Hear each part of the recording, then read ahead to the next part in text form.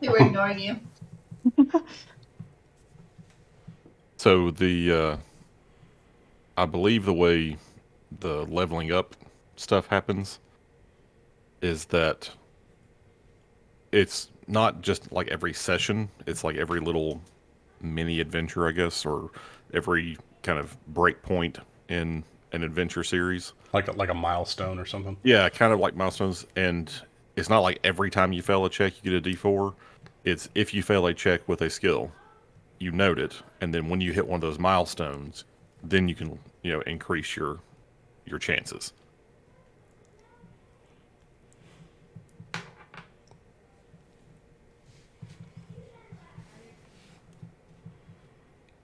And that's only for skills, not for statistic rolls, right? Not like intelligence or Right, yeah. power. No, or your anything like your that. stats are your stats. Skills you can get better at by trying to use them. And, you know, basically if you fail, you have a chance to learn something. So in theory, I should have at least a D4 into history. At the next milestone, yes, you would get Right. to. Okay. But given that this was kind of intended to be a one shot, we're not really going to worry about trying to level your character up. I mean, Gunny's not worried about history anyway. What up? Hey, Nick. Howdy. Hello.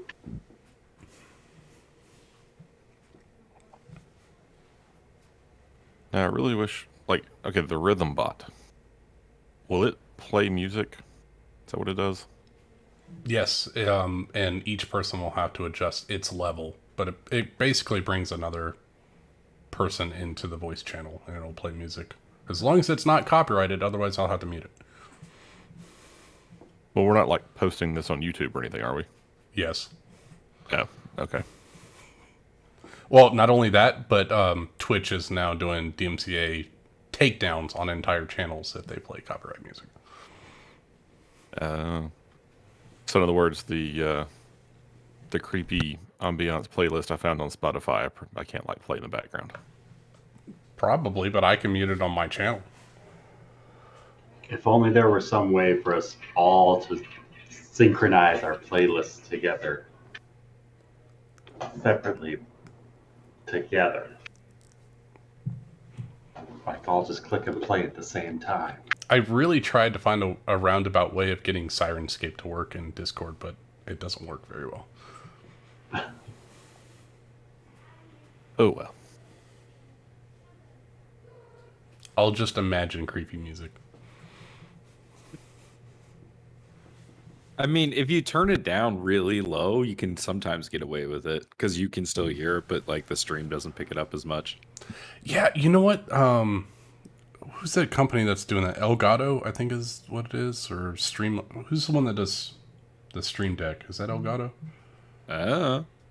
They have a way of actually having a separate channel so you can listen to copyright music that doesn't play through. And it's on their software. I don't know.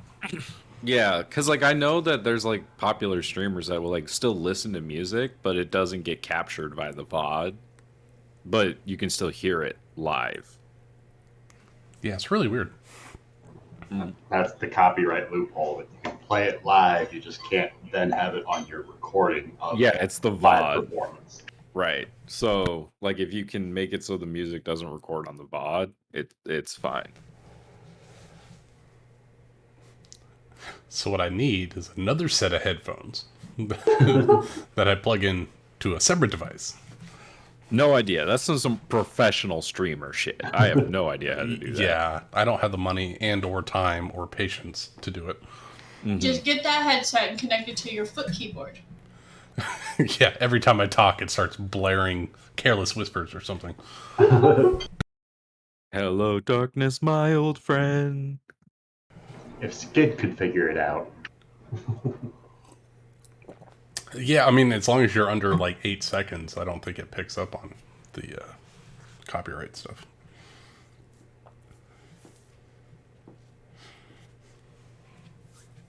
I think we've got everybody. Oh no. Oh no. So who wants to give Amanda the summary of what happened last time? Better be like really good summary. Tech has a first generation iPod that has a playlist of what happened. This is true. This is very true. Because the year is 2004? 2005. 2005. We all got various notifications about the case of this house in Eureka, Illinois. Am I right so far? Yep. That's All what I right. got in my notes. Okay. What happened was a Delta Green agent killed himself in this house. And we're Spooner House. on Spooner Street. Yep. 1206 Spinner Avenue. Got it.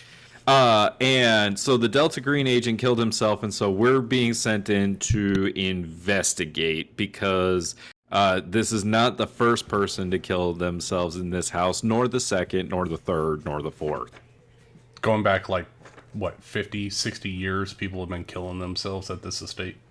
Like, how many murders or how many deaths total have there been? Like 12? That's what I'm getting, close to 12. Is that right, Ben? I was just counting. It's 17. God, it wasn't even close. There All was right. a couple of double kills in that one. So Every 3 or 4 years. lots of dead people. So we're being sent in to investigate. And first thing that Tech did was buy some cameras and set up some cameras around the house. Charlie walked past the house, kind of walking up down the street like a mail carrier, and went and talked to some post office people about it. And then we all met up at the hotel, and we got some rooms. And Charlie and Tech yelled at each other.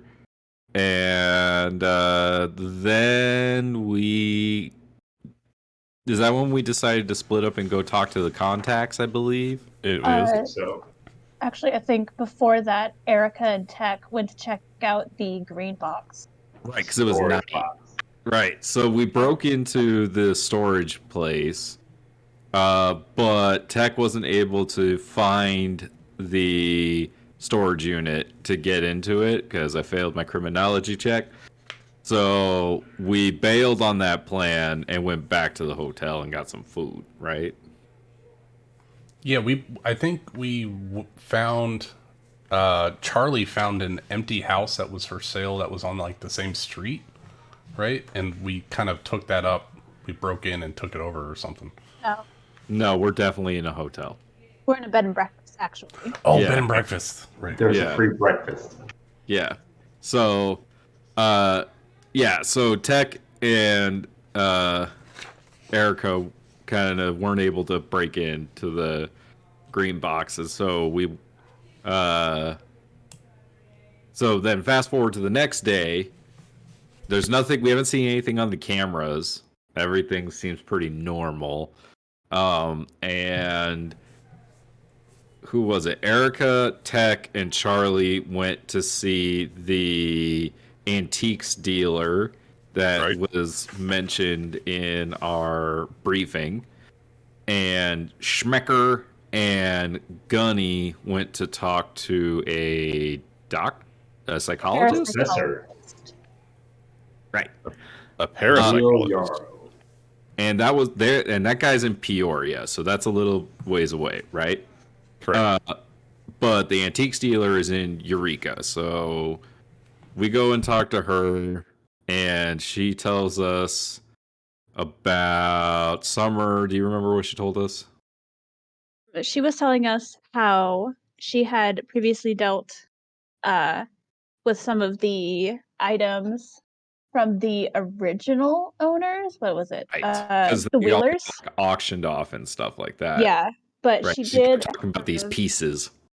Yeah, she did know of some people in town, if I remember correctly, that had some of the pieces, as well Yeah. as she had a piano from the house that some people, when it was used or they looked at the mirror in it, they would see a woman in it, and that it would play by itself sometimes. Is that right? That's Yeah, correct. like a ghost playing the piano. Yeah.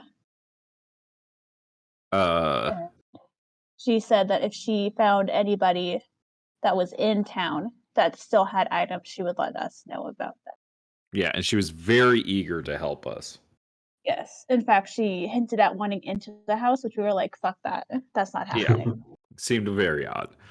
And then after that, we went back to the storage unit during the day, and Tech shelled out a couple $1,000s, and we got let into the storage unit. And once inside, we found a whole bunch of shit. We found some files. We found some shotguns. We found stuff for fires and explosives and stuff, right? And then we found a coffin with a dead body in it A dead child in it. Yeah, dead child. that has been decomposed, so it's very old, right? He has been Died dead in the since 60s. the 60s. Right. And so for some reason, the other Delta Green agent dug up the grave of this child for some reason. Because he saw him walking around at night, right? Let me look at the mysterious note real quick. Yeah, he saw the Ture child walking equals around. not dead, roaming the house only at night.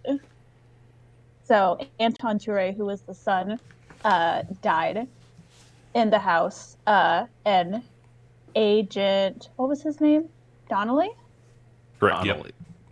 Donnelly. Saw his ghost walking around at night and figured that he wasn't actually dead, so he dug up the kid.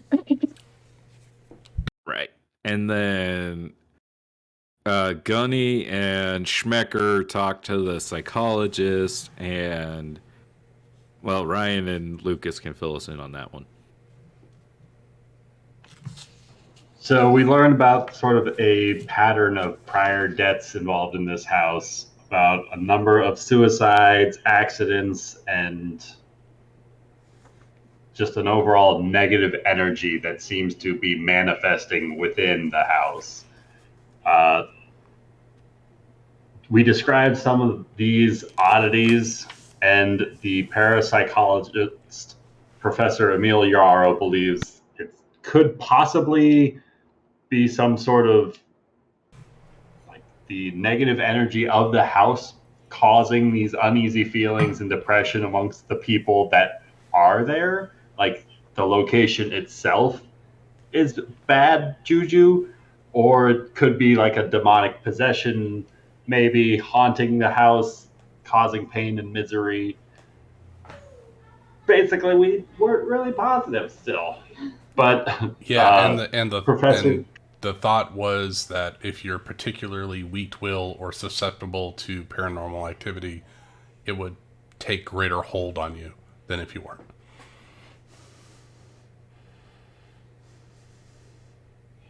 but Professor Yarrow is also pretty eager to help out if we needed any assistance. I think we invited him Help to the bed and man the breakfast to watch cameras the or cameras.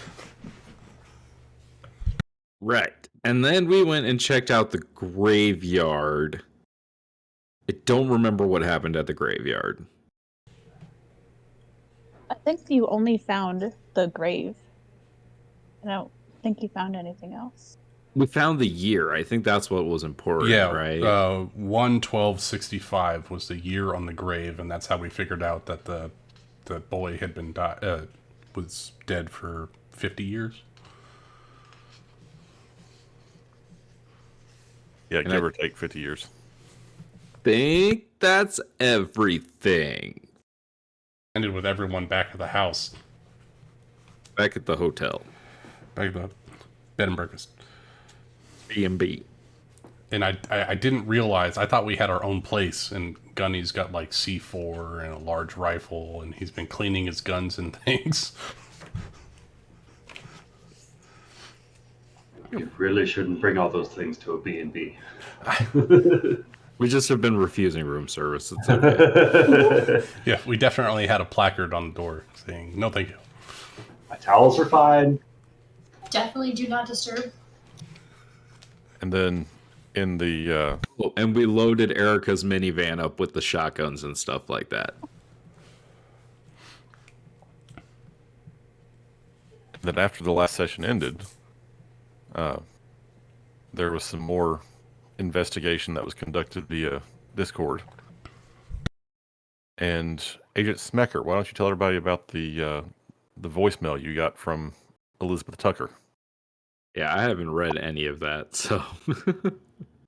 So I got a voicemail from Elizabeth Tucker, who was able to find her notes about pieces that she sold that also came out from this house. Like some of them, she told our investigators about this collection of items, and so I was wondering if maybe they had any sort of other sort of negative side effects going on to other people taking objects from the house.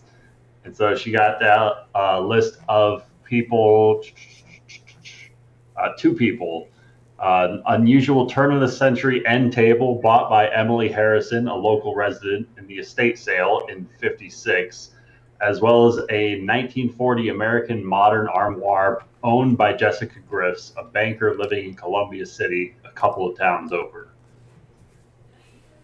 And both of those pieces are available for viewing or purchase.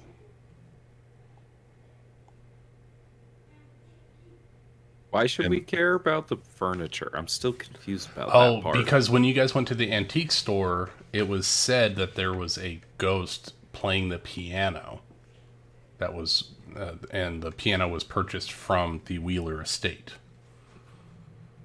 So do we think each ghost is tied to a piece of furniture? Or potentially anything that was in the house at the time of the original disturbance was infected.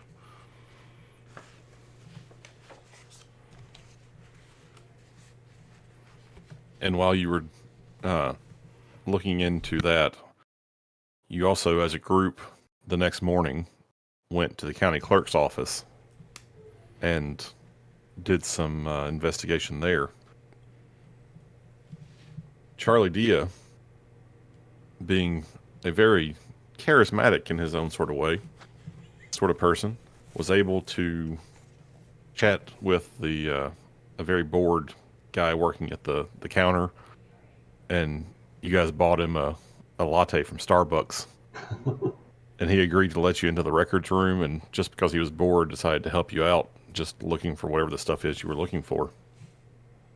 And it took you most of the day, but you were able to construct a timeline of the ownership of the house, at least back to the 1940. All the pre-1940 records have been moved to a different storage location. So you could see that Isabel Wheeler, who was the widow of Michael Wheeler, who built the home, died in 1956. And that's when the estate sale was. That's when the house was sold for the first time. And then you found basically all the records of the different families or people who had purchased the home from 1956 on up through 2005. And you were able to compile some additional information just by kind of cross-referencing records and things at the county clerk's office. And you were able to determine first that Charlie was too distracted talking and spent a whole lot of time researching 1260 Spooner Avenue instead of 1206. So you lost a couple of hours based on that particular fumble of a roll. God damn it, Charlie. But Charlie. there were Focus two- up, man. We got a job to do.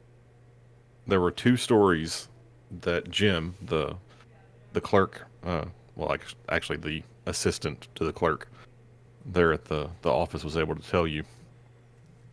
The first one is that his dad was a friend of the family, or the Crease family was a friend, or friends of his father's family back in the 50s. And he remembers hearing some of the stories about George and Margaret Crease. They bought the house after old lady Wheeler died. And Mrs. Crease started going a little crazy not too long after they moved into the house.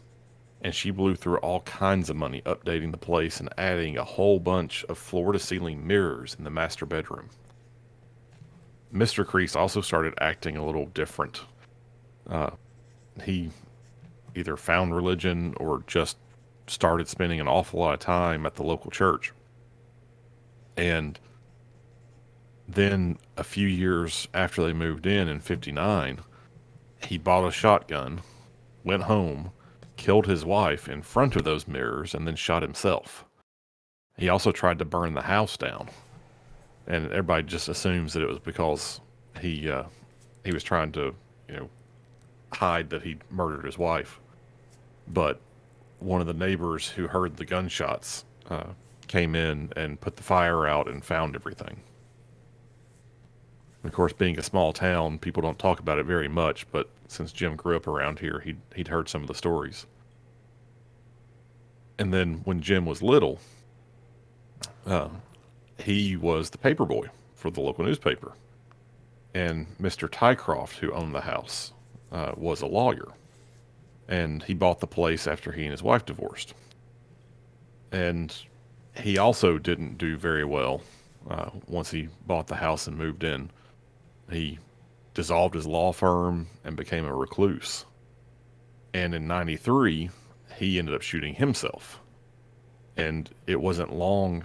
It was, Jim remembers it particularly because as the paper boy, he went by one day and was, trying to deliver the paper and collect his dues for the month. And Mr. Tycroft came out of the house waving a pistol around and just ranting and raving about how the voices in the house wouldn't let him sleep.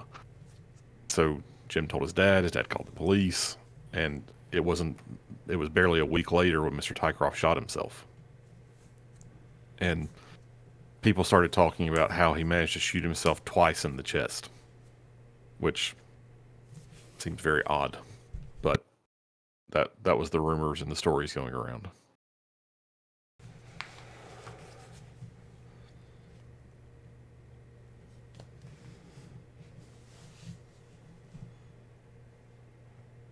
And then, that having taken you most of the day, you once again go back to the bed and breakfast, settle in.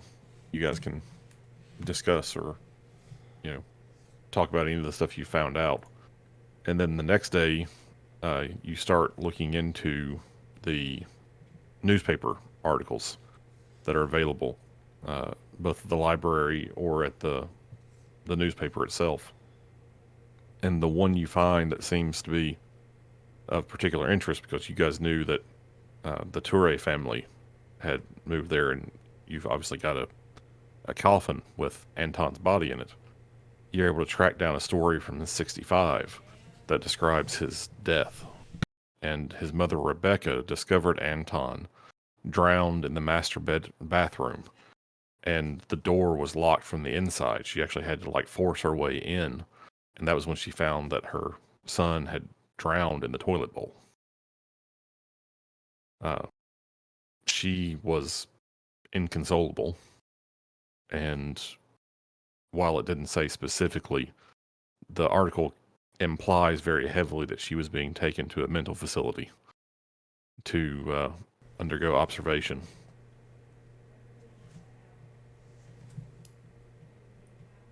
And since that was the only request for additional information that anybody made, that's all the other research you've done.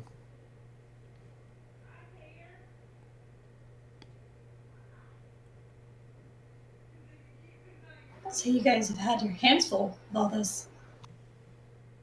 Yeah, any questions? Oh, God. When can we leave? Who's this at the door? I pull out my 44 Magnum and I point it at the door. We just had no towels.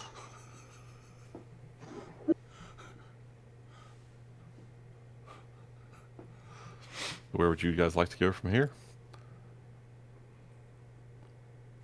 Gunny has had some history with Native American war fighters. people that train in close combat and for special ops groups. And is there a way that he might be able to pull some history and see if maybe this particular area is maybe like a Sioux or Cherokee like burial area or like combat area where there might be some spiritual warfare that's going on? I think it's more likely to be the Illini, but sure, you can try that one out. Yeah. What do you want? Give me a history roll. Yeah, not gonna work, but I'm gonna try it anyway. Yeah, no. Now there's, nothing in this area seems to have any particular, like no one's claiming any sort of special Native American history. No one's doing, there's nothing in the town that seems to imply there was anything special about this area from that sort of aspect. I don't think that it's gonna be any kind of that just popped in my head that there might be a Native American burial ground or a battle site near the area, but I don't think that's exactly where we're at. Gunny, I think you've been reading a little too many Stephen King novels. No, I don't like him. His characters aren't very deep. But, sorry. Popped in my head. It does seem strange that a man would shoot himself in the heart twice. Typically, with my experience as a pathologist, one shot is usually more than enough to do the trick. What, you think like he was possessed or something? Or he's not the one who pulled the trigger. Well, there was no one else in the house, right? With all the updates and changes, the floor plan, it's a possibility maybe somebody got missed, but just over the time span, as extended as it is, I don't know. It's like no case I've ever seen. It's also not impossible for someone that might have squatted on the house to be living in the attic and kill the man in his sleep, so that way he could, or not in his sleep, but kill the man.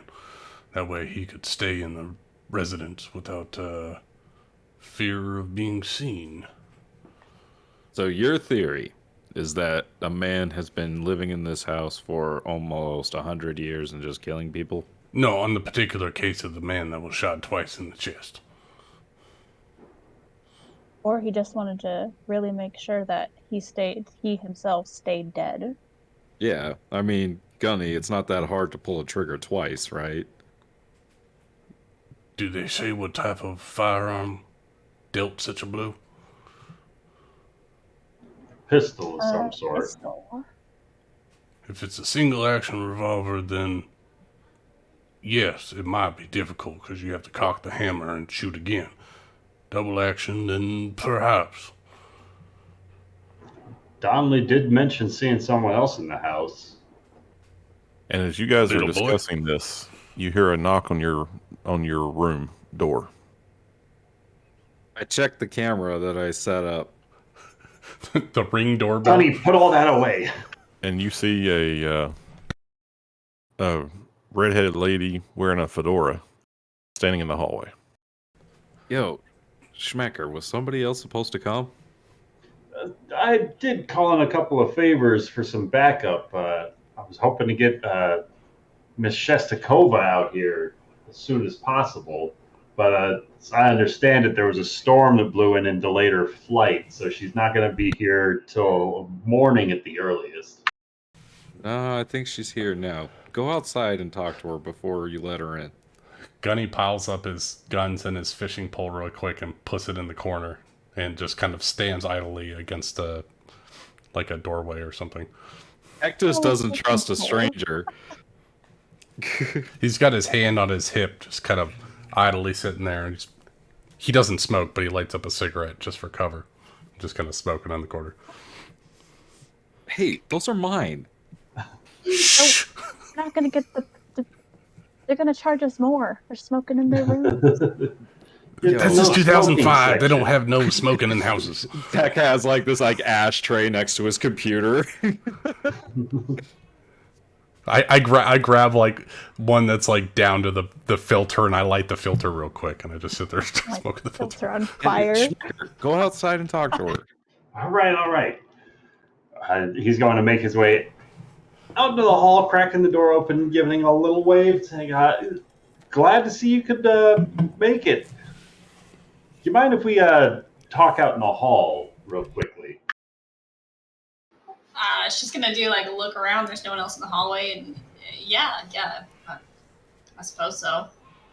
I'm happy I was able to get here as quickly. The storm came in, but I was able to pay off a helicopter pilot who was able to fly me in exponentially quicker than any airline I've ever flown with. So I might have to take that route again. Yeah. Seems independent contracting is more than like the way to go these days. But your name came highly recommended down the line. We got a bit of a stumper of a case here in that we're still trying to piece together what exactly is going on. And he's going to fill in all the details kind of like that we reviewed in the start of this session. Just a rough outline to kind of get her up to speed that we're going to be dealing with a dead kid involved in this case to like kind of prepare her for some of these more vicious details. Oh yeah, because I failed a sanity check last time. Okay, so like this whole time she has like this little bitty notebook and she's like jotting notes here and there and like circles pointing to other things, just like taking Charlie notes. And just kind of nodding the entire time. I'd like to say this is my first time working with dead kids, but that's definitely not the case in my line of work. So I deal with dead people all the time. But this sounds like we may have a quite that she'll flip a couple pages. Quite the pileup of bodies on this one, yeah. So, okay.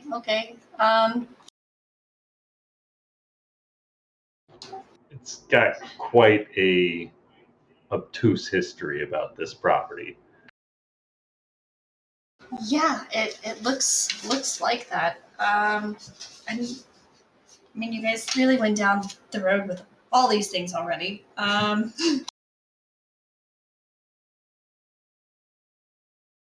to remember all the things. Okay. Spooner Avenue. Yeah, so you guys haven't actually been in the house yet? Not yet. We were worried that there might be some sort of like a gas leak or something that might be affecting the senses of those going in. But after doing some more research, well, we no longer think that's the case.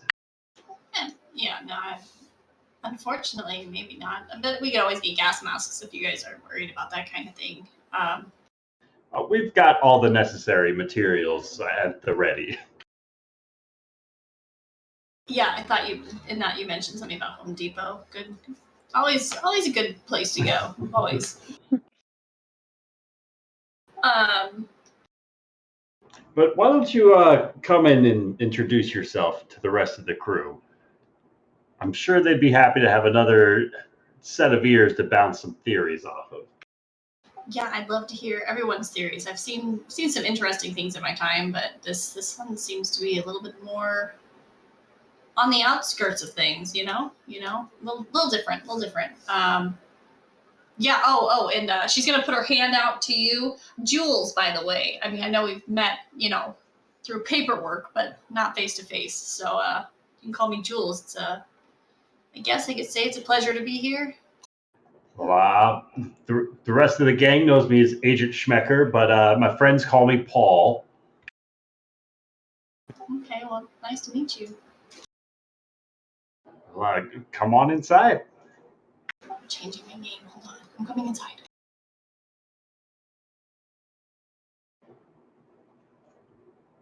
Everybody, I'd like to introduce you to some of our backup. She's gonna like put up her hand in a little short wave.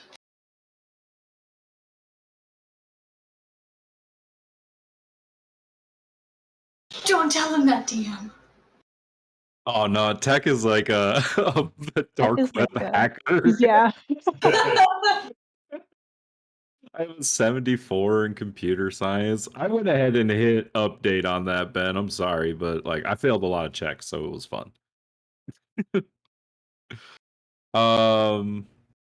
Respect. No. Tech respects that shit. Thanks, Ben. I'm a badass. But yeah, she'll kind of give everyone a wave, kind of like looking from one individual to the next. Be like, "I'm Jules. I'm the backup." What's up? Tech he's got a black hoodie on. He's sitting at the desk, like with a laptop open that you can see has like a monitor plugged into it that has like these cameras that are watching the house. And he's got like white and red hair. And he's got tattoos and stuff like that. And yeah, he is. Wait, is that the house right now? You guys set these up? Are there any inside? She's gonna kind of like walk over into your space and just start looking at the cameras. Yeah, so I think I had 5 cameras, 6 cameras. How many did I have, Ben? I think I had 6. How many you Um, want? I had 6. 13. But yeah, because he was able to set some up on like the light posts, the power poles, and like and he has like a 360 view of the house, but wasn't Exterior. able to Yeah. get inside at all. So yeah, got surveillance, but not much movement on the outside. If I recall correctly, the only notable thing is that no animals wanted to go near the house. Oh yeah, No animals. that's That's yeah. that was you the know, weird in thing my we experience, noticed. animals definitely have a sixth sense to these kind of things. So if an animal doesn't want to go near, it's not usually a good sign. But yeah, I'm Tech. This is Erica. Gunny. Hello. And hey, where the fuck did Charlie go?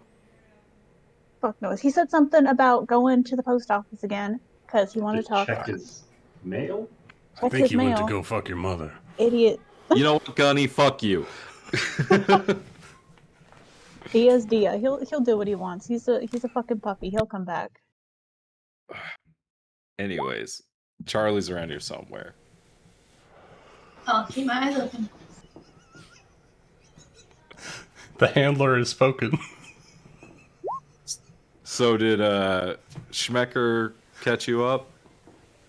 I mean, I don't know if I would say I'm caught up, but he did fill me in on a lot of the things that have been happening around here. I mean, I was given a few details on the way, but nothing like this. I mean, I've dealt with some spooky shit in my time, but I mean, this is fucking something from the movies, no? Murder house. Handler, can you roll a check for Charlie to see if that's actually happening? If I remember I'll save that for a correctly- more critical moment. Okay. If I remember correctly, Rachel said, if Tech dies, then Charlie will fuck his mother. And only then. No pressure. So lucky. Gunny puts his gun, now that Julia is accepted by Agent Schmecker, he puts his gun case back on the table and pulls everything out and makes sure everything's good. I thought I told you to put all those away. I have to make sure that everything is right. And I need to make sure that the detonators are well oiled and lubricated so that way if we have to use it to destroy this god-awful house, that we have it available. Supposed What to if keep that had things been up the and turn down down low. service? Not this Oh, house, the other house. I'm preparing for everything that I can physically possibly prepare for. So, Jules, what do you know about ghosts? The undead. I mean, only what I've experienced myself, which hasn't been too much. But I mean, I've been in some creepy places with dead bodies and ancient civilizations. Sometimes there's things that hang around there. Not usually murderous intent though. This one's a new vibe. There's always makes it a little bit darker. But yeah, no, I've experienced some things. Nick has a quick question. Do we know how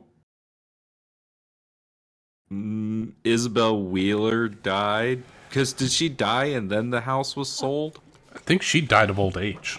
She died first, and then that's what I got. She Was died there- in the house, and then it sold. And all the stuff sold. You know that she died. There was an estate sale. The house was sold. You have no clue how she died.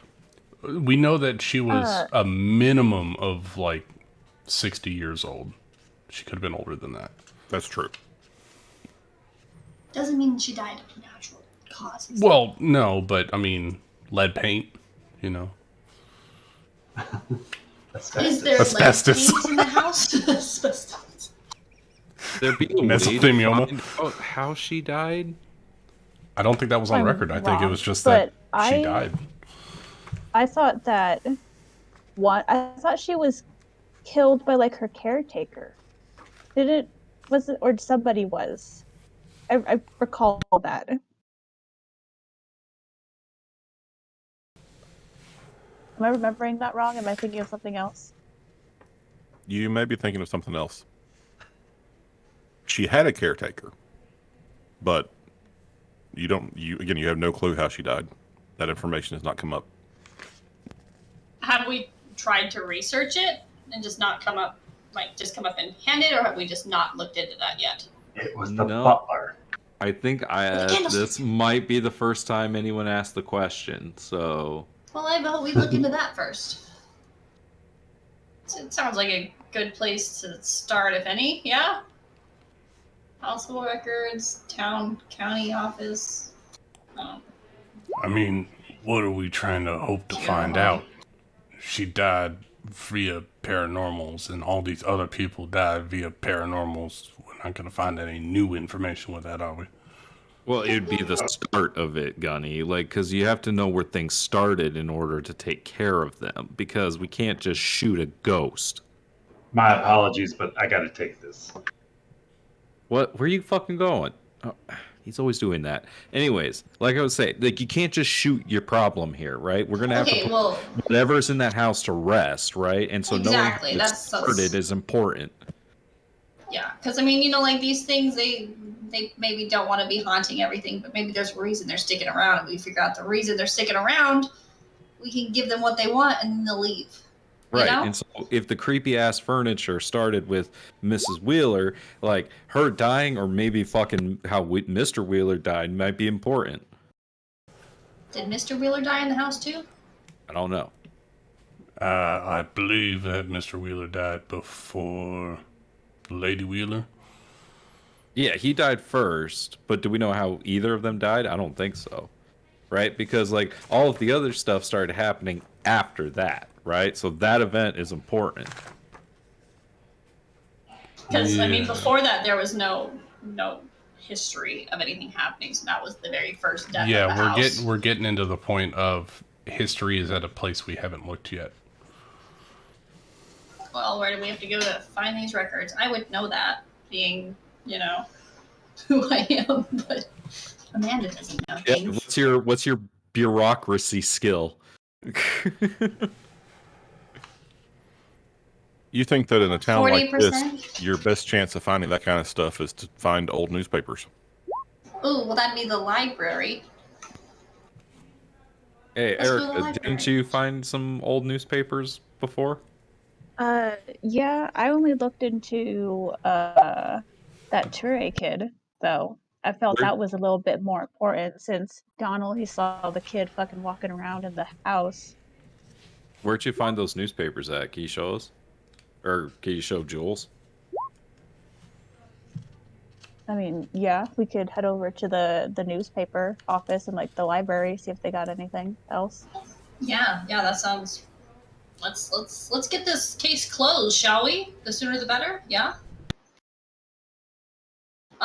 Do you guys want here? I'm gonna jot down my phone number and give it to Tech in case you need to get a hold of us while we're gone. Probably good to have contact information. Yeah. Yeah, yeah. Are you I have a using cell like, phone. are you using like your personal phone? That's my pager. She's I'm kidding. been in the business. It's a burner phone. It's a burner phone. Okay, good. All right. Cool. Thanks. Probably wait for Schmecker to get back before you go anywhere in case anything new comes up. He can Yeah. he can call me if there's anything like real important. All right. I'll text you. It's a new thing. What texting is? Thank you, Tech. I have a child with a phone, or he wishes he had a phone. Not a phone yet. You don't get that till he graduates high school. Do we know if there's natural gas in the area, or is it all electric? What are we working with for utilities? Tech will pull up the schematics for you I'm thinking because that's all publicly available information. Yeah, I'm thinking that we might want to perhaps take a closer look at the estate. Not going in, but perhaps seeing what we can from the outside. Closer in. Agent Smecker's going to kind of put his fingers over the bottom half of his phone, doing his best to cover up the mouthpiece. Are we still interested in pursuing the other pieces of furniture that have left the Wheeler estate? I think Jules might have an interest in it. I like furniture. Yes, Miss Tucker. I think if we could set up some sort of a meeting, that would be most swell. The buyer, I believe, is still interested. Well, that's excellent. That's just excellent. How about this afternoon about 1 o'clock? Around one, I can make it myself available. That would be excellent. Excellent. If you just like to meet me back at my shop, we can travel over together. That would be most swell. I'll see you at the shop around 1 o'clock. Oh, and just so you know, if you are interested in purchasing the piece, I believe that Miss Harrison is going to be looking for a price in the range of $500 to $800. I'll make sure the buyer's aware. That's a lot of money. Excellent. Thank you. Not for Tech. Shut up. I know you're embezzling. Stop it. Looks like we've got a meeting this afternoon with Miss Tucker to investigate another one of these end table pieces, or at least another piece from the Wheeler house. This time, an end table. See if there's anything unusual about it. I mean, Charlie's not here. Who's gonna go sweet talk? Mrs. Harrison. Jules? Old ladies love me. That's fine. Cool. Hey, Gunny, I have an idea. If you want to get up close and personal and like look in the windows and shit, you could pretend to be like the gas guy and like checking the meter or some shit. And That's then, exactly like, what I was thinking. Can you pull Yeah. up a local uniform so we can try to copy it? Yeah, Tech will help Gunny with his deception. I'm pretty decent at stealth, so I can go unnoticed. But Jules my is gonna look at disguise, all of the my guns disguise you is have. very terrible. Yeah, we can set up a two-way, and I'll be able to monitor you from here too. Yeah, this is Gunny's, like, that's just what he's, search and seizure, that kind of thing. That's, intel for buildings is his kind of expertise. He's not good at disguise, but he's good at making himself unknown to people around him. Yeah. He and has Tech's- an orange vest, so he can go Tech anywhere. is your best friend. Yep. So I put on an appropriate either cream or navy blue jumpsuit that's got spray painted on the back, Eureka, public gas service, and he's gonna suit up and take a couple of tools with him and see what he can see. All right. We got people know- heading to the library / newspaper office. We have people heading to the house. Anybody else wanting to go somewhere else while we split up? I think we're doing a 3 and 2, right? Tech and I are doing the house, and everyone else is doing the social stuff.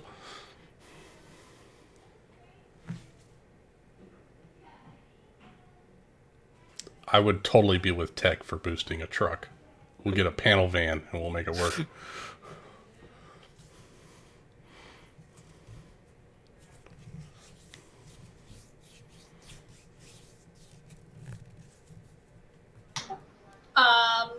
So on the way to the newspaper place. Yeah? Yeah, you can Probably do that before you your go to the meeting. appointment. Yeah. Well, I mean, not boosting the truck. That's on you guys. No. Tech and I are doing it. I mean, We're going to the there, newspaper. right? Oh no. Okay. Yeah. So I'm gonna look I'm not gonna to. tell you guys about that shit. You Yeah, want me to tell you them? guys do your thing. Yeah, the gunny is all about let's go steal someone else's stuff in case it blows up, so I'm not tied to it. So Erica, Smecker, you guys haven't. I mean, it just. I feel like maybe after this, I would not look forward to, but I feel like it'd be a good idea to go to the house. Maybe I know that's where Tech and Gunny are going. So maybe after this, we can meet up with them at the house and see what they've come up with and go from there. I don't see how poking around a bit could hurt. But just keep your wits about you. The parapsychologist professor, the professor of parapsychology believes that it could be the land itself that is exposing these people to negative energy forms by different means. Keep your senses focused. I appreciate the feedback. What's that called? But most importantly, stay positive.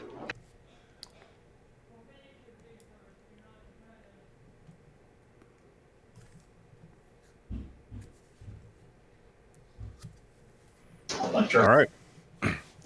So who wants to Okay, go first? okay, and then one more question. Do we have an EMF reader by any chance? I'm sure you brought one with you. Okay, cool. I have one. I brought an EMF meter, reader with me. So when we get there, maybe we can, maybe we'll be able to pick up something that isn't easily detected.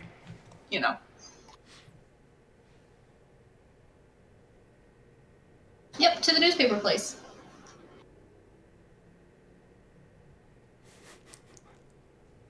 Or boosting a truck, whichever you guys want to do first.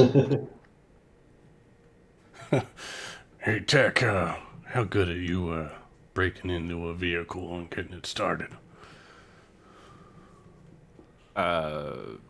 Pretty good. I definitely know how to do that. Oh, I think we can find something relatively close and let's get this investigation started. All right. Sorry, I was just finishing the last minute. So, we'll go ahead and do the newspaper first. So, what I need is to have everyone who is going to the newspaper's office it's not really an issue for you guys to go in and go into what they call the morgue, which is where all the old stories and old files are, Archive public records. basically. So, the three of you get there. I'm going to need you to make search rolls, and you can tell me what it is you're looking for in relation to, the newspaper stories, and we'll go from there. All right. So just to start things off, Agent Schmecker is looking for information around the incident of Isabel Wheeler's death, like maybe how she died or the circumstances around her death, like what was happening, any newsworthy articles happening around the time of her death, if I can find it. Okay. Nope.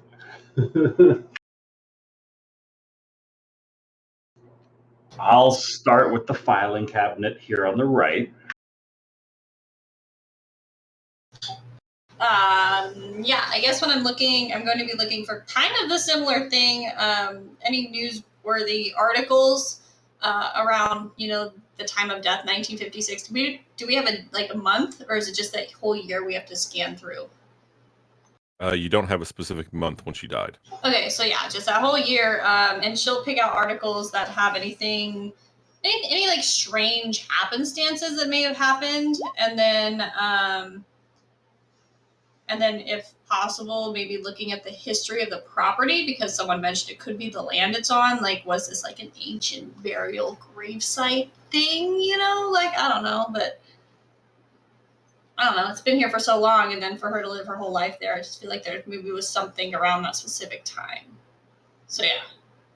Also, I'd like to look into him if he has any notable articles in maybe even before or after her death, to see what kind of happened to him after he sold the house. Because I know he died eventually, but he didn't die in that house. He sold it. Which him are Him you talking who? about? The husband, right? She had a husband, Wheeler.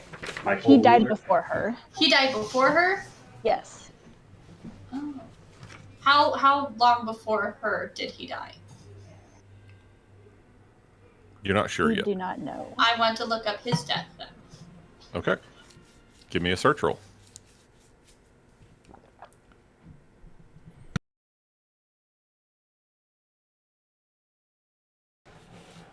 Come on, Jules. Ah! Oh no! I knew I should have boosted my search, and I was like, nah, I don't know what that means yet.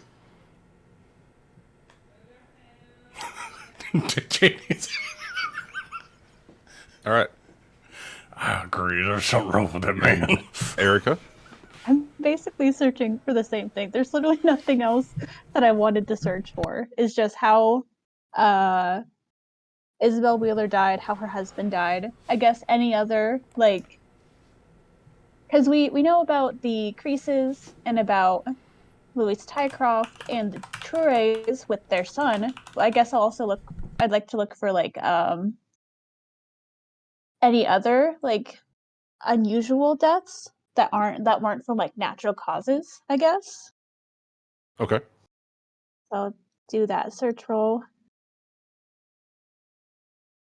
Ah, oh, damn it. We're failing hard. We're just trying to read papers. All right. So this is what's going on. You get down there and you realize that the files are really not well organized. And, you kind of decide, well, okay, the first things first, we're going to start looking for articles around 56. That's when, Miss Isabel Wheeler died somewhere in there. Something else had to be going on. And you find one cabinet that's got old articles from the early 50s. All right, okay, you start spending your time looking through those. And as you're working through it, you realize, crap. Yeah, this is the early 50s, but these are articles on local businesses. and articles of interest in the business community in the 50s. There's like nothing here about people or events that aren't business related. So you start looking around again, trying to find another place. And Erica, you think you found you found a different filing cabinet that's actually like labeled, January 1950 through December 1959. And you're like, yes. And you just you go ahead and you just start pulling all the papers out. You get them. You start flipping through okay, dates. You start laying them out by year. And after about 30 minutes, you've got it all organized. And you start looking through the actual files, and it's just the sports sections. It's like all the news stories about the local sports teams, like the Cubs and the White Sox and all that kind of stuff. So after about an hour, you guys are still kind of fumbling around trying to find something more useful. But you're eliminating sections of the files. And so for every hour you're willing to spend searching, I will give you another search roll. Well, I mean, what time is it over there? Yeah, what time is it? We have to go started look at fairly the table. early, so we have it's to go look at the table at 1, so we need to make sure we get out of here. it's about Someone set an 9:30. alarm. Can we set alarms on phones? Is that too? It's 2005. Yes. Gotta watch. Gotta watch. Jeez. Yeah, this was a long time ago. It's like If I remember correctly, I don't remember my flip phone having a fucking alarm on it. Yeah, I don't think so. I don't think you could set an alarm on your phone then. But you I have didn't even watches, have a flip phone. and your phone does tell the time. I mean, if anything, Schmecker and Jules could leave, and Erica, you could just spend the day here trying to search through this shit show. Yeah, so we are willing to spend more hours here. Definitely, yeah. All right. So, like I said, it's about 9. You've been there for about an hour. It's about 9:30 now. So, everybody, make me another roll. How elusive could this Nice. woman have been? It was the 50s. Oh God. Oh God. The reporters are so bad. Success. Smecker You found comes in Smecker. clutch. Wait a minute. All right. So, Smecker, what you find is that actually, you've somehow ended up in the 1900s, but you managed to stumble across a story, and it mentions an Isabel Wheeler and her husband, Michael. And it talks about her unknown ailment. She's described as a very sickly, bedridden individual, incapable of walking, with convulsions. And her husband, Michael, has been attempting to find doctors from out of state. It's kind of a human interest story, if you will, because Michael's also just started building a new home on Spooner Avenue. And this article is from 1909. And it shows a grainy picture of Isabel that's labeled Easter 1907. She's a slim, proper, lady dressed in her Sunday best. And again, in a wheelchair, and looks to be happy, but happy with a tinge of sadness. That was 1907. The picture is labeled Easter 1907. The article is from 1909. Okay. And the 1907 picture, is that them in front of the house, or you didn't start building the house until 1909? It's a picture of them in front of a church. Okay. Is that church familiar? Is it a church that would be around here? Yeah, it looks to be the first Anglican church of Eureka. The one that Is it maybe the same one that one guy became super religious and started going to? Could be. Don't know for sure. There are. I mean, There's lots of There's a- churches. Okay. yeah. There's a Methodist church. There's an Anglican church. There's a Lutheran church. There's several of them.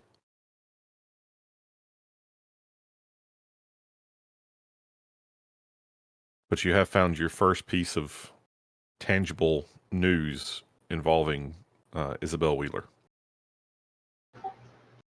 You did it! I mean, good job, good work. This is really good. This is a great start.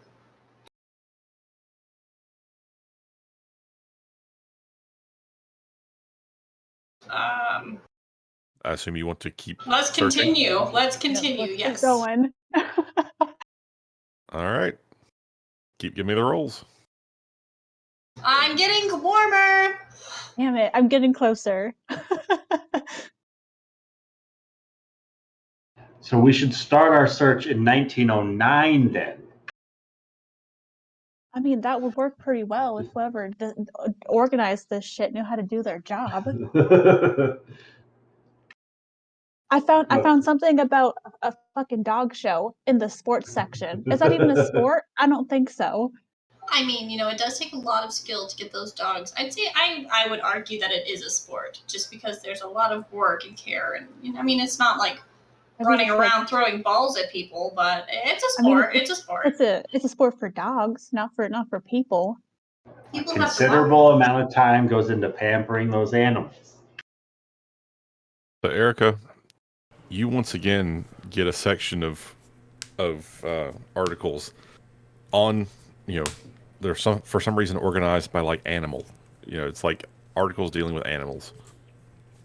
And you do notice that there's like a series of articles about every 3 to 4 years in this section, from about the early 40s through the mid 50s, that talks about the number of odd disappearances of local animals.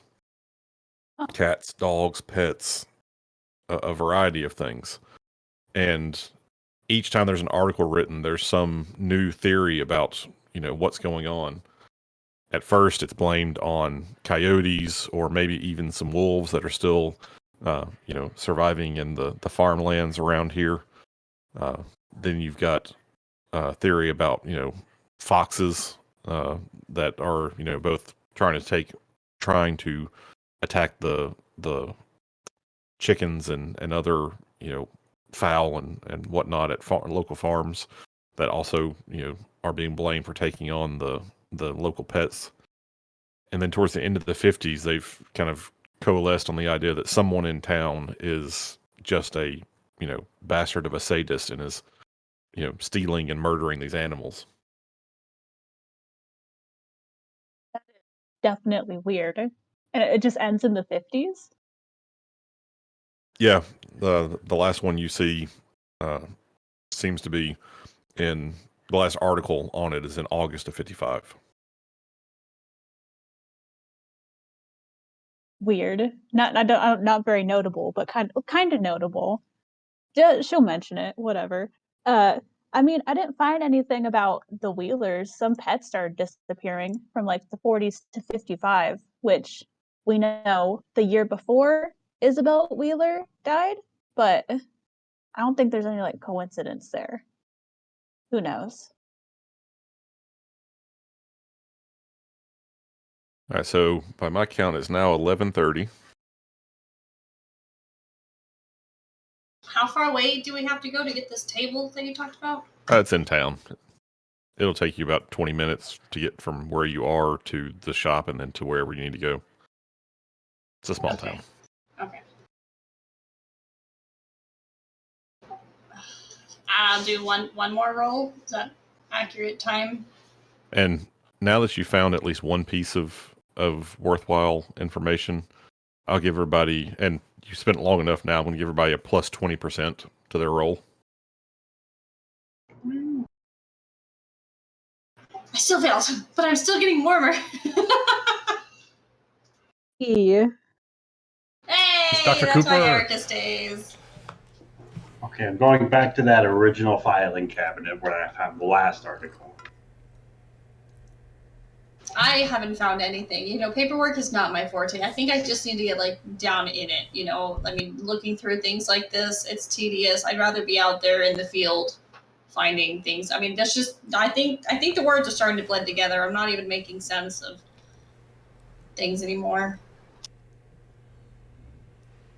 All right, so Erica, while looking for information about how Isabel died, you find an article from June of 1926 that actually mentions that Isabel seems to have made a complete recovery after almost 20 years of being bedridden and bound to a wheelchair.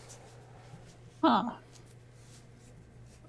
It mentions that she has begun to make appearances at some society functions, but then tends to need to return home to recuperate for long periods. So, maybe once a month she'll make it out and attend some sort of function at, at the church or around town.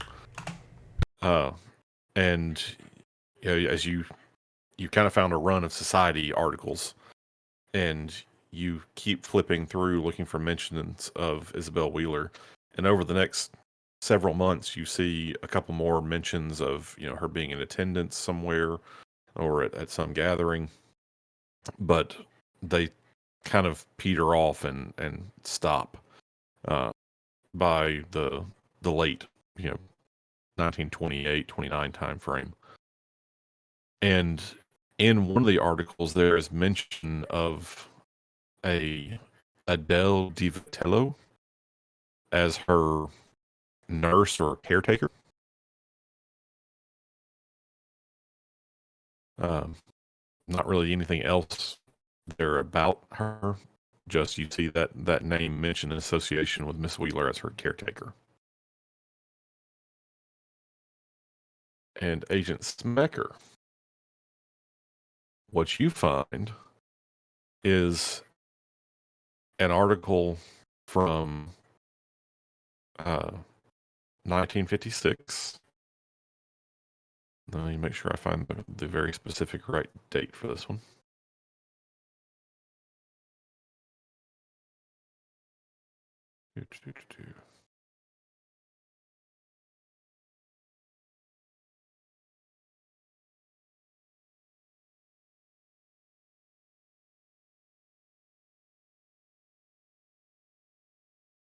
I'm not seeing the actual date, so I'm just gonna make it up. It was a Thursday.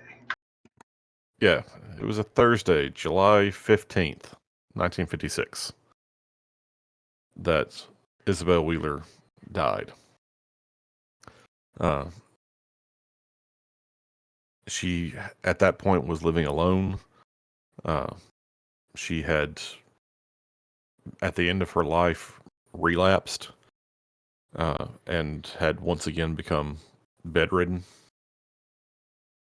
And she had fired her caretaker, and within a few months had passed away.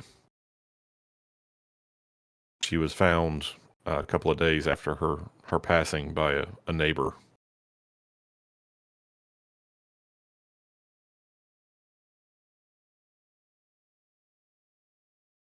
We're going to say the date was July 14th, 1956. And you find her obituary, and it mentions that her husband, Michael, had died in 1910.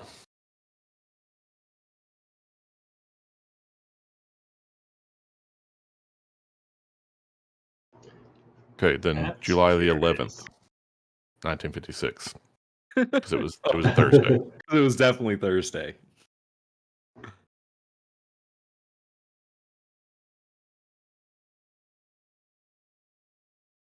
would have been the 12th then. Whatever. July 12th, July of 1956. 1956. It was a Thursday, July 1956. The 12th, to be specific.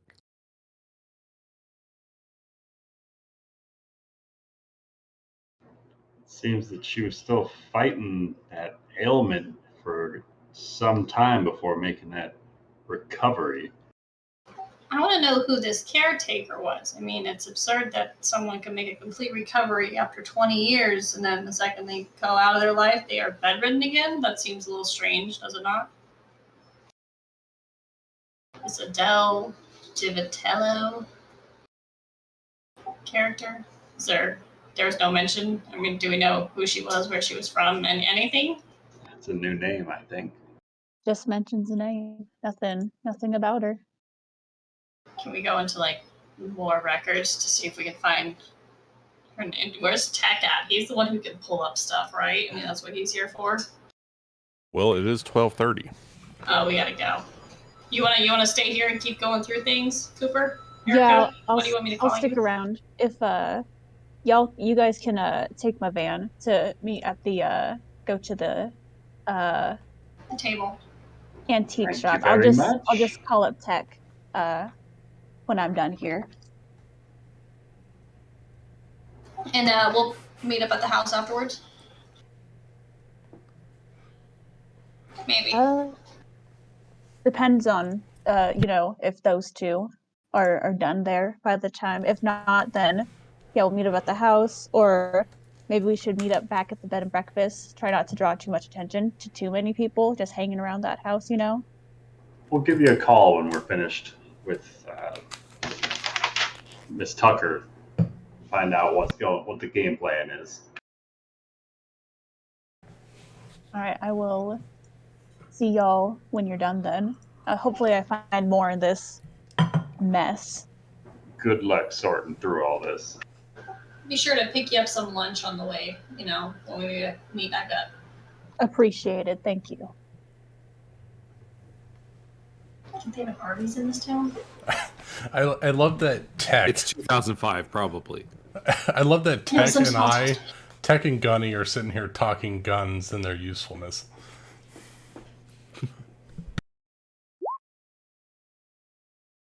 Okay. And now that you guys have spent a few hours doing records research and whatnot, and Erica's sticking behind to do more of that, we're going to cut over to Gunny and Tech. We're gonna go steal a truck or van, probably a van. I think is what monitors use. I think a service van might be the best. Yep, we're gonna go boost a van, so that it's not gonna look suspicious when Gunny drives up on the street. Okay. We're gonna find a van that's applicable to what we're trying to do, and Gunny is gonna run sentry for Tech as he tries to boost the van. So you go by the local co-op, and you see that they've got a handful of work vehicles out there. One of them is just parked in the back. There is a fenced-in area where they park the vehicles overnight, but it's I'm gonna say when you guys head over, it's 8ish in the morning, 8:30, something like that. Is there are Before there like service guys? calls? Are there just like guys hanging out? It doesn't look like it. Okay, cool. Gunny there's pulls like out two 6 wrenches. There's like 6 vehicles in the back. There's like 3 personal vehicles and like a utility truck and one just kind of like pickup truck and one panel van. So And here's the plan. We'll take the truck, use it, and then bring it back. They won't even look into it.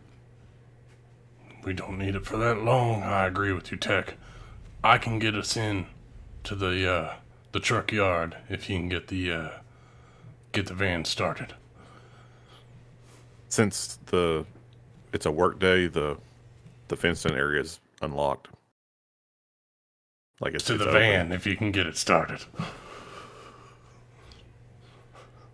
mean, The other idea is that we just bribe a driver for his van for a few hours.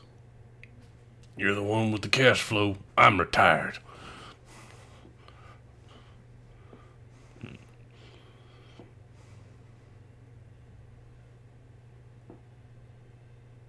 I think bribing somebody who's working for an hourly wage would be easy.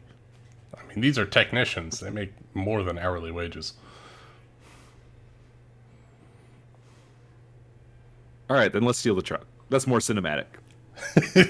We got an Ocean's 11 this. Come on. all right, fine. To be fair, they buy the vans in that show, in that movie. All right, let's boost the van. We don't have starting capital, though. All right. Let's see. Tech, do you have an eye on if they have cameras over the yard? I mean, we could both look, but yeah. Is that what skill is that? What's the security situation looking like? It doesn't take any particular skill. There are no cameras back there. All right, perfect. 2005. They don't care about this shit getting stolen. Let's go. We're gonna get like the closest van. All right. You get up there. Because it's a work vehicle, it is unlocked. And you get inside. The keys. Make me a search roll. Okay, sir. All right, I got a 40 on this, so I'll go for it. That's higher than mine. Nope. I will do it anyways. Oh, we're all rolling great today, guys. So you expect to get in there and see the vehicle like keys just up there over the visor, and they are not there. Okay, right. I would like to hotwire the car.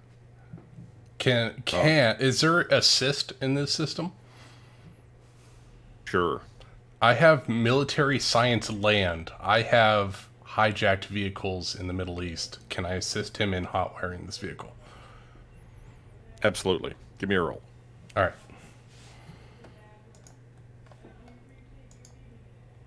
right. 38 military science land. So does that give me a modifier? It'll give you a plus 20% modifier. Nick, stop it!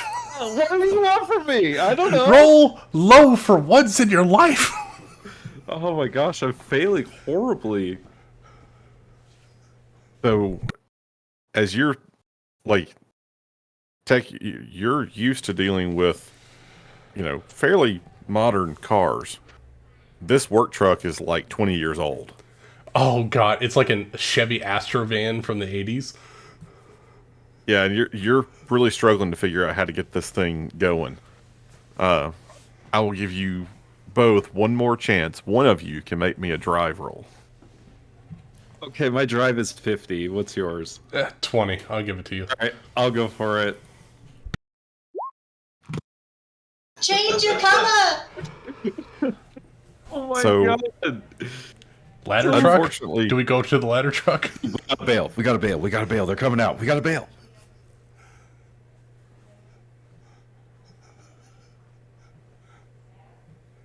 What's the unfortunately, Ben? I was gonna say, unfortunately, your opportunities to try to start this vehicle, like you've tried everything you can think of, it's just not working. And yes, Tech thinks he sees someone moving around inside the co-op, and looks like he may be coming back from his coffee break.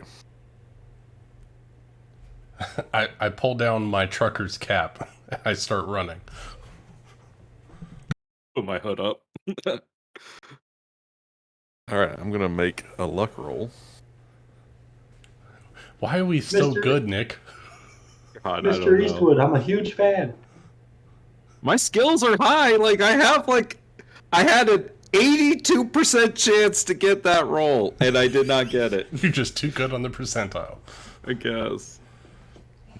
You do manage to get outside the work area and back onto the sidewalk, and sort of calm, slow down, not look so suspicious before anyone comes back out into the yard. But you don't think you're going to get much of a chance to boost a truck, at least not one of those trucks. All right, look.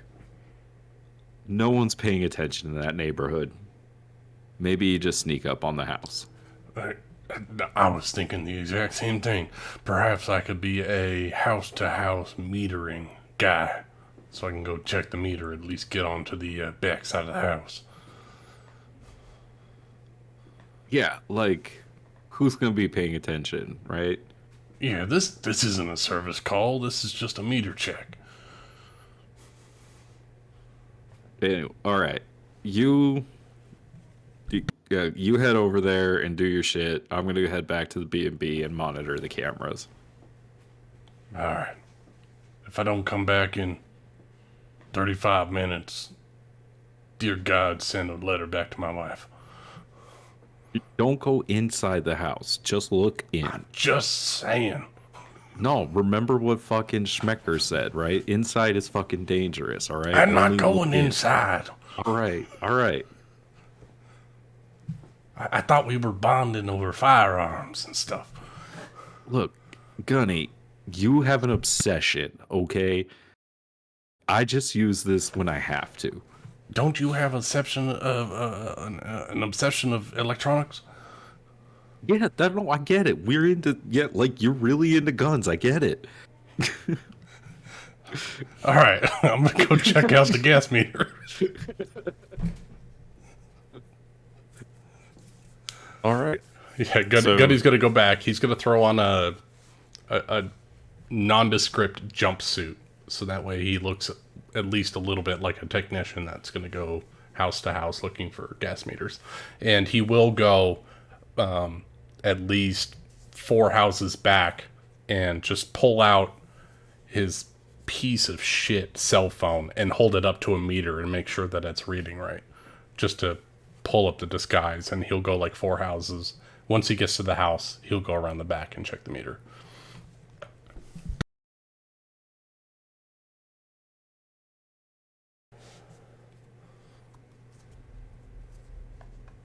Okay, so you I really want to, but I'm not going to. You make your way around circuitously to the house, and what you see is, strangely, I mean, extremely strangely, no matter what side of the house you go to, this is the only view you can see. Because I don't have pictures of all the way around the house. Judging on this type of house, the meter's going to be on the back to hide it from the street view. So he's going to dip into the back nonchalantly as best he can and see if he can investigate the building at a closer view than what the cameras are set up as. Okay. So as you go around to the back of the house, you see that it's a nice sized house. The garage is on the right hand side, and back behind the garage looks to be where the master bedroom is. The window shades are drawn, so you can't really look in. You go around the back, and there is a small porch area that looks into kind of the breakfast nook kitchen area. And you can see there's a crack. Well, the blinds aren't completely in place around the breakfast nook. And you can sort of see inside the kitchen. And you see something that looks kind of like this. Is it an 8-year-old little boy? What does he see? He's the only one who can see it. I haven't seen it yet. What do I see? What do Well, I see? I made it so you should be able to see it. I don't know how to show it to just you. without Is Oh, it sharing. is- You click show to players Hangouts. after you selected which players are allowed to see it. If All right. no players are selected, You have it in the or handouts, I got specified, it. it'll show everyone. It's the kitchen, right? That's the label. Yeah. Oh, that's some scary shit. Okay, so Ryan, you were saying that like if I put it in players' journals and then do show players, it'll only show the ones in the journals? On the edit menu for the handout, Yep. there should be an option to put in players' journals, and then you select which players you want to see. And then if you click show to players outside of the edit menu, it'll show just those specified players. But if you don't pick any players to specify, it'll show it to everyone. Okay, cool. I needed to know that. That's very helpful. Okay. So I see a pretty mundane, nondescript kitchen.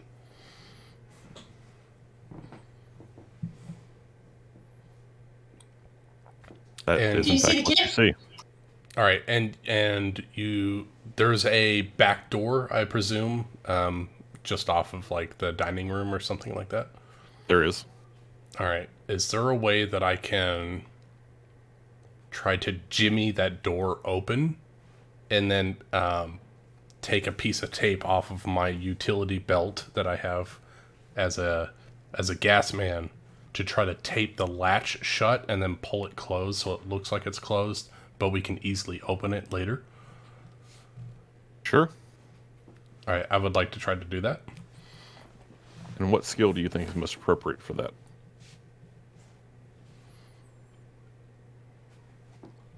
I would say either survival or... Craft. No, I don't think it's craft. I would say survival, military science for breaking into buildings, or let's see. I'm looking at all the skills right now. You sure don't think it's demolitions? I mean, it could be demolitions. I mean, demolitions, maybe military science, and maybe stealth for trying to hide that the latch has been jimmied. But I'll say this, because I'm just going to have fun with this. I will allow you to do a demolitions roll. If you fail, you're going to do some fairly obvious damage to the door. Yeah, break the wood with the Yep. latch, right? And you will have to succeed on a stealth roll, or even on a success, you're going to make a lot of noise. All right. I'll try demolitions to open the latch.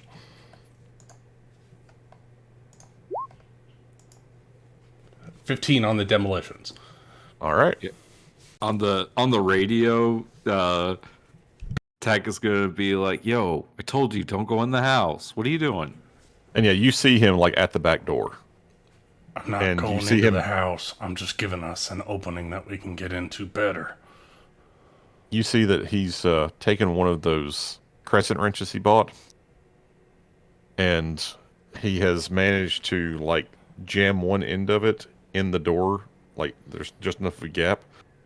And now you're watching as he tries to like, pop the door open basically.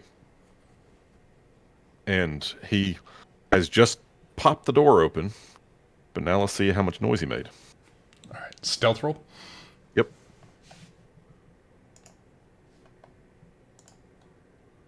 Oh, by 3.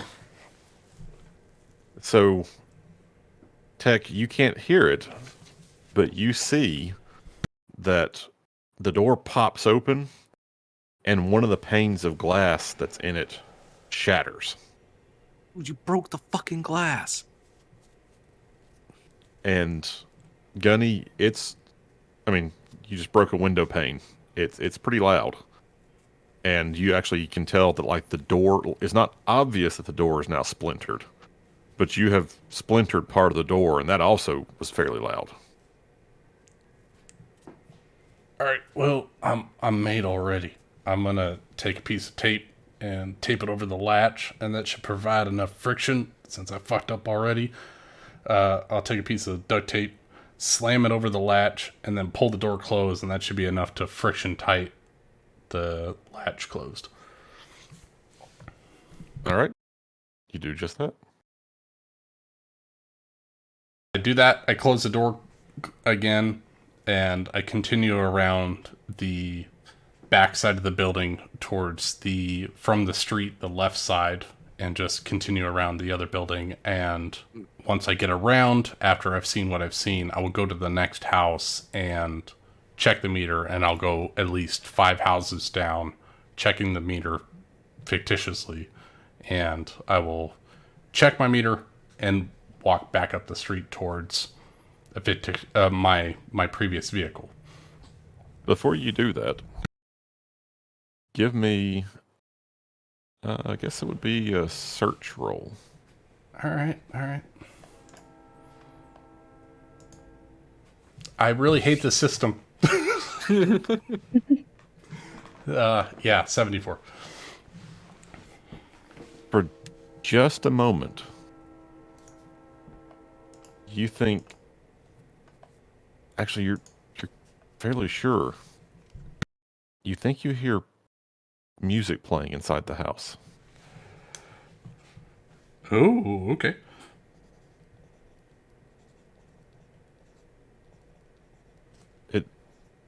It's familiar. Like you know you've heard this before.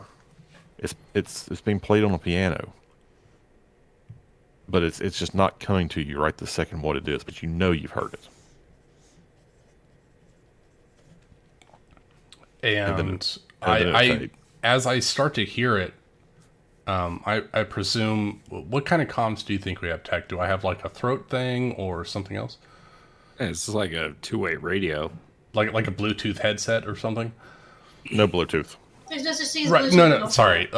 Like those ghetto one-eared Just headphones. it's like literally like a walkie-talkie, like with like extended range and shit. Like You have it's an- like a two-way. You have a Nokia phone that has the button. Oh, the chirp act- feature? Yep. All right. As soon as he hears that, he activates the chirp to Tech to see if he picks it up as well. Or if it's just in Gunny's head. So it goes, "Doo-doo." And all you hear, Tech, is like a little bit of static. Gunny's not saying anything. Gunny, you good? You're just standing by that door. What's up? I wait for like 15 seconds while holding the open comms button while I'm hearing the music. He says, Gunny, what's up? And I say, do you hear the piano playing? Or is it just in my head? Well, even you don't hear it clearly. It's not like it's, But I know it's a piano, right? you can tell it's a piano. The tune sounds like the music sounds familiar, but it's not loud. It's not, it's not like someone's like you're standing next to the piano being played. Yeah, well, this is him like, am I going crazy? Or What I guess what I'm trying to say is it's not loud enough that even if Tech doesn't hear it, you can't be sure whether it was just in your head or not. Oh, okay. He'll say, I think I hear piano music playing from inside, but the piano's not there. It's at the antique store. Gunny, get out of there. 10-4. And he'll shake it off, finish the mission, continue around the perimeter right side of the back of the building, and continue down the street a couple of houses. All right. And with that, we'll cut back to the antique store. What's that? Look, there's a piano. How gorgeous. Make me a search roll. Ooh. 32. I'm getting warmer. Every single roll has been better. I'm going to take that. I'm gonna take that as a positive sign that eventually I will have to pass. Do we have anybody that has a high search roll? Got a 50, but that's not good enough. Yeah, I got a 40. I'm not rolling really hot on my searches. You guys enter the antique store, and Julie, you do notice a very, it's an antique piano. It's nice. It's an upright, but it strangely has a mirror on the front of it, like behind where the music would be sitting. And just for the briefest of instants, you think you see something in the mirror. I'll look a little closer for a second there then. As you look closer, there's nothing there. Okay.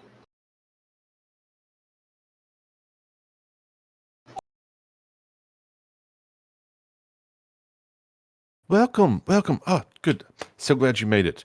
Shall we just ride together? The house is about 3 blocks over. I can give you a little background on what I was able to determine about the piece. That would be lovely. Yes, let's ride together and tell us all the things of this unique piece that we are going to look at. Excellent. So, yes, I'll drive. So everyone, just come on. And she takes you to a let's see, 2005. It's like a 2001. I don't know, Honda Civic.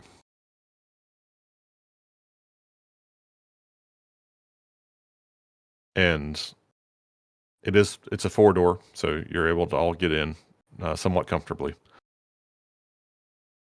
So yes, Miss Harrison is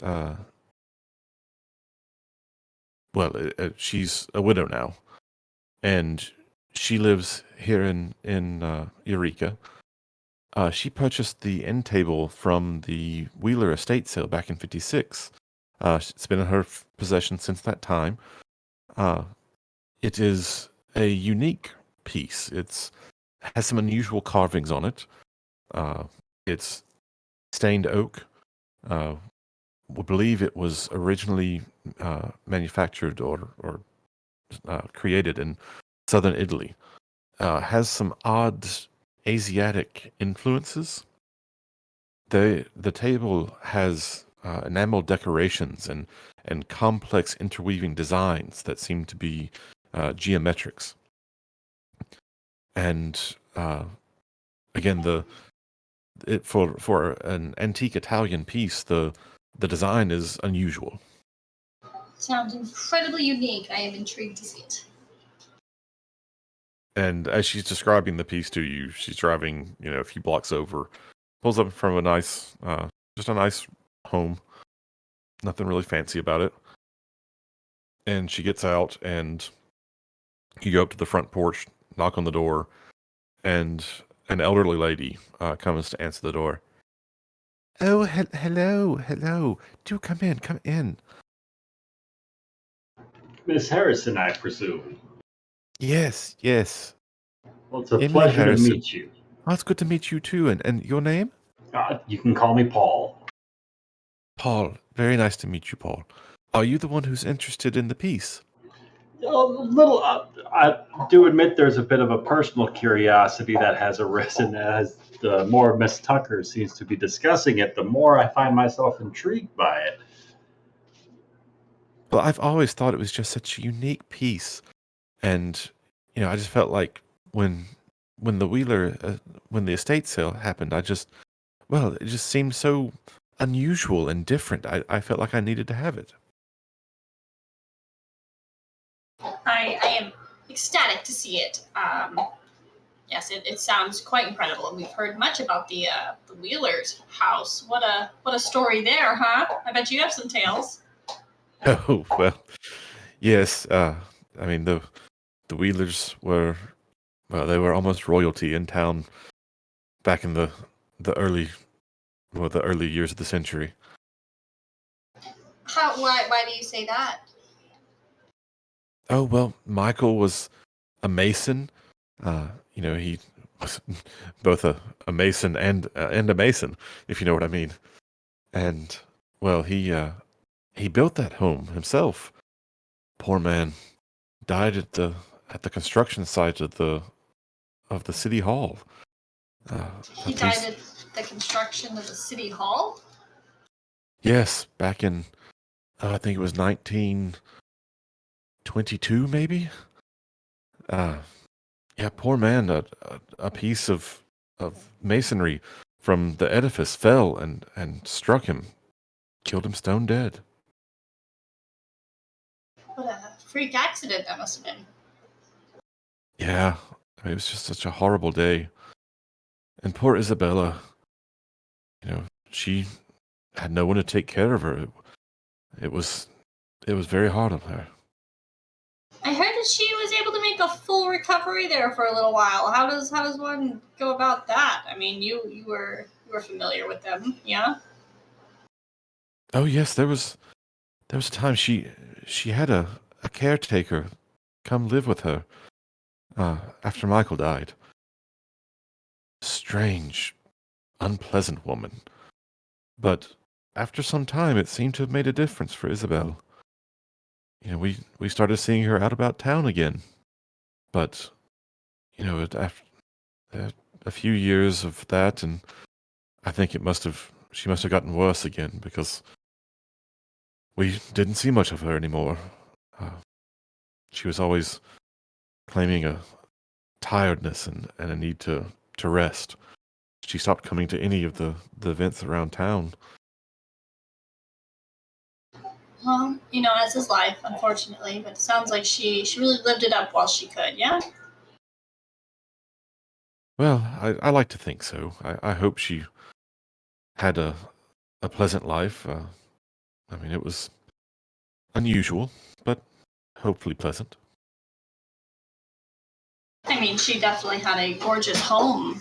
No, I mean, Yes, house yes, that. she did. I mean, it was Michael put so much time and effort into that home, but such a sad place, really. There's been a lot of death there, hasn't there? Yes, so much death there. Tragic. But anyway, let me show you the piece. Come. Yes, Yes, please. the end table.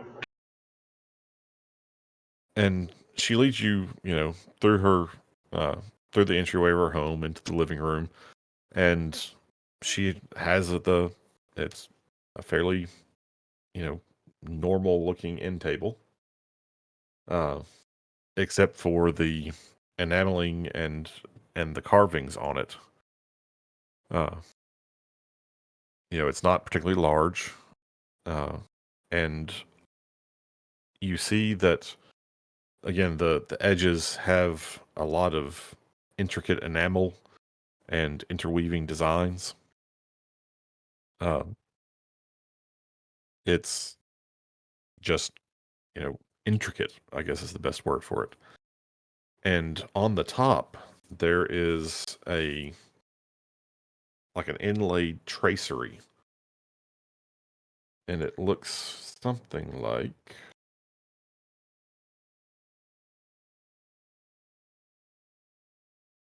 that.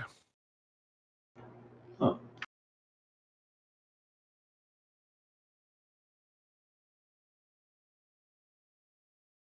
Well, that's a unique design there, yeah? Yes, it's what caught my eye first when I saw it.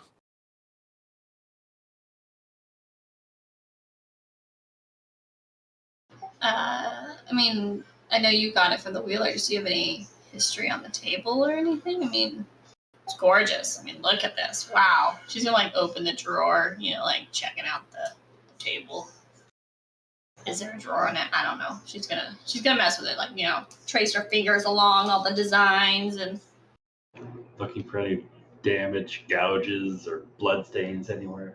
yeah, gonna pull out her black light real quick and just start. Thank you. So as you begin looking at it and sort of tracing it and everything, uh, go ahead and make me a search roll. Wow, I'm really good at this, guys. You can do it. 78%. You Failure. can't do it. I'm not a searcher, guys. I didn't realize when I built the character sheet this would be the one thing I'm doing all night is searching.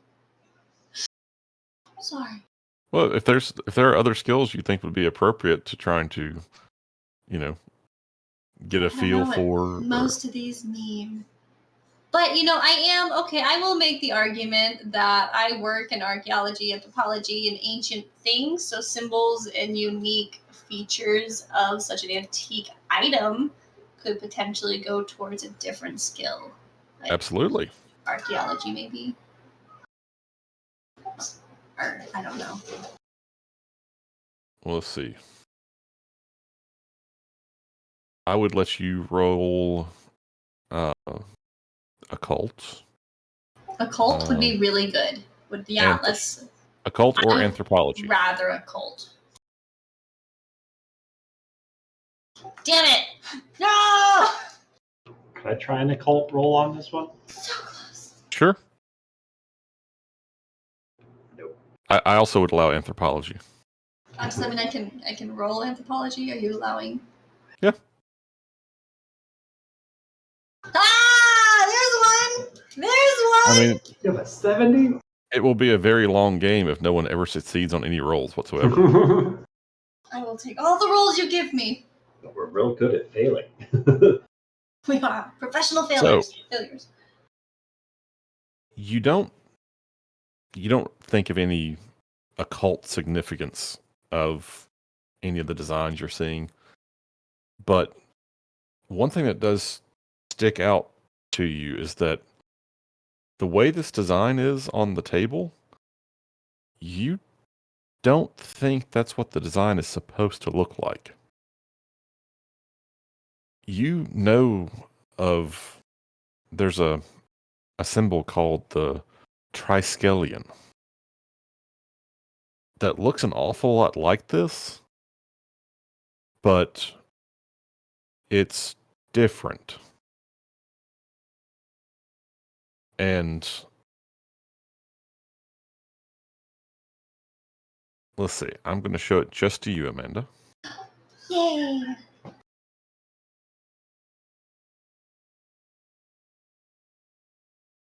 So you know that is Oh. what Yeah, I know that. a Triskelion should look like.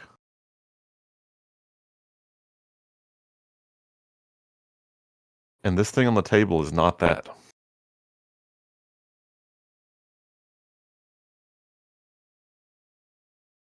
And something about this table is definitely piquing your curiosity.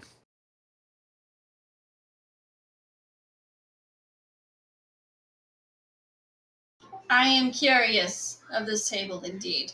The symbol, I know it caught your eye originally. Has it always been like this? Can I look at the table? Are there, it's a super solid table. Is it like a weird, can pieces move on it type thing? Or is it just like etched in there like that?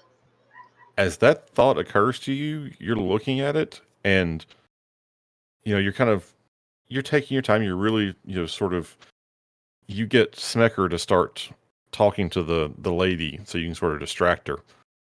And you start really getting down and feeling the grain of the wood and everything. And you feel like you put just a little more pressure on one of the pieces on the cover. And you can tell that if you push a little harder, it would move. I'm gonna look and make sure that the old lady is definitely distracted. And I'm gonna move the piece. I'm not gonna buy the table from her. I'm too cheap for that. Okay, so you make me a Humint roll.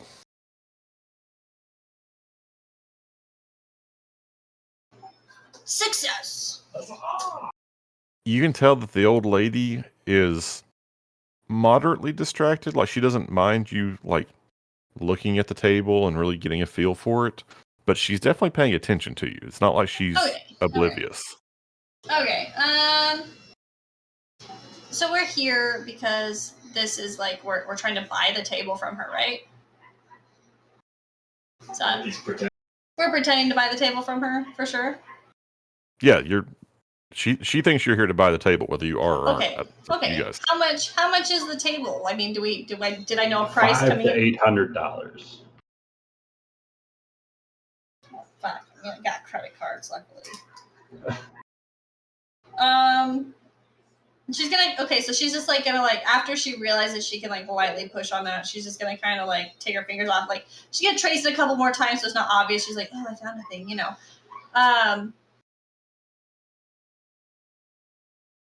How much money do we have, handler? Can I charge it to a card? I'm an adult. Yeah, I mean, you certainly have enough funds, not like on you this second, but you have enough funds you could write a check or any of that kind of stuff. You could cover this. Okay, cool. Yeah, no, then. Okay, so this table is incredibly unique, and I'm interested in it. 800. It's a little bit higher than what I was hoping to spend on such a piece. Is there any wiggle room we could potentially make? With your HUMINT success, I will allow us to skip through all the bargaining phases, and you successfully get her down to a price of $600 for this end table. Perfect. That's what I was hoping for. Ugh, you read my mind. Okay. Sold.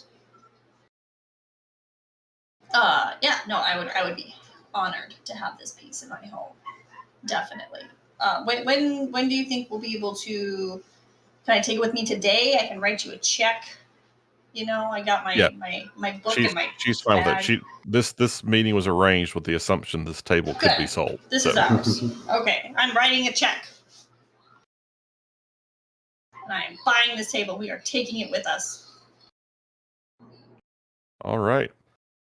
Now, Smecker, I bought a table! I want you to give me a search or some other role that you think would be appropriate for inspecting this table. I'm all right with the search roll for this one. 17.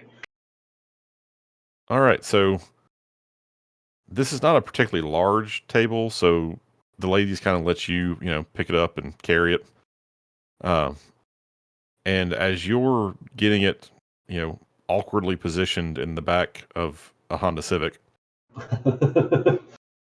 you notice that the design, the enameling on the edge, you look at it and it's not just geometric patterns. You're recognizing there's actually like stylized people dancing. And there's a repeating image of one figure that's larger than the rest. He seems to be leading the dancing figures.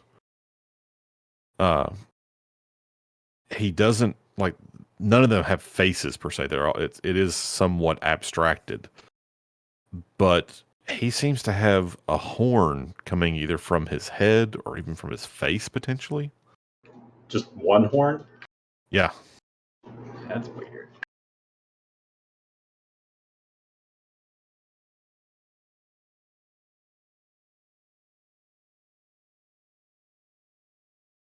That's disturbing. Gonna make sure to point it out to Jules. Amanda had to step out of the room, but I can point that out to her. Alrighty.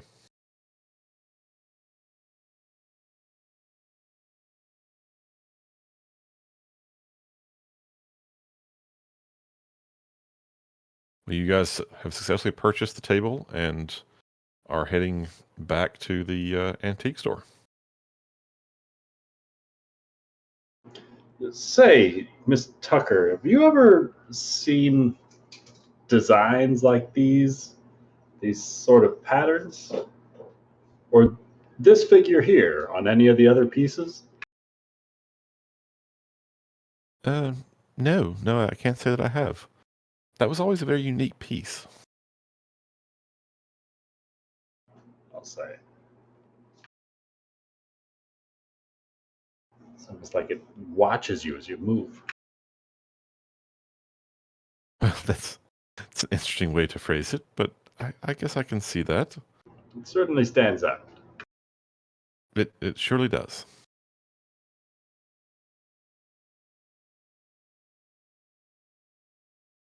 Well, you have a lovely home, and we appreciate you taking the time out of your day to show us this. And I hope you have a lovely life. It's a pleasure meeting you. And the nice old lady sees you out of the house. Okay, bye. And you now have an end table. Fuck you. I am winning this game, guys. I just bought a table. Probably possessed by a demon, but it's fine. I bought a table. Maybe it's a demon of swap meets. Okay, so let's flash back to the newspaper. Oh wait, Erica's BRB. So you guys get back to the antique store, and you can either take the table inside, you can load it up in your vehicle. We're gonna load it up in the van. Okay, yeah, I'm gonna load it up in the van.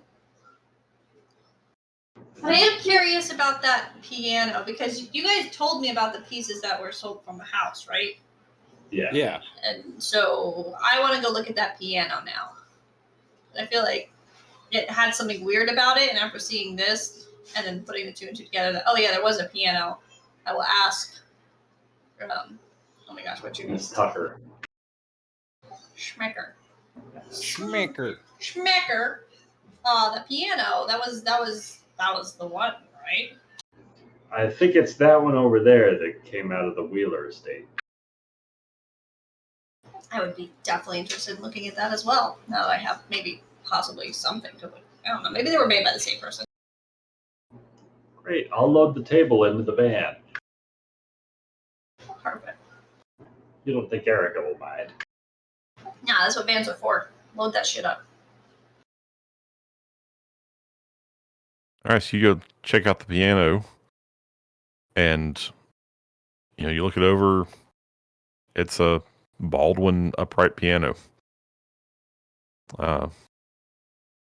There's no like intricate designs or anything like that. There's just a weird mirror in the middle. Like, is there any other sort of like etches or figures or drawings or carvings? Nope. Can I play a few notes? Does anything weird happen? What notes you gonna play? Chopsticks. You start playing chopsticks, and as it starts going dun dun dun dun dun dun dun dun dun, dun there's some badly out of tune strings.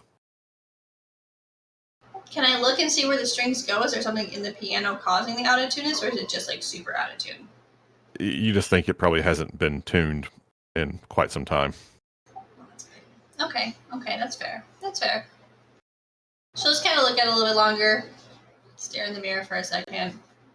Kind of like that thing where it's like you thought you saw something, so you kind of like look at it through like different angles to see if you can like recreate whatever it was you thought you saw. And then she'll probably shrug and be like, okay, well, have a nice day, the old lady who owns the antique shop. And then she'll go and back to the van. Yeah, so as you stare into the mirror, what you see is a lady with long red hair, really big brown eyes, a fedora hat, and her head seems to be slightly disproportionate to the rest of her body, Open fire! but somehow still I cute. was born this way. Don't make fun. Okay. I'm going to fix my hair and readjust my hat, give myself a nod and a wink, and then I'll make my way out. Okay. Is Eric Yep. back yet? Not yet. Not yet. Is this house for sale yet? You have not seen it go on the market yet, no. Yeah, so we couldn't like ask a realtor for like a tour. Okay, cool. I guess we're breaking in then. We already have. All right. Well, we will continue Erica's story whenever she gets back. But I guess the rest of you are going back to the hotel or the bed and breakfast. I thought we were all gonna be at the house because if they weren't done, we were just gonna meet them at the haunted house. No, we're text back at the B&B because that's where the cameras are, and that's where Gunny's supposed to be making his way back to. So we're all meeting back in the B&B. So back to the B&B. Will you help me carry this table up the stairs to the room? Oh, Erica's No. back too. Oh, go to the newspapers. All right. So back at the newspaper morgue, Erica, what would you like to continue searching for?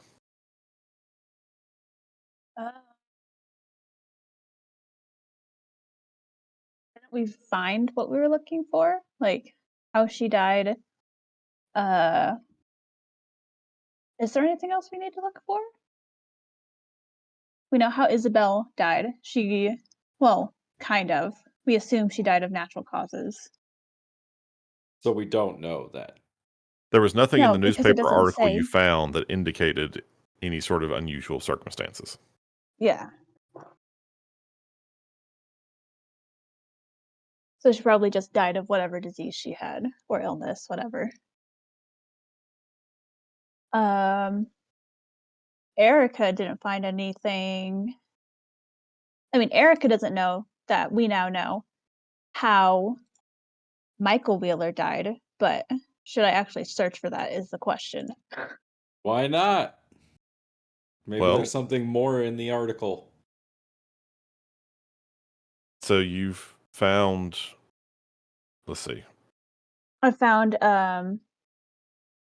that Isabel Wheeler suffered from an unknown illness and then made a miraculous recovery after her husband died, correct? Yes. Which is weird. That she had a caretaker named Adele something, DiVitello. DiVitello, and there wasn't anything about her that we found. Thank you.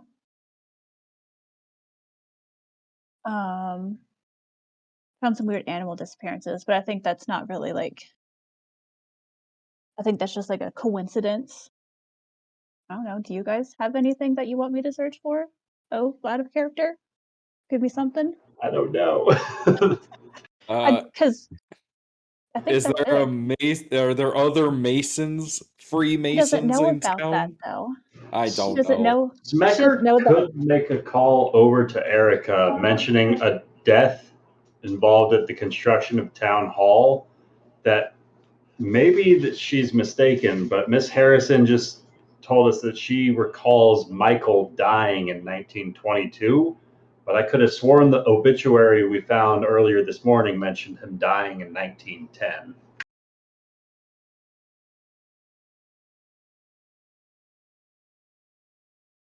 I don't remember finding an obituary. You're correct. It does say that you did find something that said Michael had died at the town hall work site in 1910. But the But woman she said said he died in 1922. 1922. That's Yeah. what the old lady said, yes. Yeah, I guess I'll look for that then. Look if up Smecker like gives her a call. 1922, yeah. And he was a Mason. All right, yeah, I'll search for I'll try to search more in his death, and I guess on I assume by Mason you mean like a Freemason, correct? Correct. Yeah, I'll He search was for both that a then. Freemason and an actual Mason. Okay. Alrighty, search. I failed. Well, actually, you still get the plus 20%, so you succeeded. Oh, yay. Okay. Uh, you are able to find an article that confirms that Michael died in 1910.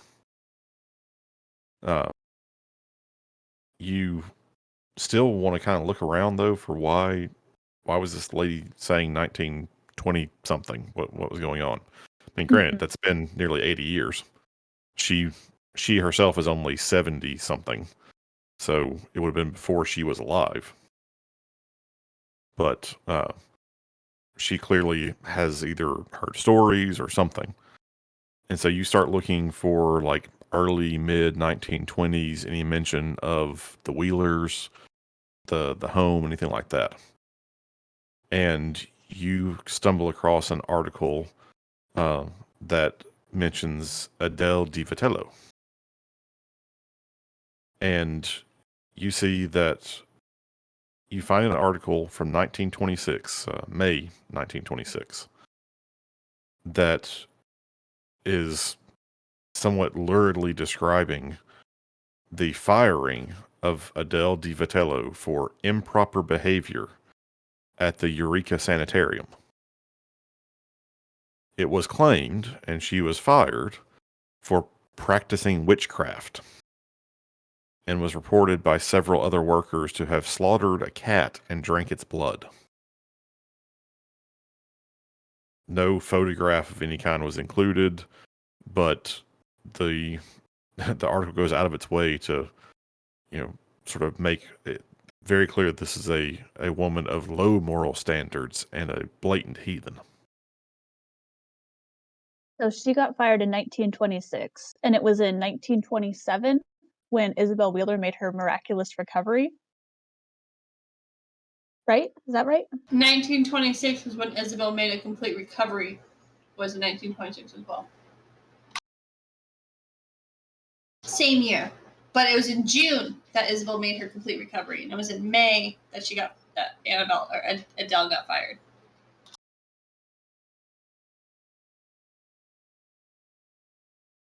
Okay, I think we have a theory then. Craft. It's a witch. Okay, so Yeah. then, Magic woman. why Evil what's end with table. mirrors? Hmm? So then why the mirrors? We're not there yet. One thing at a time. I think When- the guy when put up the Gunny- mirrors to see the aberrations. When Gunny gets back to the B&B, can Tech ask him like, "Hey, can you like hum the tune that you were hearing?" I think he's got a pretty decent mind about him. Yeah, again, it's a very familiar tune. Like you just can't quite place it. You know you've heard it, but you definitely. Gunny is very old. Can he at least place the decade that it's in? Oh, it's classical music. Okay. He'll at least say that. Yeah, it was classical music. So perhaps 60s and older. No, he means like Bach, Beethoven. I mean, classical can be different to many people. In this case, I definitely mean classical, as in the Bach, Beethoven type. Okay, perhaps I didn't listen to that much. So, yes. So Gunny starts humming the tunes like.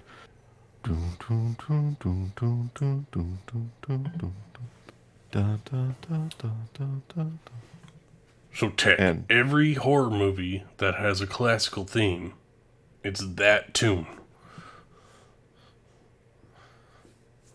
Again, I seriously think you have been watching too many horror movies. Twilight Zone, perhaps. Does Tech recognize it? As he continues on, you start hearing the sound in your head, and you're like, yeah, I know that one. And again, if I could play it over freaking Discord, Which, mean, that's what, probably what is it safe that you're to going play. for? Everyone if it's look up. acoustical, it's usually Everyone a look pretty up fair game. Moonlight Sonata. That's what I thought you were going for. Okay.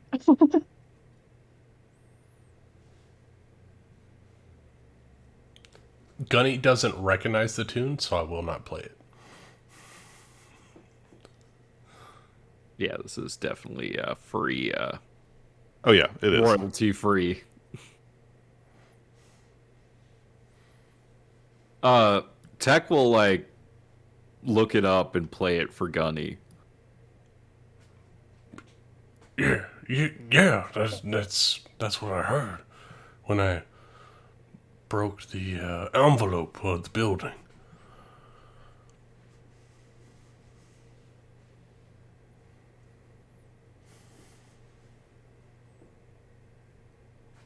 But That's not creepy. but not before. Only after I had breached the door to give us a quicker entry into the back if we needed it. What'd you see in there? Did you see anything? I think I only saw the kitchen, right, Ben? That is correct. Yeah, I just saw just a disheveled kitchen. The cabinet doors were off kilter in a very renovated 60s style where it was natural wood with a white panel face on the doors.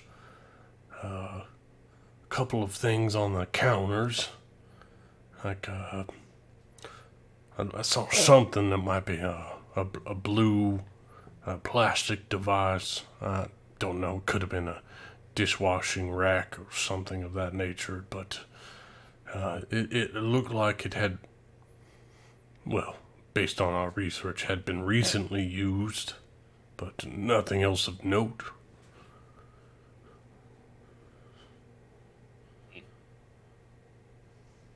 Tech is gonna text everyone else. Did you guys find anything? Because we ain't found shit. Tech will get a call from Erica because she needs a pickup from the library, but she'll fill him in on what she found. This is gonna sound crazy, Tech, but the caretaker for Isabel Wheeler was fired because she was accused of doing witchcraft. And then miraculously the same year, Isabel Wheeler herself had like a full recovery from whatever illness she suffered from. Well, that isn't the craziest thing I've ever heard, considering who we work for. Do you think that maybe the magic had some kind of negative effects? I mean, I would assume so, maybe. It said in the article that she had been seen slaughtering and then drinking the blood of a cat. And then it is presumed that Isabel Wheeler succumbed to her illness, if not but from old age. Nothing like unusual about her death or anything. Before Tech goes and picks up Erica, could he just do a quick Google search on like monsters or things like that drink the blood of animals and stuff like that like regenerate based on that kind of a thing? Like any Sure. kind of like myths and tales and stuff like that? Sure. I had to step out to put my son to bed, but did we find out like when Lady Wheeler got sick to when she got better? She got better a month? 1926. Yeah, After So Adele she was got fired? Adele got fired in 1926, and then in June 1926, then May of 1926, Isabel got better. I'm just wondering if the witch doctor saved the Lady Wheeler and she was afflicted before that. Tech is gonna text Erica and be like, do you have a record of when the caretaker died? Or what happened to the caretaker? Just that there wasn't really much on her. Just that she got was fired because of the whole witchcraft thing. That she was a human and had very low morals, according to these articles. She showed her ankles. I could see if there's any record in town if she died here or if she just left, I guess. Yeah. I'm just wondering if the caretaker perhaps subdued the effects of whatever possession that was happening in the building. I'm wondering if maybe the Lady Wheeler was affected by the spirits going on before the caretaker came in. We don't know there were any spirits before the caretaker came in. I'm just asking the question. Anyways, Tech's gonna try to do some internet research on myths and witchcraft related to the drinking of the blood of animals. So you start searching around for those sorts of things. You immediately get put on about 5 different FBI watch lists. And He knows wasn't see- already. He knows how to avoid those. Yep. you Incognito mode. you start searching as Charlie Dia. Exactly what I You logged Oh. into Charlie's Gmail. I mean, you find a number of different myths, things like chupacabras and vampires, and nothing seems to fit very succinctly with what you've seen so far. There's no obvious, thing or monster or whatever that would jive with this. There's plenty of references, though, to the use of blood, whether animal or human, in rituals of one kind or another, related to supposed witchcraft and magic and those sorts of things. What about of any of those witchcraft things? Are any of them specifically targeted towards regeneration or ghosts or possession or those kinds of things that we You're not really finding anything that would detail effectively what sort of spell would require it.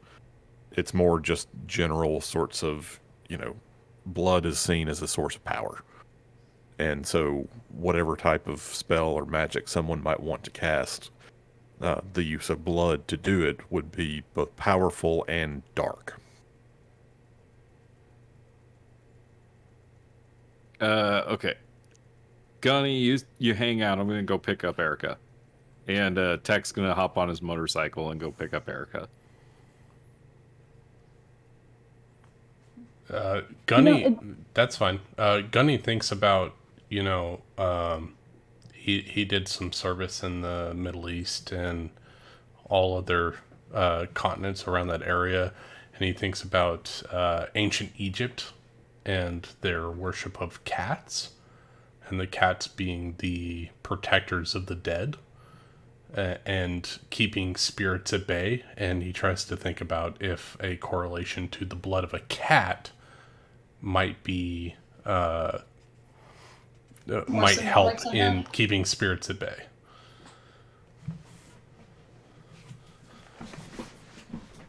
He's not doing anything specifically, but he's thinking about how ancient Egyptian mythology is that the cats are the guardians of the underworld.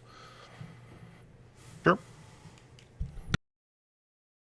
So while everyone's fetching, or while Tech is fetching Erica, you guys get back to the bed and breakfast with your end table, wrestle it upstairs, and Smecker, you've pointed out what you noticed about the enameling and the designs around the edges of the table to Julia.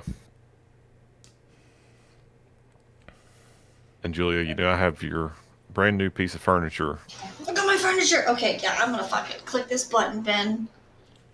I thought you were gonna fuck the furniture for a second. What's in the end table? What's in the end table? Okay. So, I have demolitions. Just so everyone else can see, They can buy their own end table. as Well, that's some druid craft shit.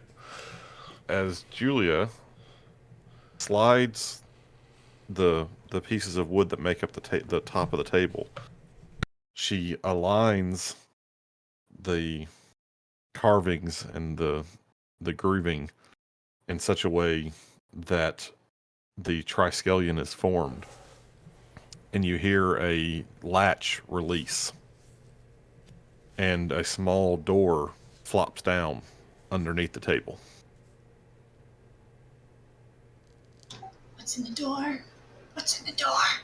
I'm gonna look. Okay, first, like after I move that, I'm gonna look up and like look at Agent Smecker, and then I'm gonna look to Gunny. I'm gonna look to the door, and then I'm gonna look in the door. Perhaps, if I may, I can No, it's too safely late. pull I'm this looking. device out before you touch it with your bare hands. It's too late. Oh, She's in she's there. already She's already in leaned there. down under the table. He's got The two check is 12 already inch. cleared. He's got two 12-inch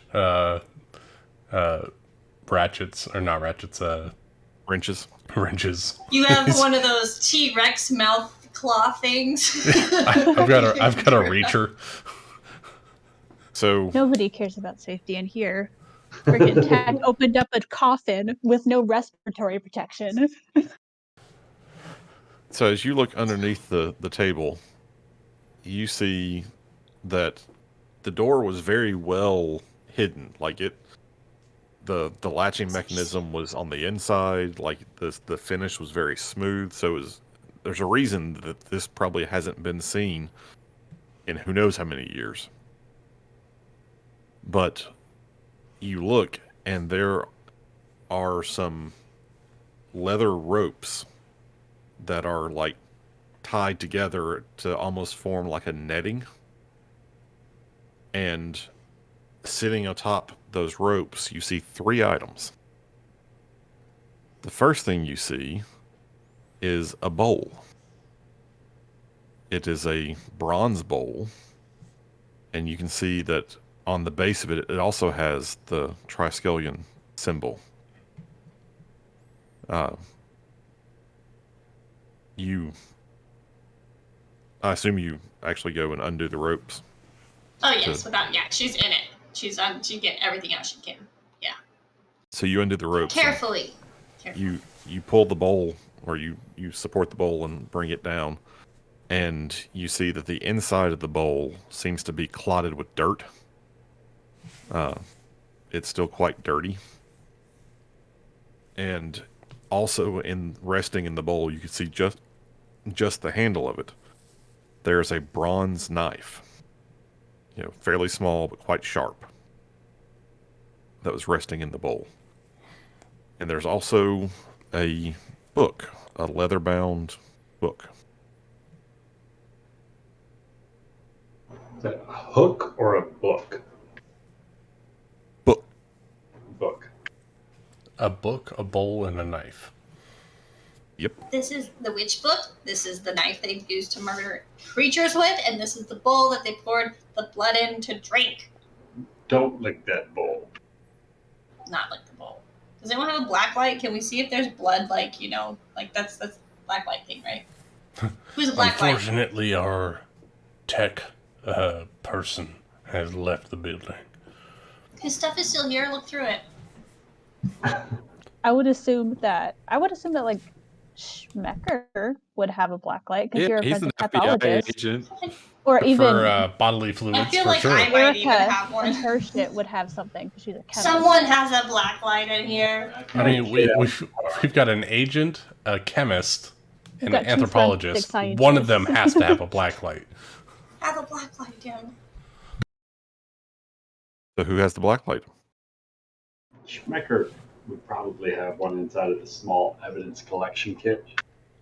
All right, you pull it out.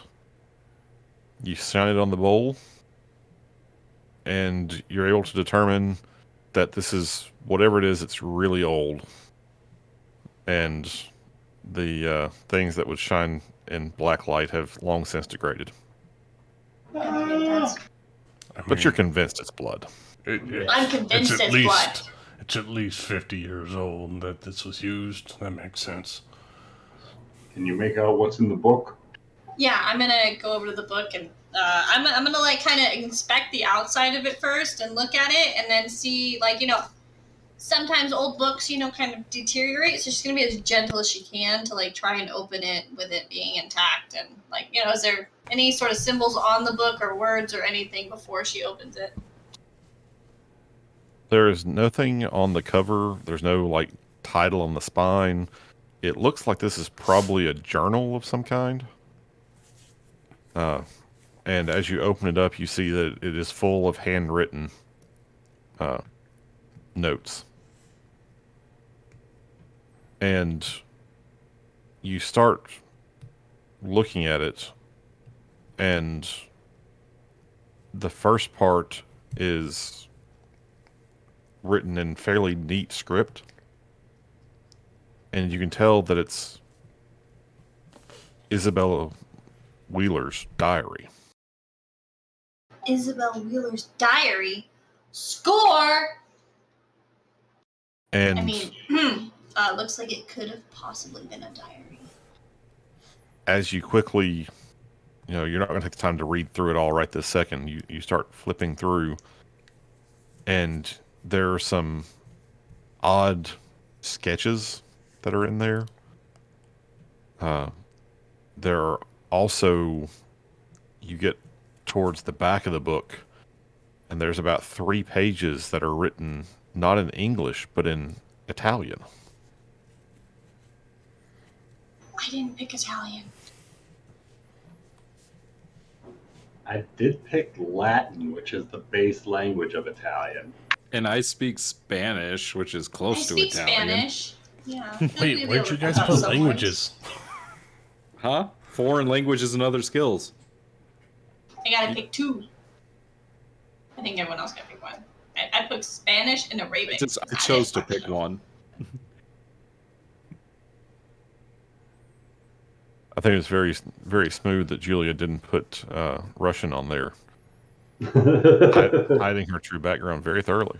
Yeah, I'm looking for it and I don't see languages on my character sheet. Well, you write it in. You choose if it was one of your skills you took. You didn't take that skill. Oh! So this is like a bonus skill. Foreign language is the skill. Yeah. It's right underneath unnatural. It's just you'd have to add one and pick the language. Okay. I didn't even know that was a thing. That's cool. Okay. Mm-hmm. Heck, on the other Gunny people has speak none of other that. He languages. speaks broken English. Do you speak common? So Nope. you think it's going to take you a number of hours to try to read through this diary. There's a lot there. I have to translate. Hours are what I have.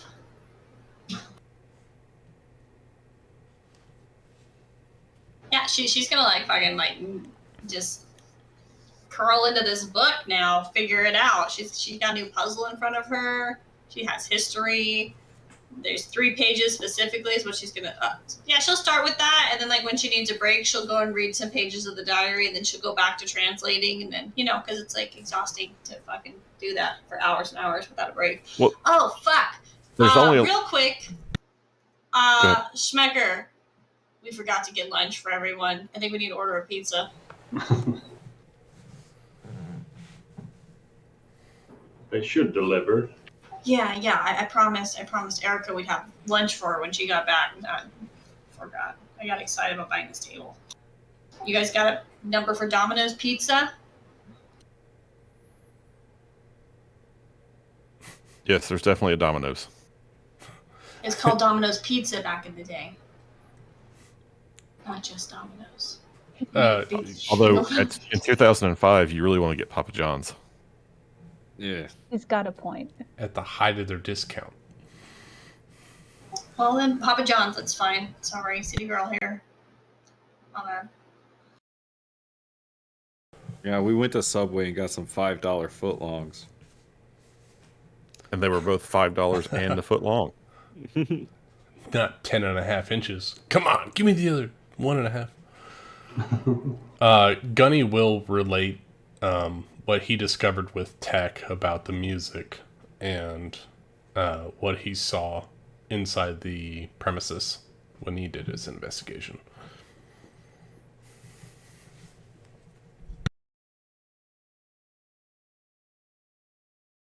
So I guess we just wait for her to read the journal, because that's the only new information. That's what we need before we go in and all die to a paranormal activity.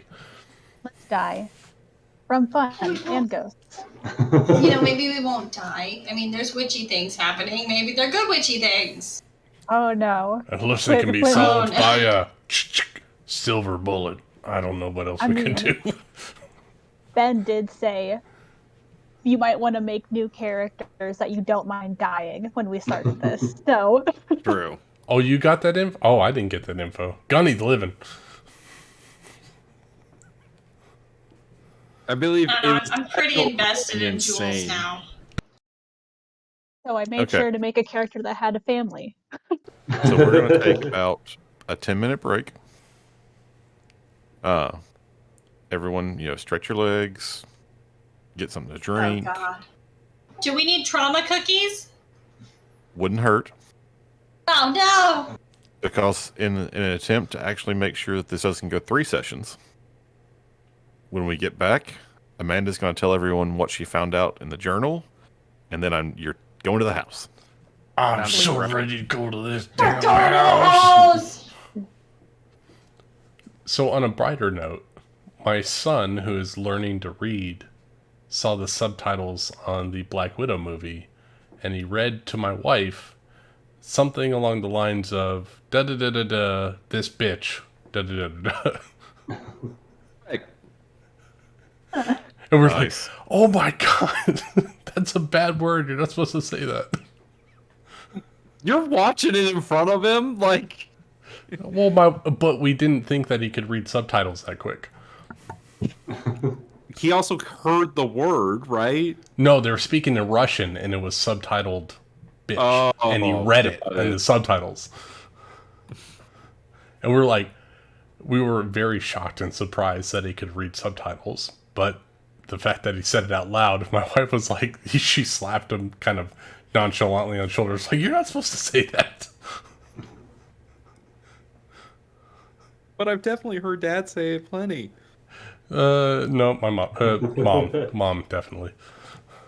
But Mom, you say it. Yeah, right. You say it all the time.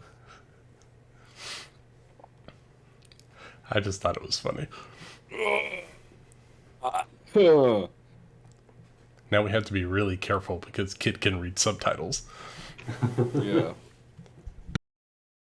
So Amanda, I hope you're getting all these messages, and I'm sorry they're just. I'm reading them. You're good. You're good. I'm reading through them.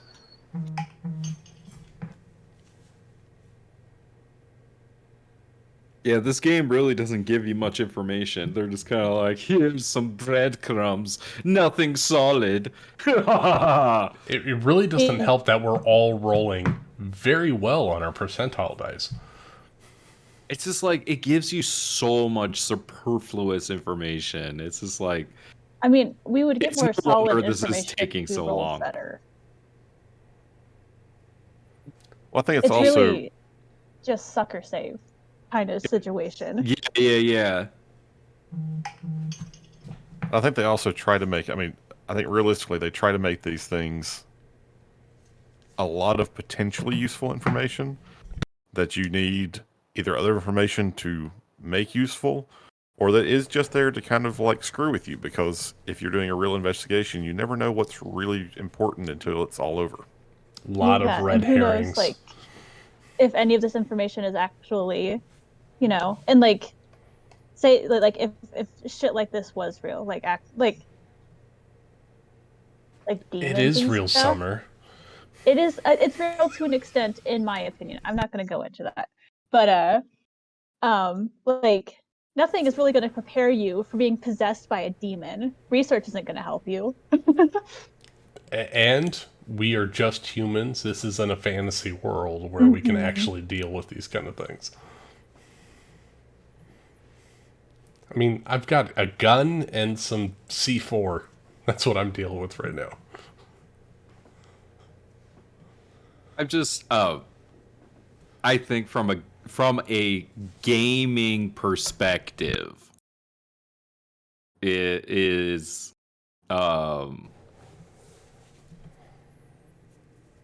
not very engaging.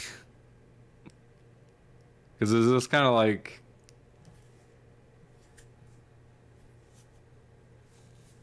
honestly, other than the fact that people kind of killed themselves, like, and the cat thing, what's the creepiest thing that we've learned, right? Like, The child walking around the that's dead supposed to be child? dead, right? yeah, That's it. and yet we have like, what information do we have on that? That the kid drowned in a toilet?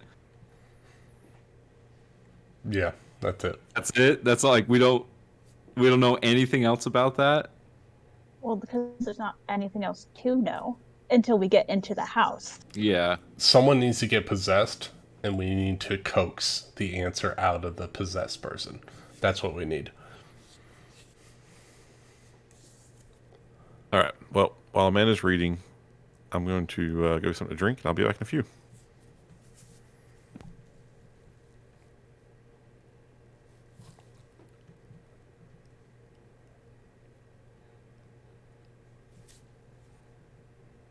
All I'm saying is it's not the most well-written mystery I've ever taken part of. You know, I've noticed that a lot recently, is that modules for really any system are written terribly. Like they assume that you know nothing, and you can't find out anything until you just stick your hand in the fire. Yeah, like information is the key to engagement, and it's just kind of like, yeah, it kind of feels like, yep, you're just gonna have to go inside. You're just gonna have to go inside. Like we could have You're done just gonna that have to 2 go sessions inside. ago. Let's just go into the Exactly. house. Yeah, why do any research at all? Why not just go in?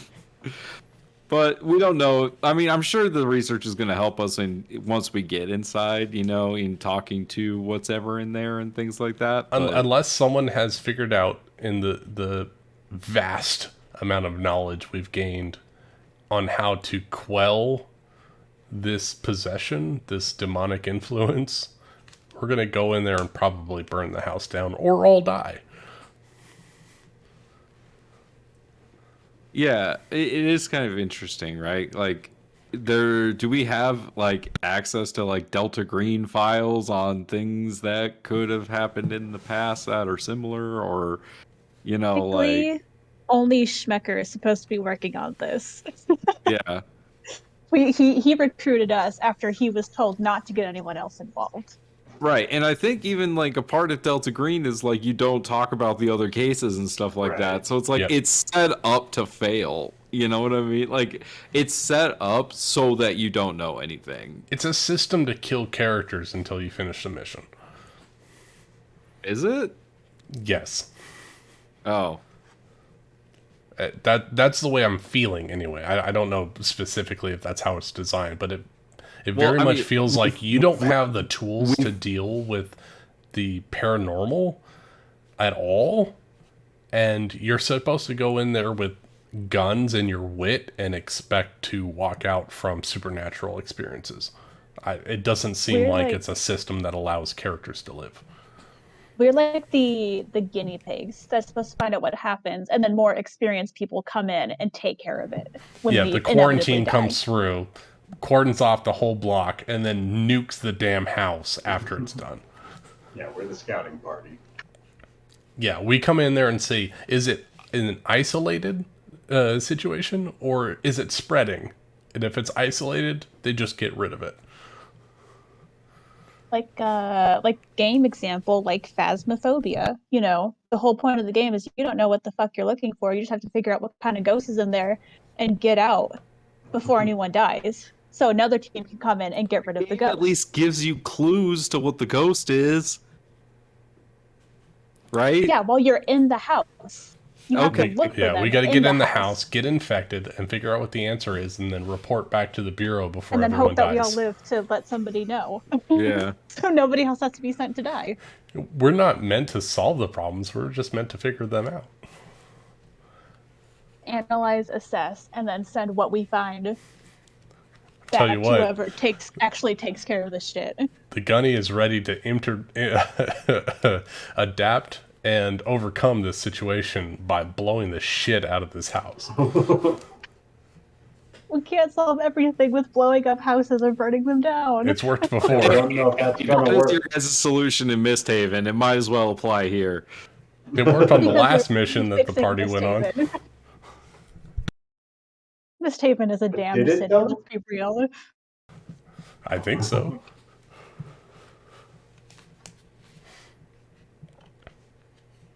Tell you what, if Gunny has to put someone down, he has to put someone down. That's what he's here for.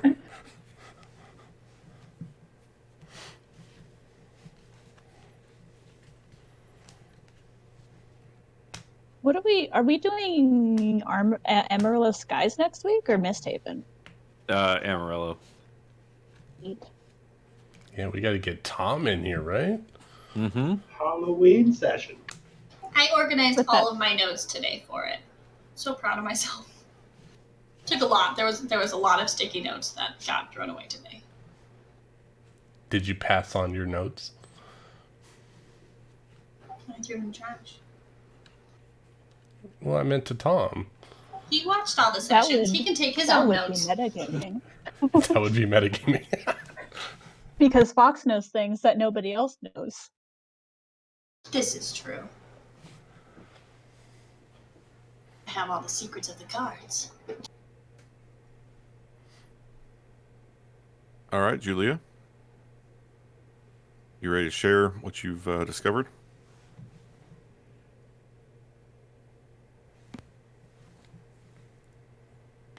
Okay. Okay. So there's hold on.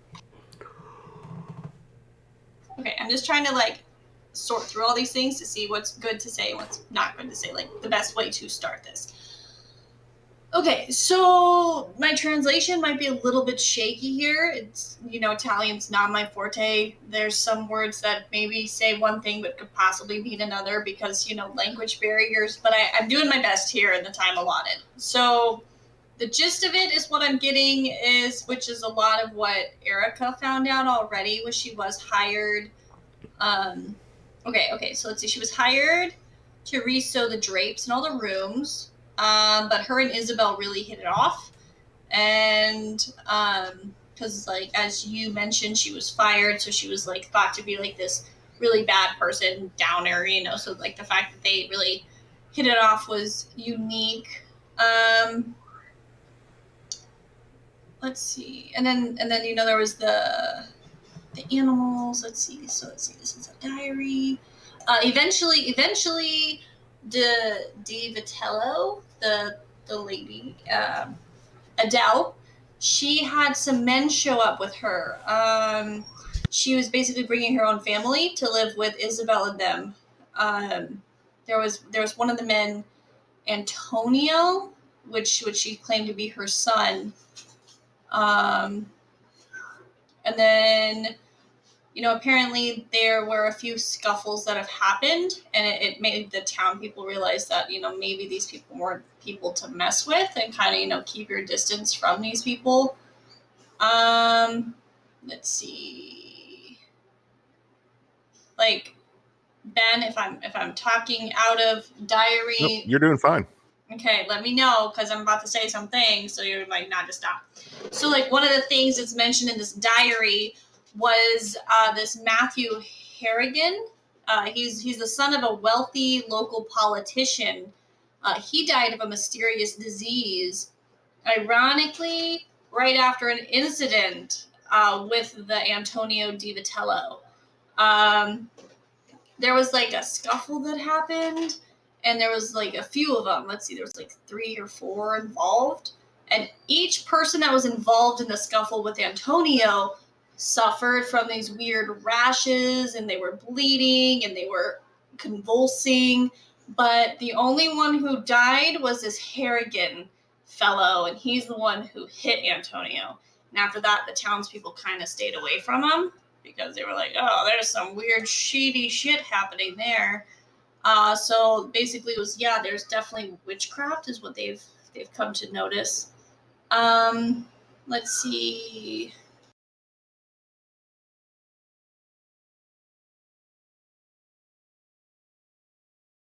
The diary also makes it clear that DiVitello, like, when she came into the Wheeler house, again, she was hired initially just to do some sewing, but she quickly made herself indispensable, and she was the one who managed to banish the pain that Isabella had been suffering from for better than 2 decades at that point. And, you know, Yeah, Isabella, here she used it as a leverage. And so she basically gained complete control over Isabel because she took away her pain.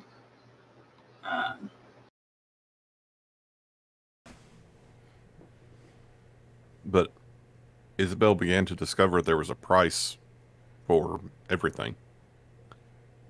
And the pain that had been banished from her life was being trapped behind the mirrors in the house.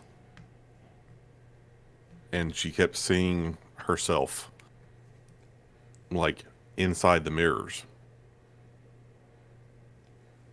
And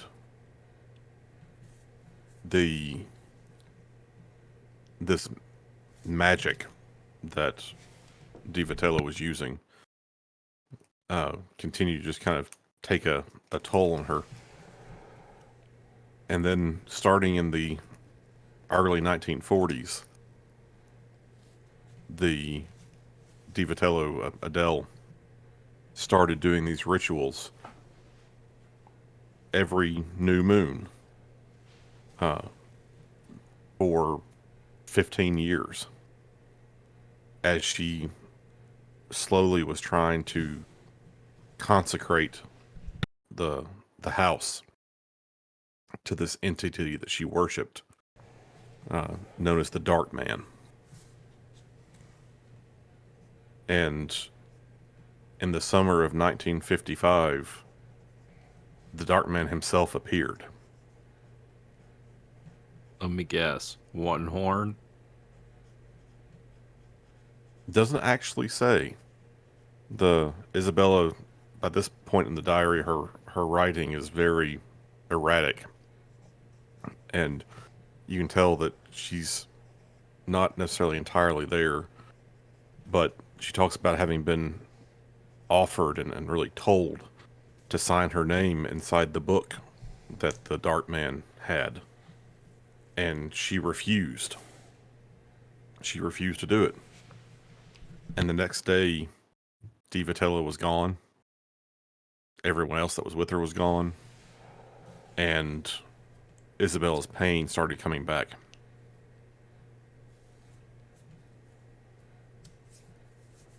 And within a year, she wasted away.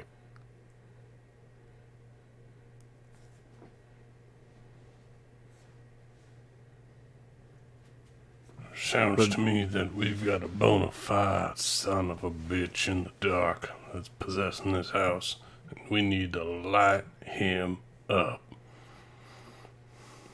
Well, it sounded like the pain So that was they being left. the pain was being trapped in the mirrors, right? I think the mirrors were a portal or insight into the entity that was possessing the building, a way to see it. I thought she was being trapped in the mirrors. Yeah. Was it her pain? Yeah, Kelly, what the hell are you talking about? Maybe I misheard it. It's hard to understand. Like, I mean, again, this stuff doesn't really make any sense to you guys.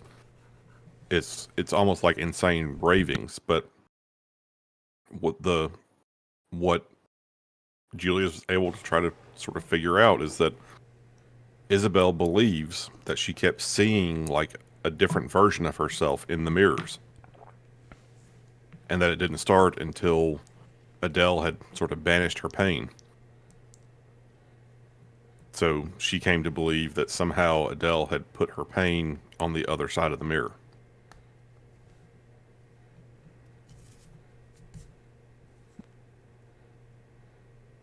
So there's a part of her still trapped in that house, the part of her that had to suffer those 20 years of pain. So the living version of herself didn't suffer it. There's this piece of her that's trapped in these mirrors that's in this house, and they are taking revenge out on people. That's a Either theory. that, yeah, or trapping the other people's pain and things like that. Yeah. Guess So we how better do we- investigate. How do we appease a spirit like that? I mean, it looks like that the reflections, right? Anything that would reflect would be absorbing the pain and the sorrows of the people within, and then amplifying it based on the power of this extraterrestrial being back upon the inhabitants of the house until they become insane. So if we can gather up all the sheets from our rooms, perhaps we can cover up all the reflective surfaces inside of the house. All windows, mirrors, anything that's chrome, anything that reflects at all. We'll Cover bring it some or destroy matted it. spray paint and just spray everything. Some That might work as well. Tech, you flour. got some spray paint, don't you? Yeah, I do. Anything that's reflective, if we take reflective out of it, it can't draw and reflect and then draw on the amplified reflections. Perhaps that will subside any being within the place, which is overtly what I was trying to say about lighting it up by, blinding the entity that is inhabited the establishment. Well, I guess let's get some spray paint and some sheets and whatever else we can carry, and let's figure out what's in this house, shall we?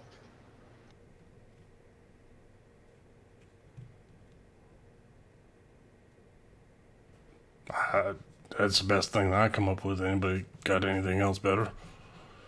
Nope. I think we get in there, we cover anything reflective as we can, and then we dig as deep as we can into every nook and cranny of the building.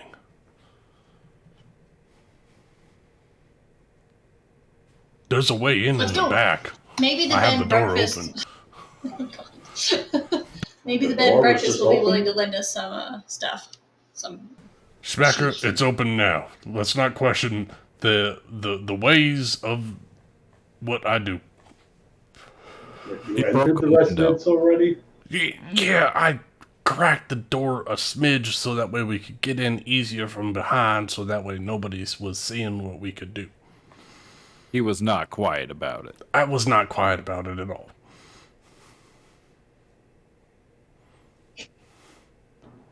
right? But under the cover of darkness, where the light reflects the least, perhaps we can sneak into the backyard and go inside and cover every surface that might reflect, and then we might be able to investigate what's really going on. Yep. Let's go. Let's do it. Yep. Let's load up in the van. Let's go. I believe that I hear somewhere that Charlie Dia agrees. Rachel Oh, had the we're right gonna to know need that to- arson was an option. And have Charlie Dia watch this end table while we go inside. It's very valuable to us. So, Handler, I think them we're on gonna cameras. head in the dead of night where reflections are at their least and try to painter's mask as much reflective surfaces as we can when we go in. Excellent. Bed sheets over mirrors. Bed sheets, if we need to make another run to Home Depot where we can get some masking I'm- tape rollers with some, Let's just paper go. tape. How about we don't make any more stops and we just get into this goddamn house. We're going to the house. We're going to the house. I maxed I'm sure out my there's Home sheets Depot in credit there. card on the last trip. All right. Well, we got enough. We take every bit of cloth and every bit of paint that we can, and we get, I guess, bags ready to head into the house at night. You can take whatever you want. We Go got in. what we And- have three rooms in the bed and breakfast, right? Just All the strip sheets. all the beds. If it's a bed and And I'm breakfast, sure they there's sheets. at least have 3 changes of sheets and pillowcases. That's what I said. I'm sure they'll let us just like, hey, we need more sheets. All of them. Thanks. It's on Agent Bye. Smacker. It's on his account. He can pay it back. And you guys gather up all the stuff you would like to take with you. You get in the van. You head across town. You pull up, cut your lights off as you're getting close to the house, so it's not obvious. Pull into the driveway. Decide to go ahead and just pull around the house, so there's not a car sitting in the driveway. And park yourselves out behind the house, where you know that you've got an access door that's at least partially open. And as you approach the house, you all magically develop X-ray vision. This is the schematic that Tech has pulled up from the city council. The building schematics, and he's got it on a blueprint or something. I should probably mention in the diary there was like a back room that was used for all the black magic. The bonus room, maybe? I don't know. It mentioned a room in the back. The bonus room is upstairs over the garage. Just mentioned there being okay. a room Bedroom in the back number where she 4. mostly Okay, that's practiced back her room. event. All right, so I have access to the rear porch by the fireplace, right? You do? All right. So Gunny will take charge, and he will pull out his handgun and a can of spray paint, and he'll go to the door, listen to it, and if he doesn't hear anything, he's going to go in. Okay, make me your listen roll. Surveillance? What is that? Search, we'll say. I clicked it. It didn't do anything. I'll You try have to again. hit submit. I'm rolling really hot, y'all. Is there any chance I can go to real dice for my next rolls? Sure, All right, I got a percent already. but you don't hear anything. No, all right, I don't hear anything. I come in, and the first reflective thing I see, I start spraying it with black spray paint. All right, well, when you walk into the den, this is not exactly what you see, but it's kind of the feel of what you see. Right. Kind of aged wood, Hurry, throw a sheet on the mirror. rotting wallpaper kind of thing. Is that mirror an actual fixture? Yes, the mirror is actually there. But the Rod, sheets. And Gunny what you Braids know- moves straight to the mirror. you notice that there's some furniture in the room. It looks like it's fairly new, so you assume it's probably the furniture from Yamila Asari, the previous owner. And there are some old styrofoam cups sitting on basically like a coffee table, and the coffee has gone rancid. Mold covering the coffee. Yep, like creamer that has just gone completely Good. off. It's not reflective. Gunny runs in and just starts spraying with his left hand over the mirror. Okay. That's the biggest reflective surface he can see. That's what he's going to. Gunny, I appreciate. I mean, and she's gonna take the sheet and just like drape it over it.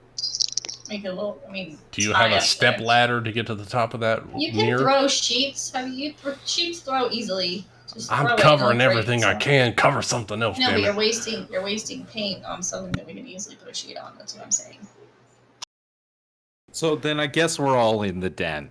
We're all in. Yeah, I just assumed we all walked in. I wasn't No, gonna nobody wait for else wants to anyone. be tactical. Oh no, Just I Gunny. walked in. We were I letting just you walked in. talk, Lucas. Gunny's doing his shit. He said he was covering reflective surfaces, so that's what he's doing. Yeah, I'm definitely walking in and kind of like taking in the scene and looking Worst around. comes to worst, Not- it looks like a vandal came into the building, so spray paint the shit up. I'm not as desperate as Gunny is to cover all the reflective surfaces. I'm kind of just like taking in the scene first. All right, so who's over there near the fireplace? Gunny. And I'd be next to Gunny explaining why sheets would be more tactical, but it's fine. You just keep scripting. All right, Julia, as you're talking to Gunny and trying to help him put the sheets up, you start hearing a noise. At first, it's somewhat faint, but it keeps getting louder and louder. Jesus Christ. And I don't want to play anymore. it sounds like a cleaver striking wood. Lovely. Oh my god.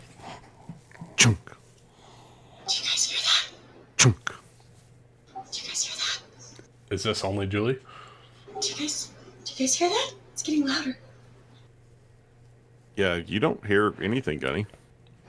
Stop spray painting. Stop spray painting. I turn to Julie and I say, "You need to steady yourself, soldier.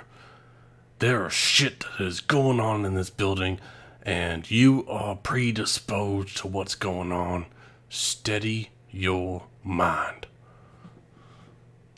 As you're I don't saying know what I that- can do to help her, but I'm going to try That to means- get her to focus, because I know that people that are predisposed to the paranormal are more susceptible to the things that are going on. So I'm going to try to help her focus on the task at hand instead of breathing in what's going on.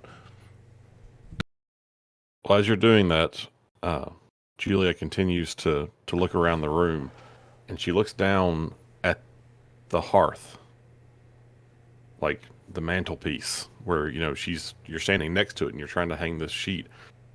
And Julia, you can see as the sound, chunk, you can see a small indentation made into the wood of the mantelpiece.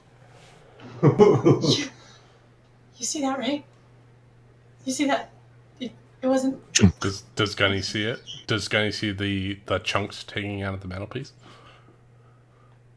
Give me a search roll. All right.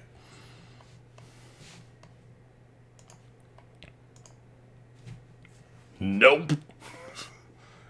Get your mind right. You just like look at her and her eyes are wide as she's like staring at the mantelpiece. Damn it, woman. We are on a mission. Don't get distracted. You don't see that? Hi, the rest of us are here too. Are we? Um, I guess. Excuse Heck is me?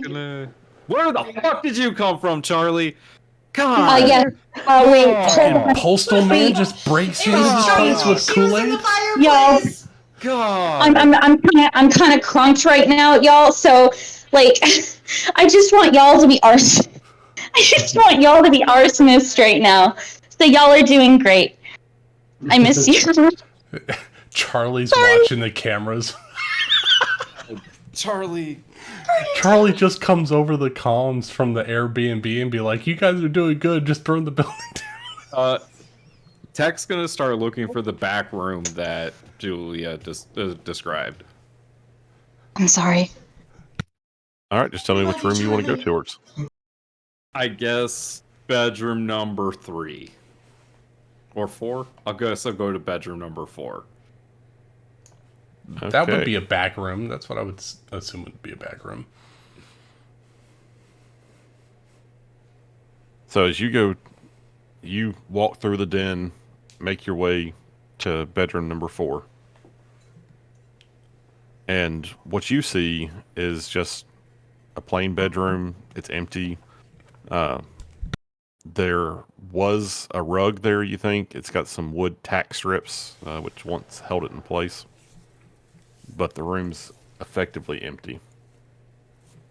Are there any mirrors in there? There do not appear to be any mirrors. All right, then he'll. But Doorknobs? you hear a squeaking noise coming from, you think coming from the bathroom that adjoins the bedroom.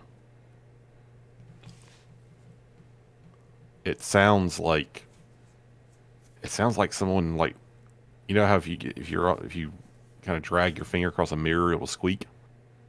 Mm-hmm. Sounds like that. Like when there's moisture there. Yeah. Yeah.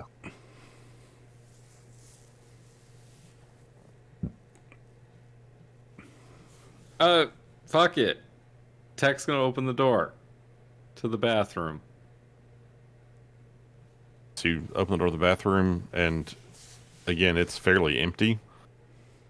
You've basically just got the toilet, like a built-in tub and shower head, and a little sink. There is a mirror above the sink. Tech will drape a sheet over that mirror. Okay.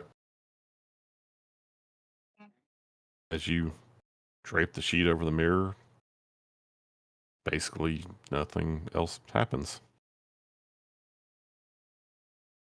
Face is creepy as fuck. Hey, anyone else find anything?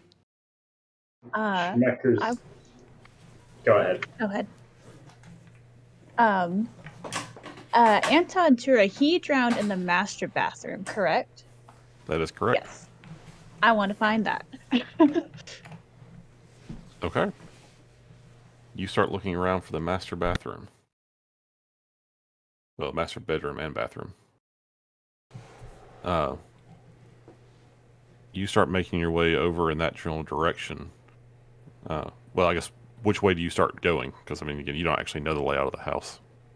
Yeah. I guess. Well, from the porch here, you can see like the kitchen, right? Yep. All right, yeah. So I'll just make my way over there, just kind of check things out. And obviously I can see this hallway there where I can either go left or up some stairs. And I think the stairs are not good right now. Right. So as you get over there to kitchen, you see, of course it's dark. And the kitchen's kind of run down. It's not looking very good. You also, as you get closer to it, there's a faint rotten egg smell that seems to be permeating the kitchen area. You don't know if there's like trash that's been there too long or what. But as you get closer into the kitchen, you actually see just a glimpse of a man reflected in the window of the breakfast nook. Ah, that. Those are the blinds that Gunny saw through, right? Yeah. Except, like, you're standing in the kitchen, and as you turn around and look back towards the breakfast nook, just kind of looking around, you see, like, you know how, like, when it's dark outside, you can see your reflection better than you can actually read. It's like that. You see him, and he's standing behind you. She's gonna look behind her. And as you turn around, you see a portly-looking man dressed. He looks like he's straight out of the 1950s, and he's spinning a double-barreled shotgun towards his own face. And he does this quickly, like he's spinning it around. And I need you to make me a luck roll. Okay. I'm pretty sure that is one George Crease, but yeah, a luck roll you said. Yep, luck roll. Let's go. Hey. Yeah, summer. Do you want to say or do anything as you see this happening?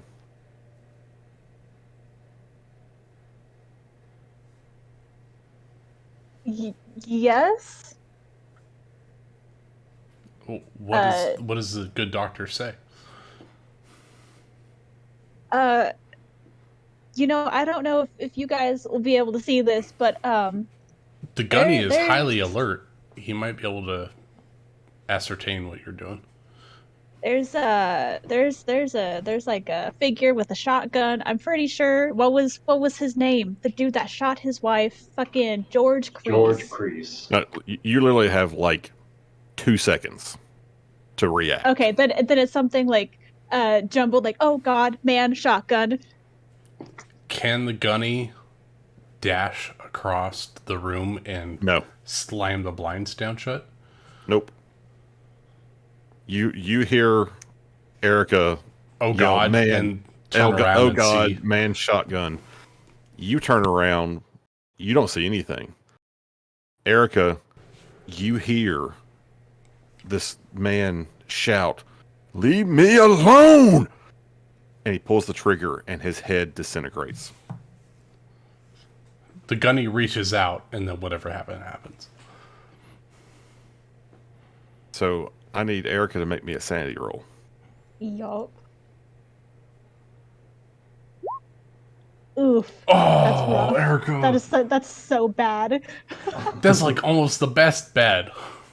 So because you you did recognize fumble. this as George Crease, I need you to make me a 1d8 roll. 1d8. This is against sanity points? 1. You lose 1 sanity point. Oh yeah, 8 would have been bad. It would have been very bad. That would have brought me like 1 before my breaking point. And we were really in the house. Can the gunny Tech. react now? Almost. Tech. Yeah. You also hear this. The And gunshot? no, you hear her Oh, yell. yeah. And you turn back from the bathroom, step out into the hallway. And as soon as you do, something comes barreling out of the door of the bedroom. The bedroom number 4? The one that you just came out of. Yeah. Okay. And you okay, yeah. You see a figure in a white sheet that just rushes towards you. And it doesn't, like, the instinct you have is it doesn't seem human. And it smashes into you and forces its way past you towards the den. You can He's gonna shout out, "Gunny incoming!" do you try to like prevent this thing getting past you?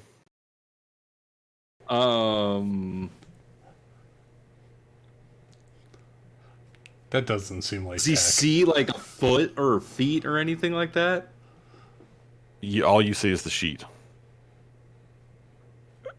Yeah, he's gonna grab at the sheet. Okay, make me a dexterity roll. Oh god. Oh god. Come on, Tackle that Tech. goes. He's not very dexterous. Come on, Tech. You got quick fingers. No. Ugh. Oh my god, Tech. Keep rolling in the 90th percentile. Yeah, he just got pulled over. He's We just are like, what all the gonna die. for that. So he's just like, he's on his back and he like rolls over and tries to grab the sheep, but he just misses. Well, you're not able to grab the creature or whatever is underneath the sheet, but you manage to grab just the sheet. And as it's going past you, like you tug on it. and the sheet just goes limp and falls to the floor. And I may need you to make me a sanity roll. Oh yeah. Sanity right here. Oh, by 1%. By one. So God, that's bullshit. I hate this. please roll a d4. All right. That's not that high. 1. You lose 1 point of sanity. Oh, thank God. So Jules, what are you doing?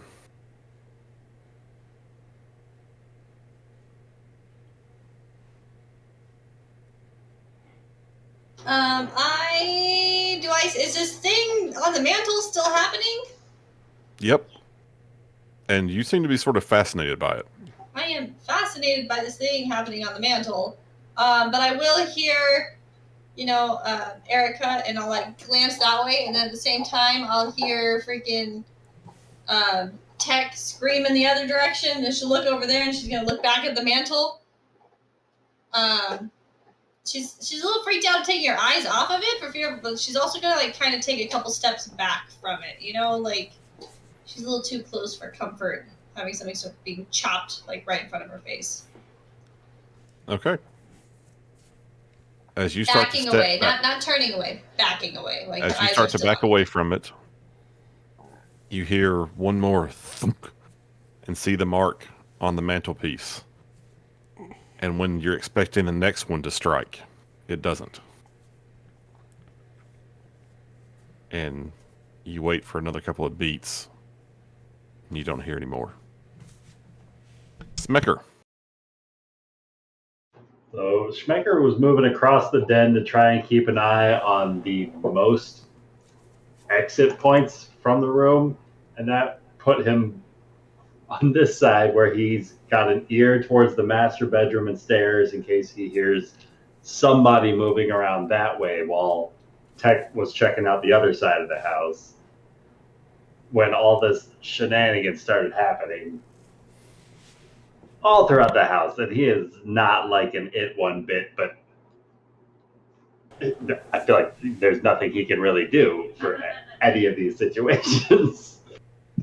So he is probably just nervously just looking hallway to hallway for each exit point from the den, looking for something to charge out at them. As you Because he just heard Gunny incoming.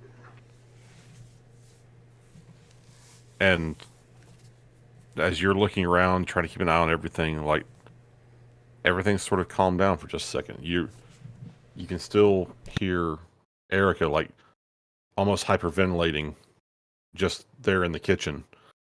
You don't know what was going on with that. You don't know what happened. You heard the Gunny incoming, and you thought you saw maybe just the slight flutter of something in the doorway. And you're just standing there. It's like nothing unusual's happened for you yet.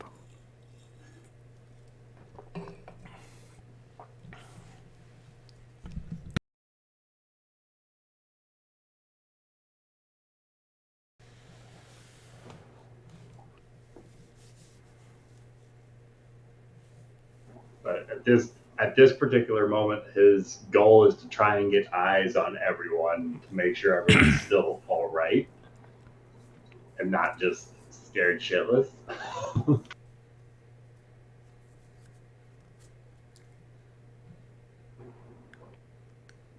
So he'll start moving towards the hallway where Tech shouted from to try and intercept whatever's incoming from across the den.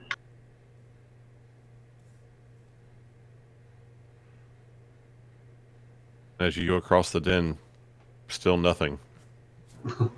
At this point, Tech, you've had a chance to like stand up and get your bearings again. When he looks back into the room, is like the bed disturbed or is anything disturbed? There was no bed in there. It was empty. You would So swear the there was sheet, like the sheet wasn't in the room.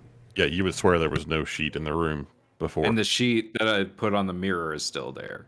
It is no longer there. It's in your hand now.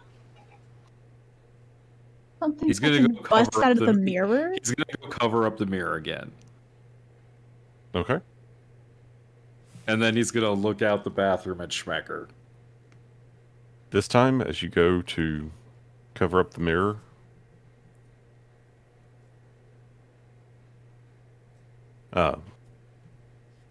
you see, like, the mirror has fogged up like someone's been running hot water. Oh, that's creepy. And written on the mirror are the words, "I am listening." Schmecker, You all right in there, Tech? come here. He's just going to throw himself around this next corner, hoping to startle whatever might have startled Tech a second ago when he shouted out for Gunny. Seeing nothing else in the hallway, is just going to start slowly creeping his way forward as his hand drawing closer and closer to the hilt of his gun, because he is not liking this at all. I'm in the bathroom.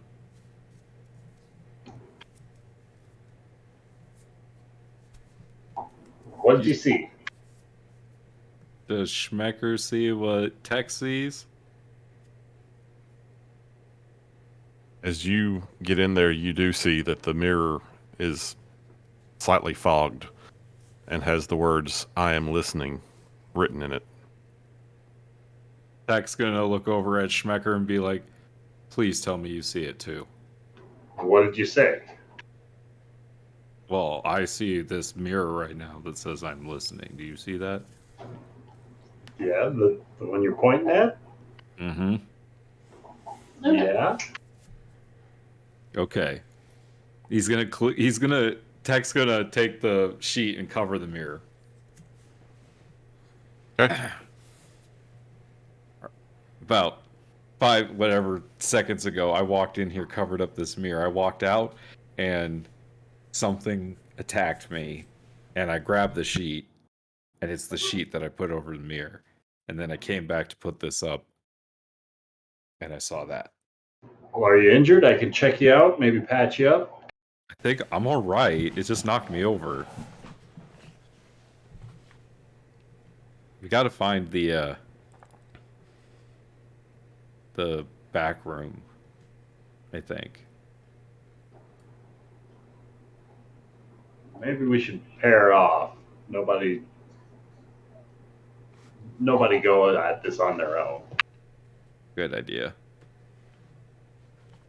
Everybody, we're pairing up.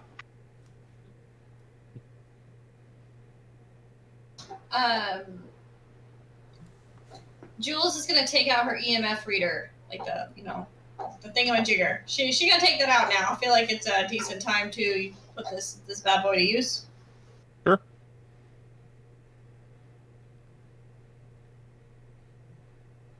I might be thinking of like the wrong one, but this is the one where it's like the white noise machine, right? Or is it just one that like goes higher in numbers when there's? It's basically the Ghostbusters thing that, like, Yeah. little arms come up.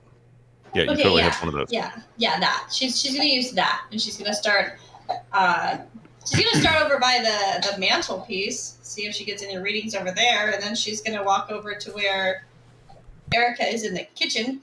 You know, just she's gonna see if she can get some readings on this place. She's gonna kind of compose herself after that weird experience, and everyone's screaming. And now that it's like taking a second, she's gonna be okay, it's time. Okay, we're good. This is fine. This is normal. So, Erica, what are you doing? She's trying she's gonna try to compose herself before continuing towards this hallway and then over to the left towards the master bedroom. Okay. I guess peek into this. I'm guessing it's a utility closet. It does seem like a utility closet. Yeah, she'll peek into there, see if there's anything like going on in there. And if not, then she's going to continue on to the master bedroom. Okay, and Gunny, what are you doing? When we came into the premises, did Gunny see a propane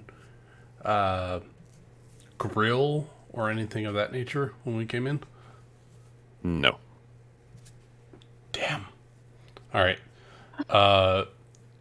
Gunny's gonna move towards the kitchen, breakfast nook area with Jules and Erica, Dr. Cooper. Erica is now gone towards the master bedroom. Gunny's moving in that direction. He's doing what he can to diffuse reflections as he's moving in that direction. Okay, so you going with Jules? Or you going with Erica? I will go with Erica. Okay. So, Jules, you get your scanner out, and you check over the mantle, and nothing seems to come up for the mantle. You start slowly sweeping it around the room, and then make your way over towards the kitchen. And you also smell that slight rotten egg odor. And as you get over there,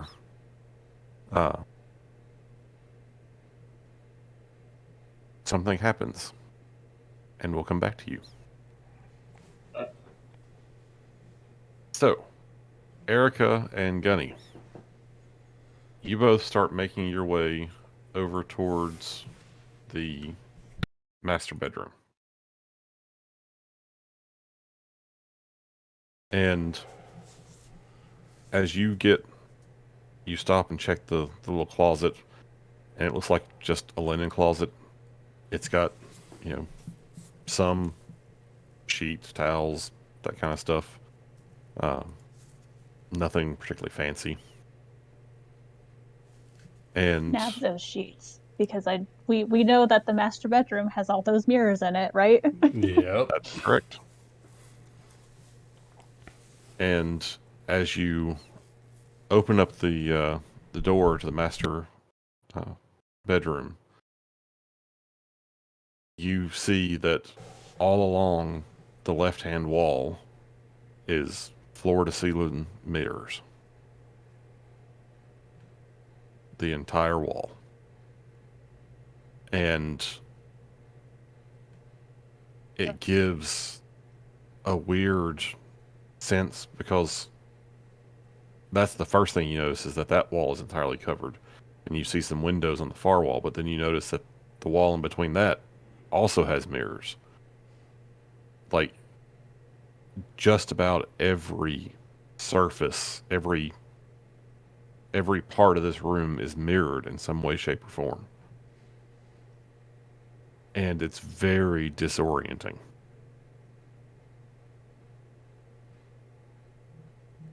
But, you see there's a bed, there's,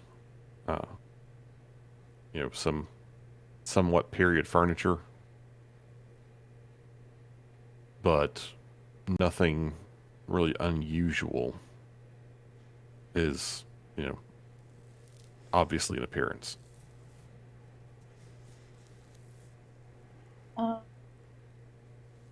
want to try my best to make it to the bathroom without looking at any of the mirrors. I don't know if that's possible, but I want to try. Look directly at the ground. Yeah. It's not really possible. I mean, you see yourself, you see reflections, you see movement. But as you're trying very hard to focus on something that's not the mirrors, and like I said, you're kind of staring at the ground, you start hearing something. And you swear you can hear someone singing. You hear water running like a bath. And you hear someone singing. It sounds like they're singing in French.